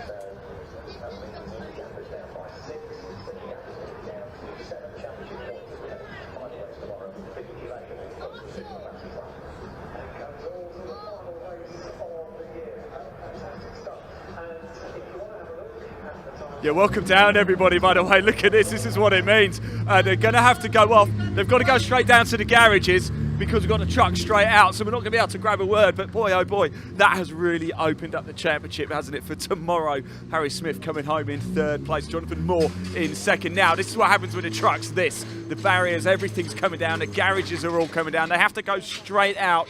No waiting around. We will catch up with the junior saloons a little bit more tomorrow. Tomorrow as well, by the way, for the JSCC. The championship will be decided, and it's going to go right down to the wire. It's going to be an absolute cracker of a race. But now we go straight into the British Truck Racing Championship, the 2nd race of the day. Ryan Smith, of course, wrapped up Division 1 a little bit earlier, but there's the rather large matter of Division 2 still to sort out. I'm going to hand over to commentator Dave Goddard to take you through the action. Enjoy.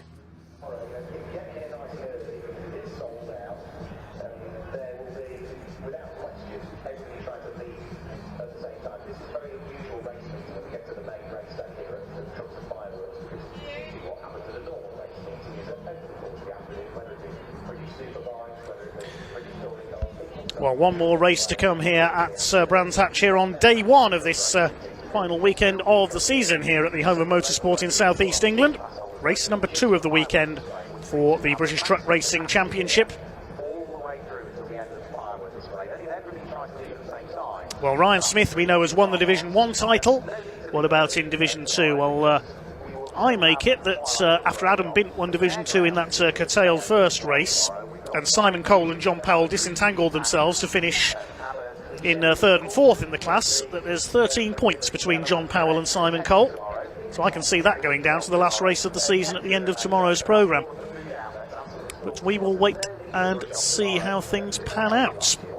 Second race of the weekend for the trucks. The grid decided by the 2nd fastest time from the qualifying session this morning.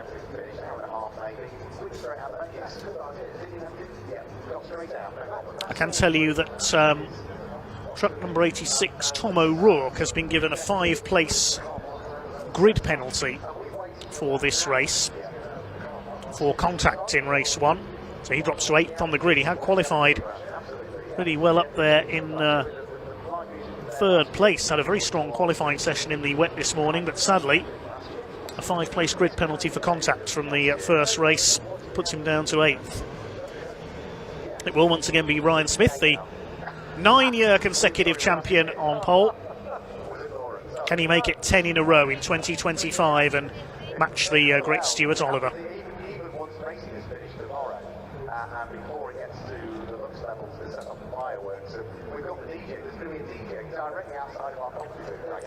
John Bowler will start from the back of the grid for this one. He only set one lap time in qualifying and then sadly spun into the gravel at Paddock Hill Bend in the qualifying session. So didn't set a second quickest lap time at all, and will therefore start this race from the very back of the grid. It is definitely beginning to get dark here at Brands Hatch. Our cameras make it look a little bit lighter than it is.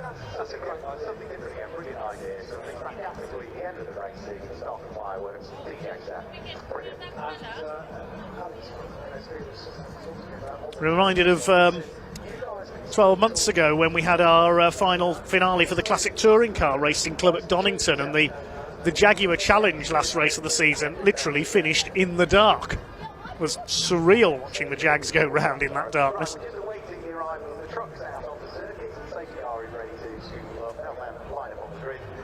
Shortly we'll begin our final race of the day. It's second of 5 races this weekend for the British Truck Racing Championship out of the track very shortly.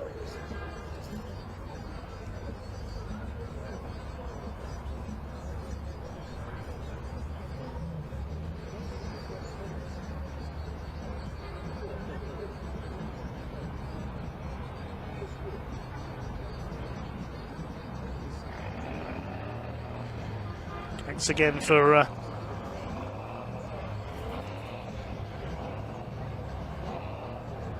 everybody who's got in touch today. Plenty of congratulations for James Sherrington, including from Will Crudson Racing. Congratulations, James Sherrington, on your first win in JSCC.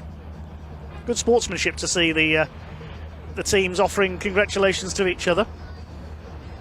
John Clasper says we should have a truck night race.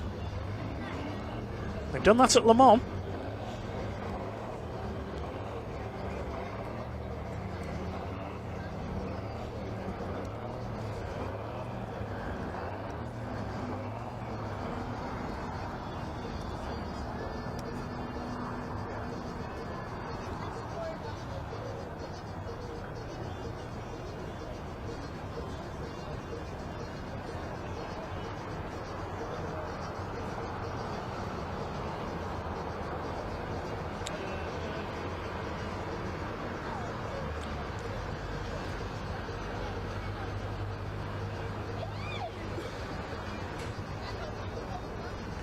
Thanks to everybody for making this weekend possible. We mentioned the Orange family, our marshals, our recovery crews, medical staff, everybody else here at Brands Hatch, the race control staff, everyone from the BARC, our safety car drivers, we just see it going through there, our camera crews, our ace pit reporters, given that one of them has just walked into the commentary box. Afternoon, Ian.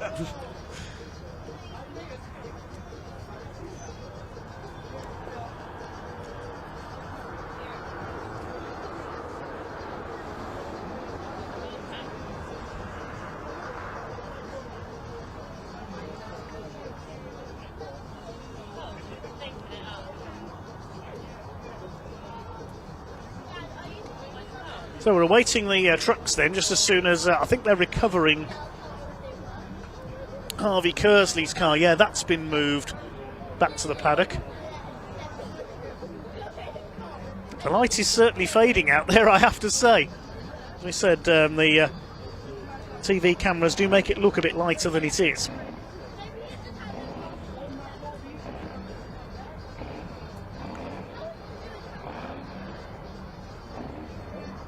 We have seen night racing here at Brands Hatch in the past, of course, and Britcar did their Into the Night GT races.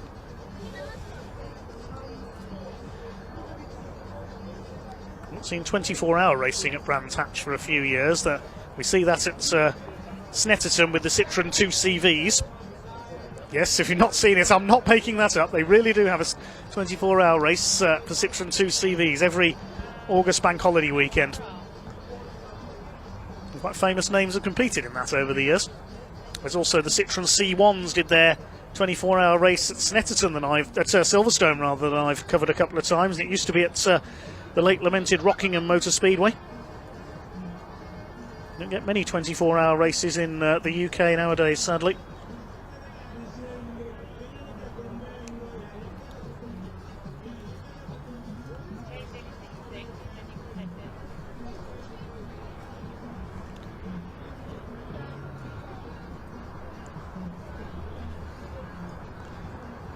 The GT Tyres MAN then leads the trucks out towards the grid for our final race of day 1 here at Brands Hatch.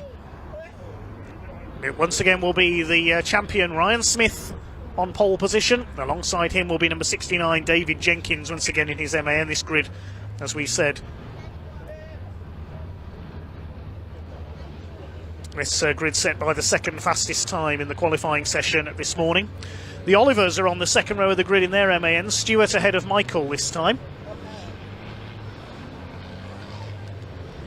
As a wild pointy appears. A wild pointy. I've made my way across the cattle grid down from the lower paddock, and here I am in the media centre, ready for the second race of the day. But of course, and you probably already mentioned this, Ryan Smith very happy with his 9th consecutive championship. My honour, of course, to shake his hand down there in the pit lane earlier on, yeah, great celebrations down in the paddock after that as well. But of course, with that out the way, there is still 2 more positions of the Division 1 to be fighting for, and very, very good results there for Dave Jenkins and Michael Oliver again.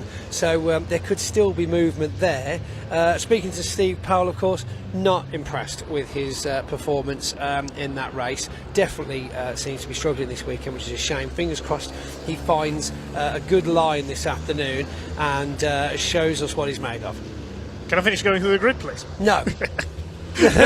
We know where they all are. It'll come up on the screen in a minute, Dave. It's fine. So Smith and Jenkins on the front row, then the Olivers. Stewart ahead of Michael this time. Paul Rivett on row 3, the number 22, alongside number 11 David Smith. And then we've got Stephen Powell, number 3. Yes, there he is. Just arrived on the track slightly out of sequence there. We'll start alongside Tom O'Rourke with that grid penalty from race 1. The 5th row, 5 Adam Bint and 33 Neil Yates. Row 6, John Powell and Simon Cole. Hopefully won't get stuck together this time. Row 7, Willem Vredick and Archie Handy. And John Bowler, who only set 1 lap time before he ended up in the gravel in qualifying, will have to start from the very back of the grid. Not ideal. So this grid, of course, based on the second fastest laps from qualifying earlier on, Dave. Yes, indeed. Now, we've got tinted windows here on one side of the commentary box, and it looks completely dark out there now. It's quite surreal with it's still not massively bright out the headlights there, is it? on. I mean, it is coming up to 4 o'clock now, and we're going to lose the light in about half an hour, definitely. Not quite the night race we experienced at Le Mans, but it's getting close. The headlamps are all on, and I think it's quite a spectacle for the spectators, really, to see the trucks going round with the lights on. But at least, and I hope this isn't the commentators' curse again, but at least we've got some dry tarmac and quite a fresh crisp in the air, but nothing too chilly.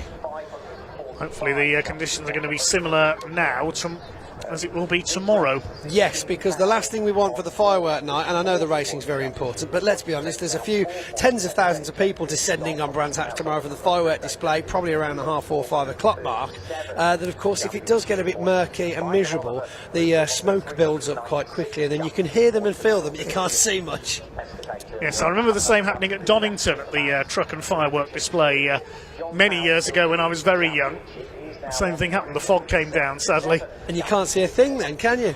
And then the smoke from the fireworks mixes with the fog, which is crazy. Anyway, I was talking to Dave Smith's son earlier on, who apparently was out for testing yesterday, and I was quite proud to mention the fact that it was only a few seconds off Dad's lap time, which is interesting. Yeah, it looks like we haven't had too much damage though from John Powell and Simon Cole though from that little coming together. Still already hit the Instagram. If you don't follow us on Instagram, of course, please do head over to official BTRC and give us a tag on any pictures or videos you take if you're on circuit this weekend. However, we look down there onto the pit straight and we see them start to pull away there with Stewart in the GT pace truck at the front as we get ready then for the outlap of our second and final race of the Saturday here at Brands Hatch. So away they go. There are Division 2 title protagonists, and after the first race, as you said, I make it 13 points between the two of them. John Powell ahead of Simon Cole. Adam Bint took the win in the first race for Division 2 earlier on, with Paul Rivett second, and he got the point for fastest lap. Ryan Smith taking the win in Division 1, of course. He got fastest lap as well, so 21 points for Ryan, enough to seal him the title for another year.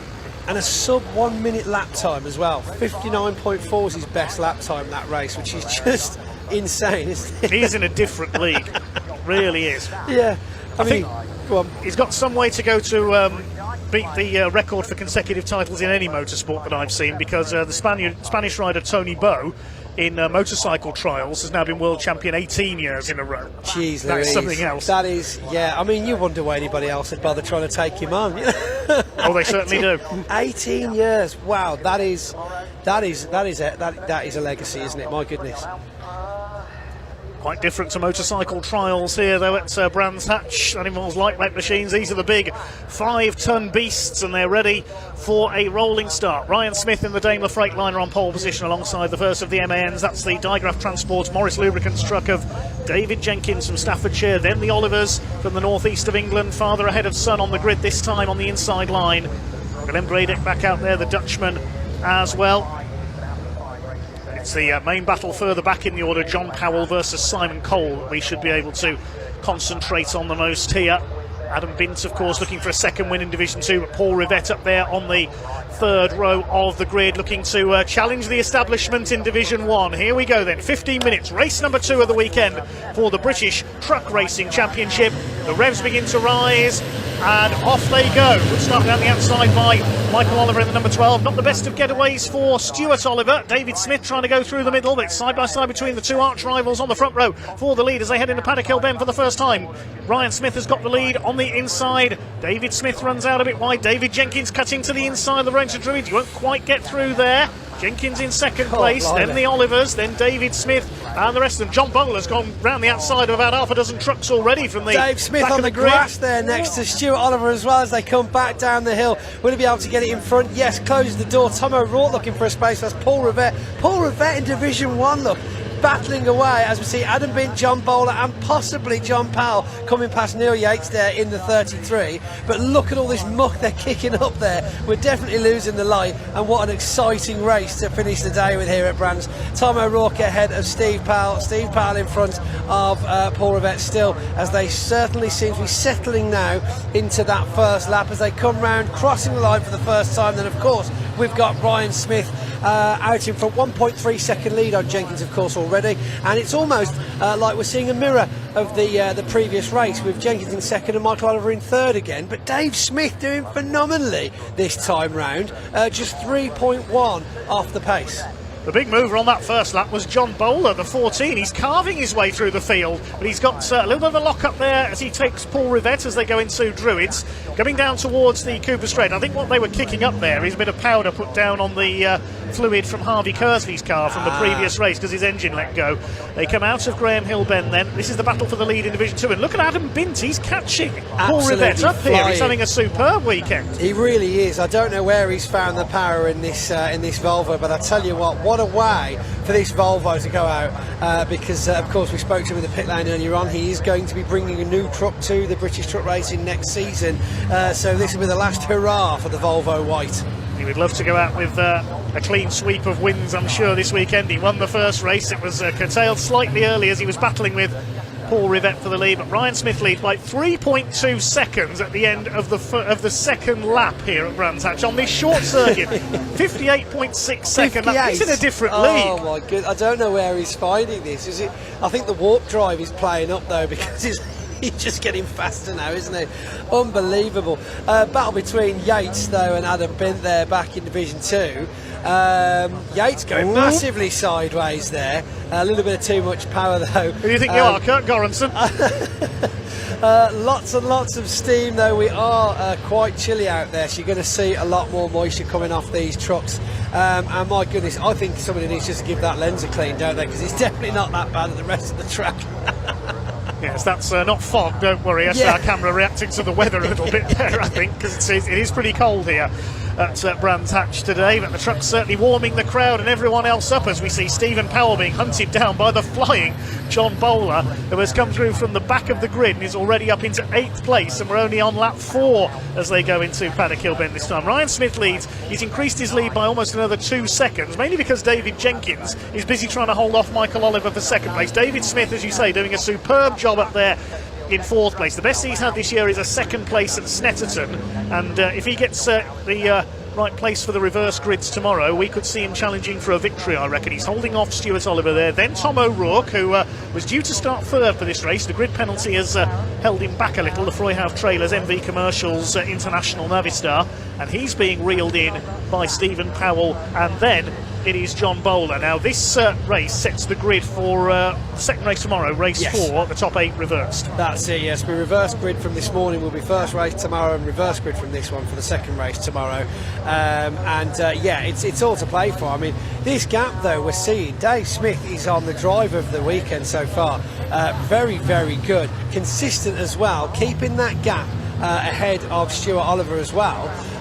It's quite tight, to be honest with you, but I'm still massively impressed though. Dave Jenkins and Michael Oliver, they are tussling with each other, aren't they? Good 3 seconds ahead though still of the rest of the trucks, so they're still doing very well in theirs.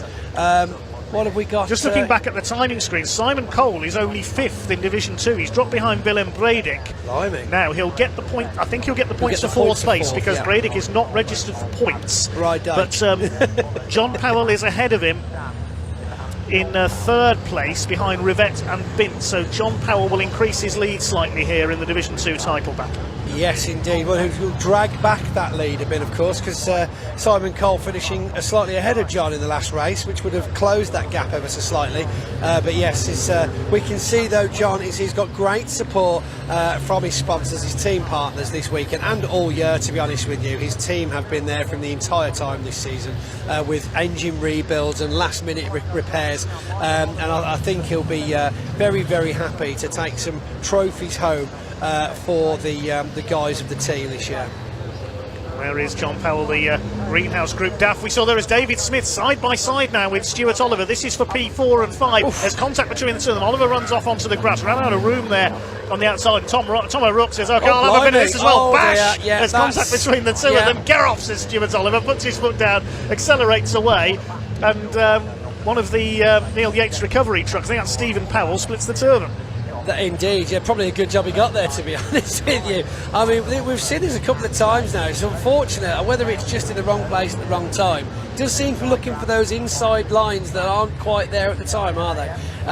But yes, great recovery from Stuart Oliver to get the power down. Certainly didn't affect him too much, other than the initial shunt itself. Steve Powell, though, appears to be finding his feet now, though, doing a lot better this race than he did previously. Perhaps I've had a chance at lunchtime to have a play with some settings on the truck. So of course a lot of the drivers were complaining about the greasy track conditions earlier on, David. Well, much better grip now that things have dried out after the drizzle this morning during qualifying. So here comes John Bowler up onto the tail of Tom O'Rourke. He might have a bit of damage to the right front following that contact. John Bowler's rise through the field seems to have halted momentarily, plateaued at 8th place, but of course if he finishes 8th he'll have pole for race 4 tomorrow in excuse me, in the reverse grid race. But he's going for Tom O'Rourke here into Surtees. Can't quite get the line away, tricky to overtake through that section of the track, and behind them is Paul Rivette, who is still leading Division 2. Adam Bint 2nd, John Powell is still 3rd in that group. Then it's Bredick, the Dutchman, Cole and Archie Handy rounding out the field. So Simon Cole still down in 5th place behind his championship rival, not where he needs to be. No, definitely not. But of course, at the same time, they've still got 3 more races tomorrow and a whole night of tinkering to go through. I tell you what, though, you see certain angles when you watch this circuit that they don't look that fast, and then other angles you look at them and you're like, wow, they are really tanking it down that hill, aren't they? They certainly are, yes. As the light continues to fade here at Brands Hatch, we're just past half distance in this second race of the weekend for the British Truck Racing Championship. David Smith still holding off Stuart Oliver. They came to blows once coming out of Druids Hill Bend. They're battling for 4th place. Ryan Smith now leading by nearly 10 seconds ahead of David Jenkins, incidentally. Michael Oliver is just over half a second behind Jenkins last time through. They're about to cross the line to complete their 8th lap. Yes, Michael Oliver is definitely reeling in David Jenkins for 2nd place. Then we've got the battle for 4th. Stephen Powell has almost caught Stuart Oliver now. Then O'Rourke and Bowler, 5 of them together almost now for this 4th place. But Michael Oliver has had a fantastic 2024. He's definitely reeling in David Jenkins. Here they are, almost nose to tail now into Druids. Defensive driving will definitely slow you down, of course, when you are under the attack of the Oh, drop. tangle. Whoa! It's Dave Smith and Stuart Oliver come together. What a save! And it looks like they're back underway. Huge contact, but they are both still rolling. And I don't believe either of them actually lost any places either, which is crazy. They only swapped round. That is Oh, the save of the season from David Smith. How he did not hit the barrier on the inside of Druids there, I will never know. That's an incredible save. Very, very impressive. And again, it's if you can get yourself back on, the control of that was phenomenal. To not bring that whole race to a standstill. But look what's happening now. We've bunched up behind them. The incident has slowed them two down, and that pack has caught up, which is going to raise even more opportunity for issues, especially as we've got Tom O'Rourke all over the inside line now of Steve Powell as they come round onto the pit straight. We've got bits of bumper and side skirt flying off left, right and centre. I think Stephen Powell's picked up the side panel from David Smith's truck. It's come off and it's stuck on the front of Stephen Powell's truck. I hope that doesn't affect his radiators. Indeed, this is a serious issue. Huge amounts of air intake on the front of these trucks, but it does look just low enough down for it not to be too much of an issue for the coolant system, or of course the intercooler, for the very huge intercooler for the turbos on these engines, which all goes through those grates on the front of the trucks. But yes, Dave Smith looking a little bit bare now. Steve Powell chasing him round to try and give him his bodywork back.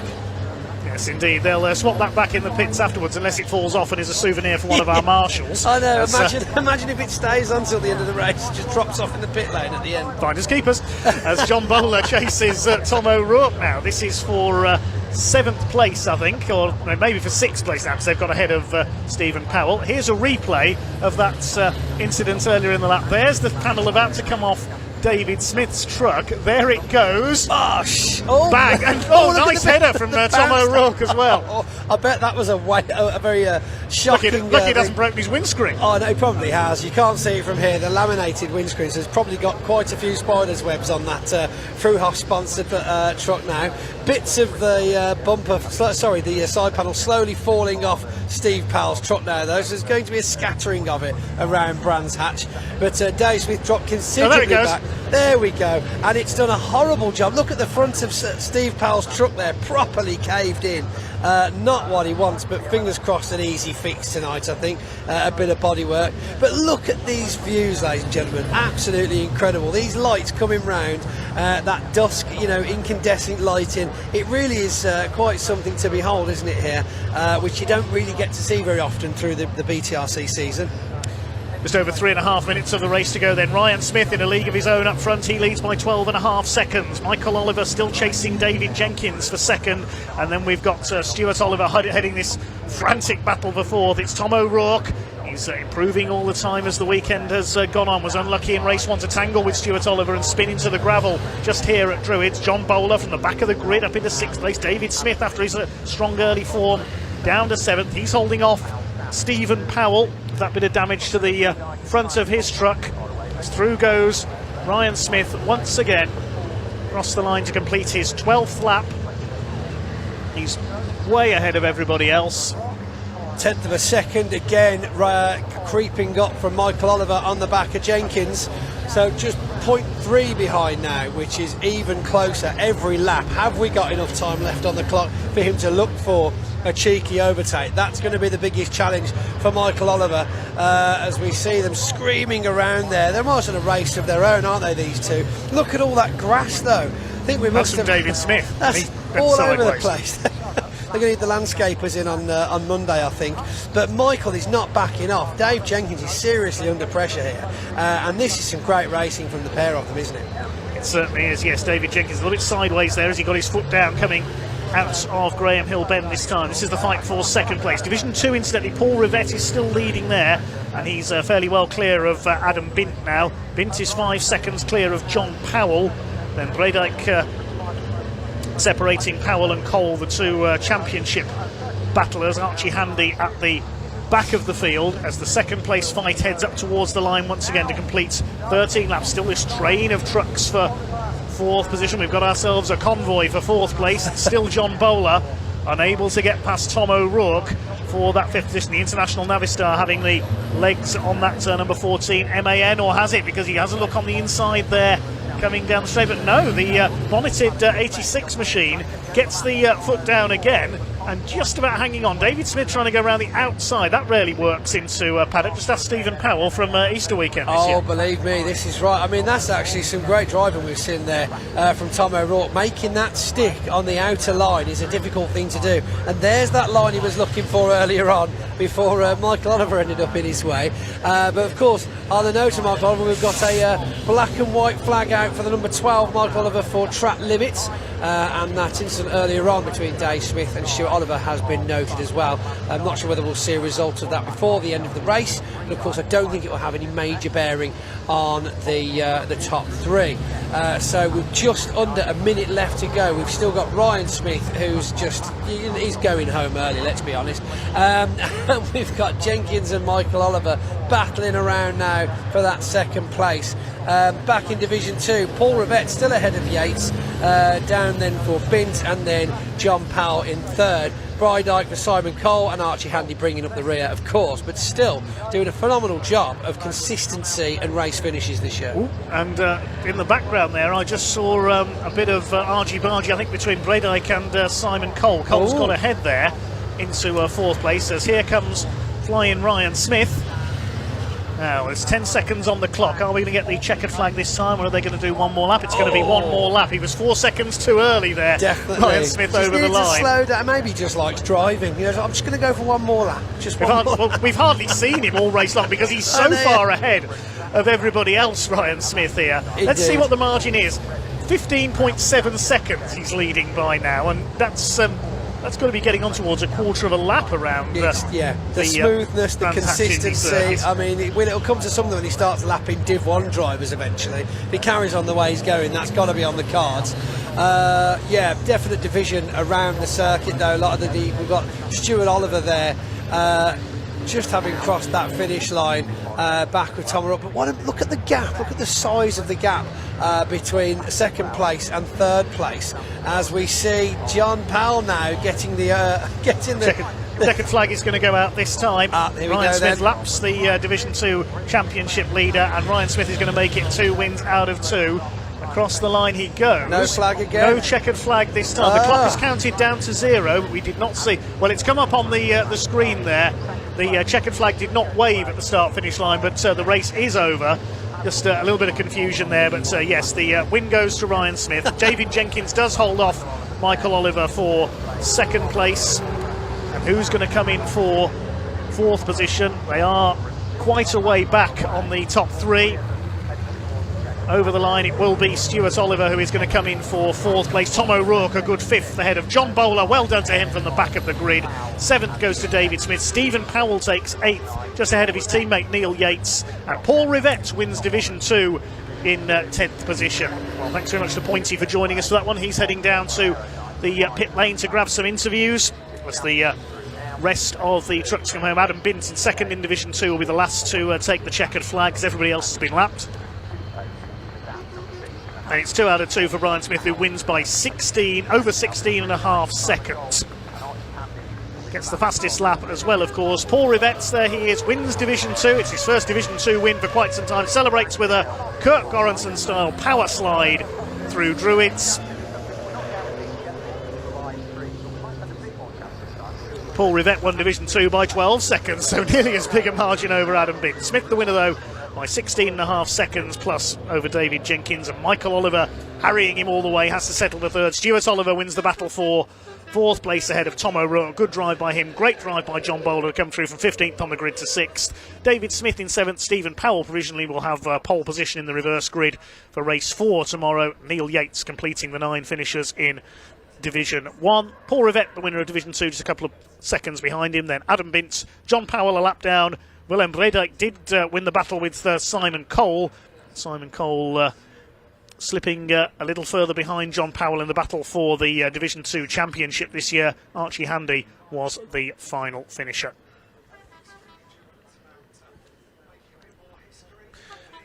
So Pointy has dashed down from the commentary box into pit lane. Let's see who he's found to talk to.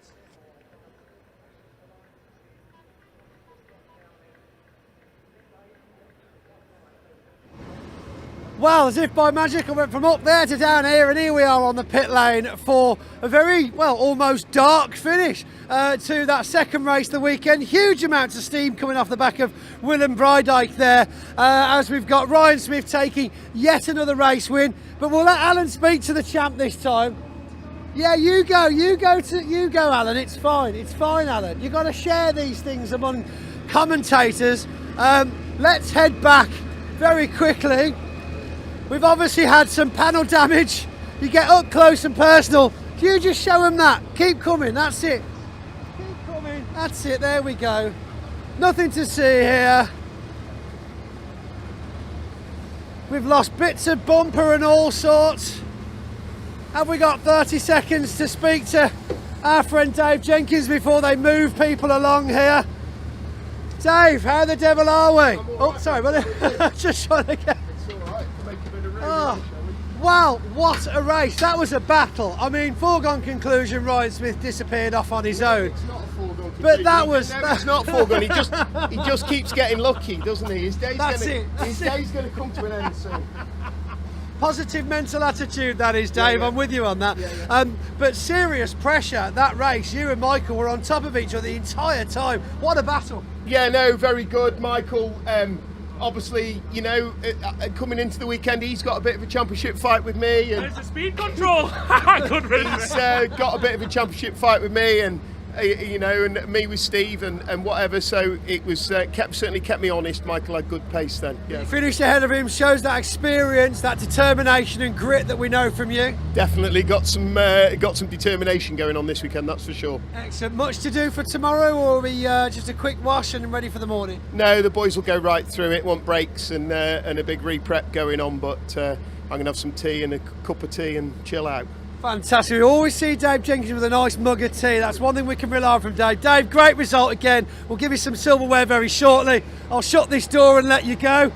There we go. Right, well, they're all shooting everybody off now. Let's have a quick word with Michael Oliver over here.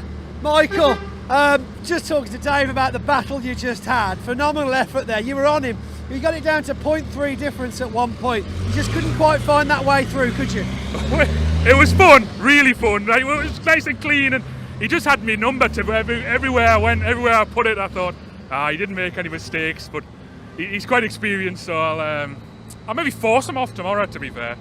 Really? Well, it'll be a laugh, won't it? It'll be fun. You're getting very close, though, the two of you now, for Steve Powell points-wise. I don't know where that mathematically leaves you, but it's getting quite exciting for that second and third place, isn't it?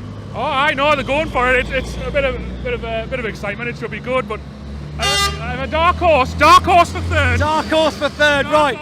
Keep fighting. Go and speak to Alan. Thanks for joining us, Michael. And look at the damage on the front there of Steve Powell's truck. I told you it was bad. The caving into the windscreen as Dave Smith's side panel smashed into him at 100 miles an hour. Neil Yates has found his horn. Paul Rivette's broken his. I tell you, it's quite an interesting atmosphere. Go on, give it a 2. No, oh, there we go. He's actually got a proper pull cord on him as well. No, don't, John, he's just... Hey, hey. Now, I know you couldn't make it to Le Mans, but it was a bit like this. No, yeah. I could have made it. I just didn't get invited. Yeah, right, sorry, right. Well, I'm going to carry some bottles of shampoos down to the bottom of the paddock now, hand out the last set of Saturday trophies. That was an interesting race, wasn't it? Oh, it's cracker, isn't it? They always deliver these, but Division 2... It's good. Very nice, clean race in Division 2, but we saw some serious contact in that race. Biggest thing I'm impressed about is that it didn't end the race for a change. Well, I'm hearing a little rumour Div 1, second and third might have changed position in the championship as well, so you're still all to go for. We're going to do some maths when I sit down. I'll get it all wrong again, but I will do some maths. Just ask AI, it'll be fine. Oh, that's good. ChatGPT, other AIs are available. Who's winning the BTRC at the moment? I'm sorry. Ryan Smith. That's past 2021. I'm not allowed to tell you the answer. Bye, Michael. Love you. I love you, man. Right, microphone. Yeah, no, that's it. That's it for today. Oh. But we are back to our appointee. Thank you What so a much. day. Can't What a wait to see day. you tomorrow. We might have some funny games in the morning as well between us. Tomorrow, I'll be on his shoulders. Yeah, that's not going to happen. Pointy, thank you so much. Thank you, everybody, for tuning in today. It's been an absolute cracker. Don't forget, hit that like button, hit that subscribe button. We are back one final day tomorrow with the British Automobile Racing Club. Yes, tomorrow Division 2 will be settled, and of course we still have it so tight at the top for the Mini Challenge Trophy as well. The JSCC wrap-up. We'll also find out who is going to be the champion in the pickup truck racing and the Zero Winter Series for the Mini 7s. That will be decided all tomorrow. One last dance coming up at Brands Hatch tomorrow, and it's all going to be live. First race tomorrow, 10 o'clock. We'll be here. I'll see you then. Dave, back to you for the final word.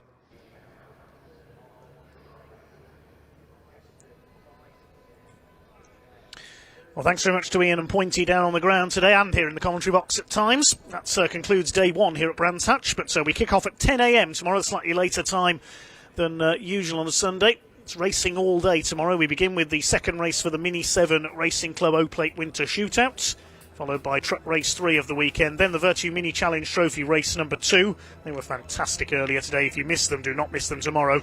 Pickup Truck's second race of the weekend as well, then the Junior Saloon Cars season finale. The champion will be crowned in that event. Then the trucks out for their fourth race of the weekend, the final for the Mini 7s, the season finale for the Virtue Mini Challenge. That's followed by the Pickup Truck Racing Championship and one final truck race as well. And then after that we will have the parade of show trucks and of course the firework display to end the season here at Brands Hatch. But meanwhile, it is now getting dark out there, so that's the end of track action today. My thanks to everybody here at Brands Hatch today, marshals, medical crews, recovery crews, and all the other officials here today. A big thanks to our camera teams as well.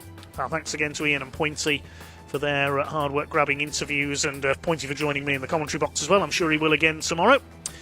And that's just about wraps things up for day one here at Brands Hatch. Time for a beer and a curry, I think, shortly.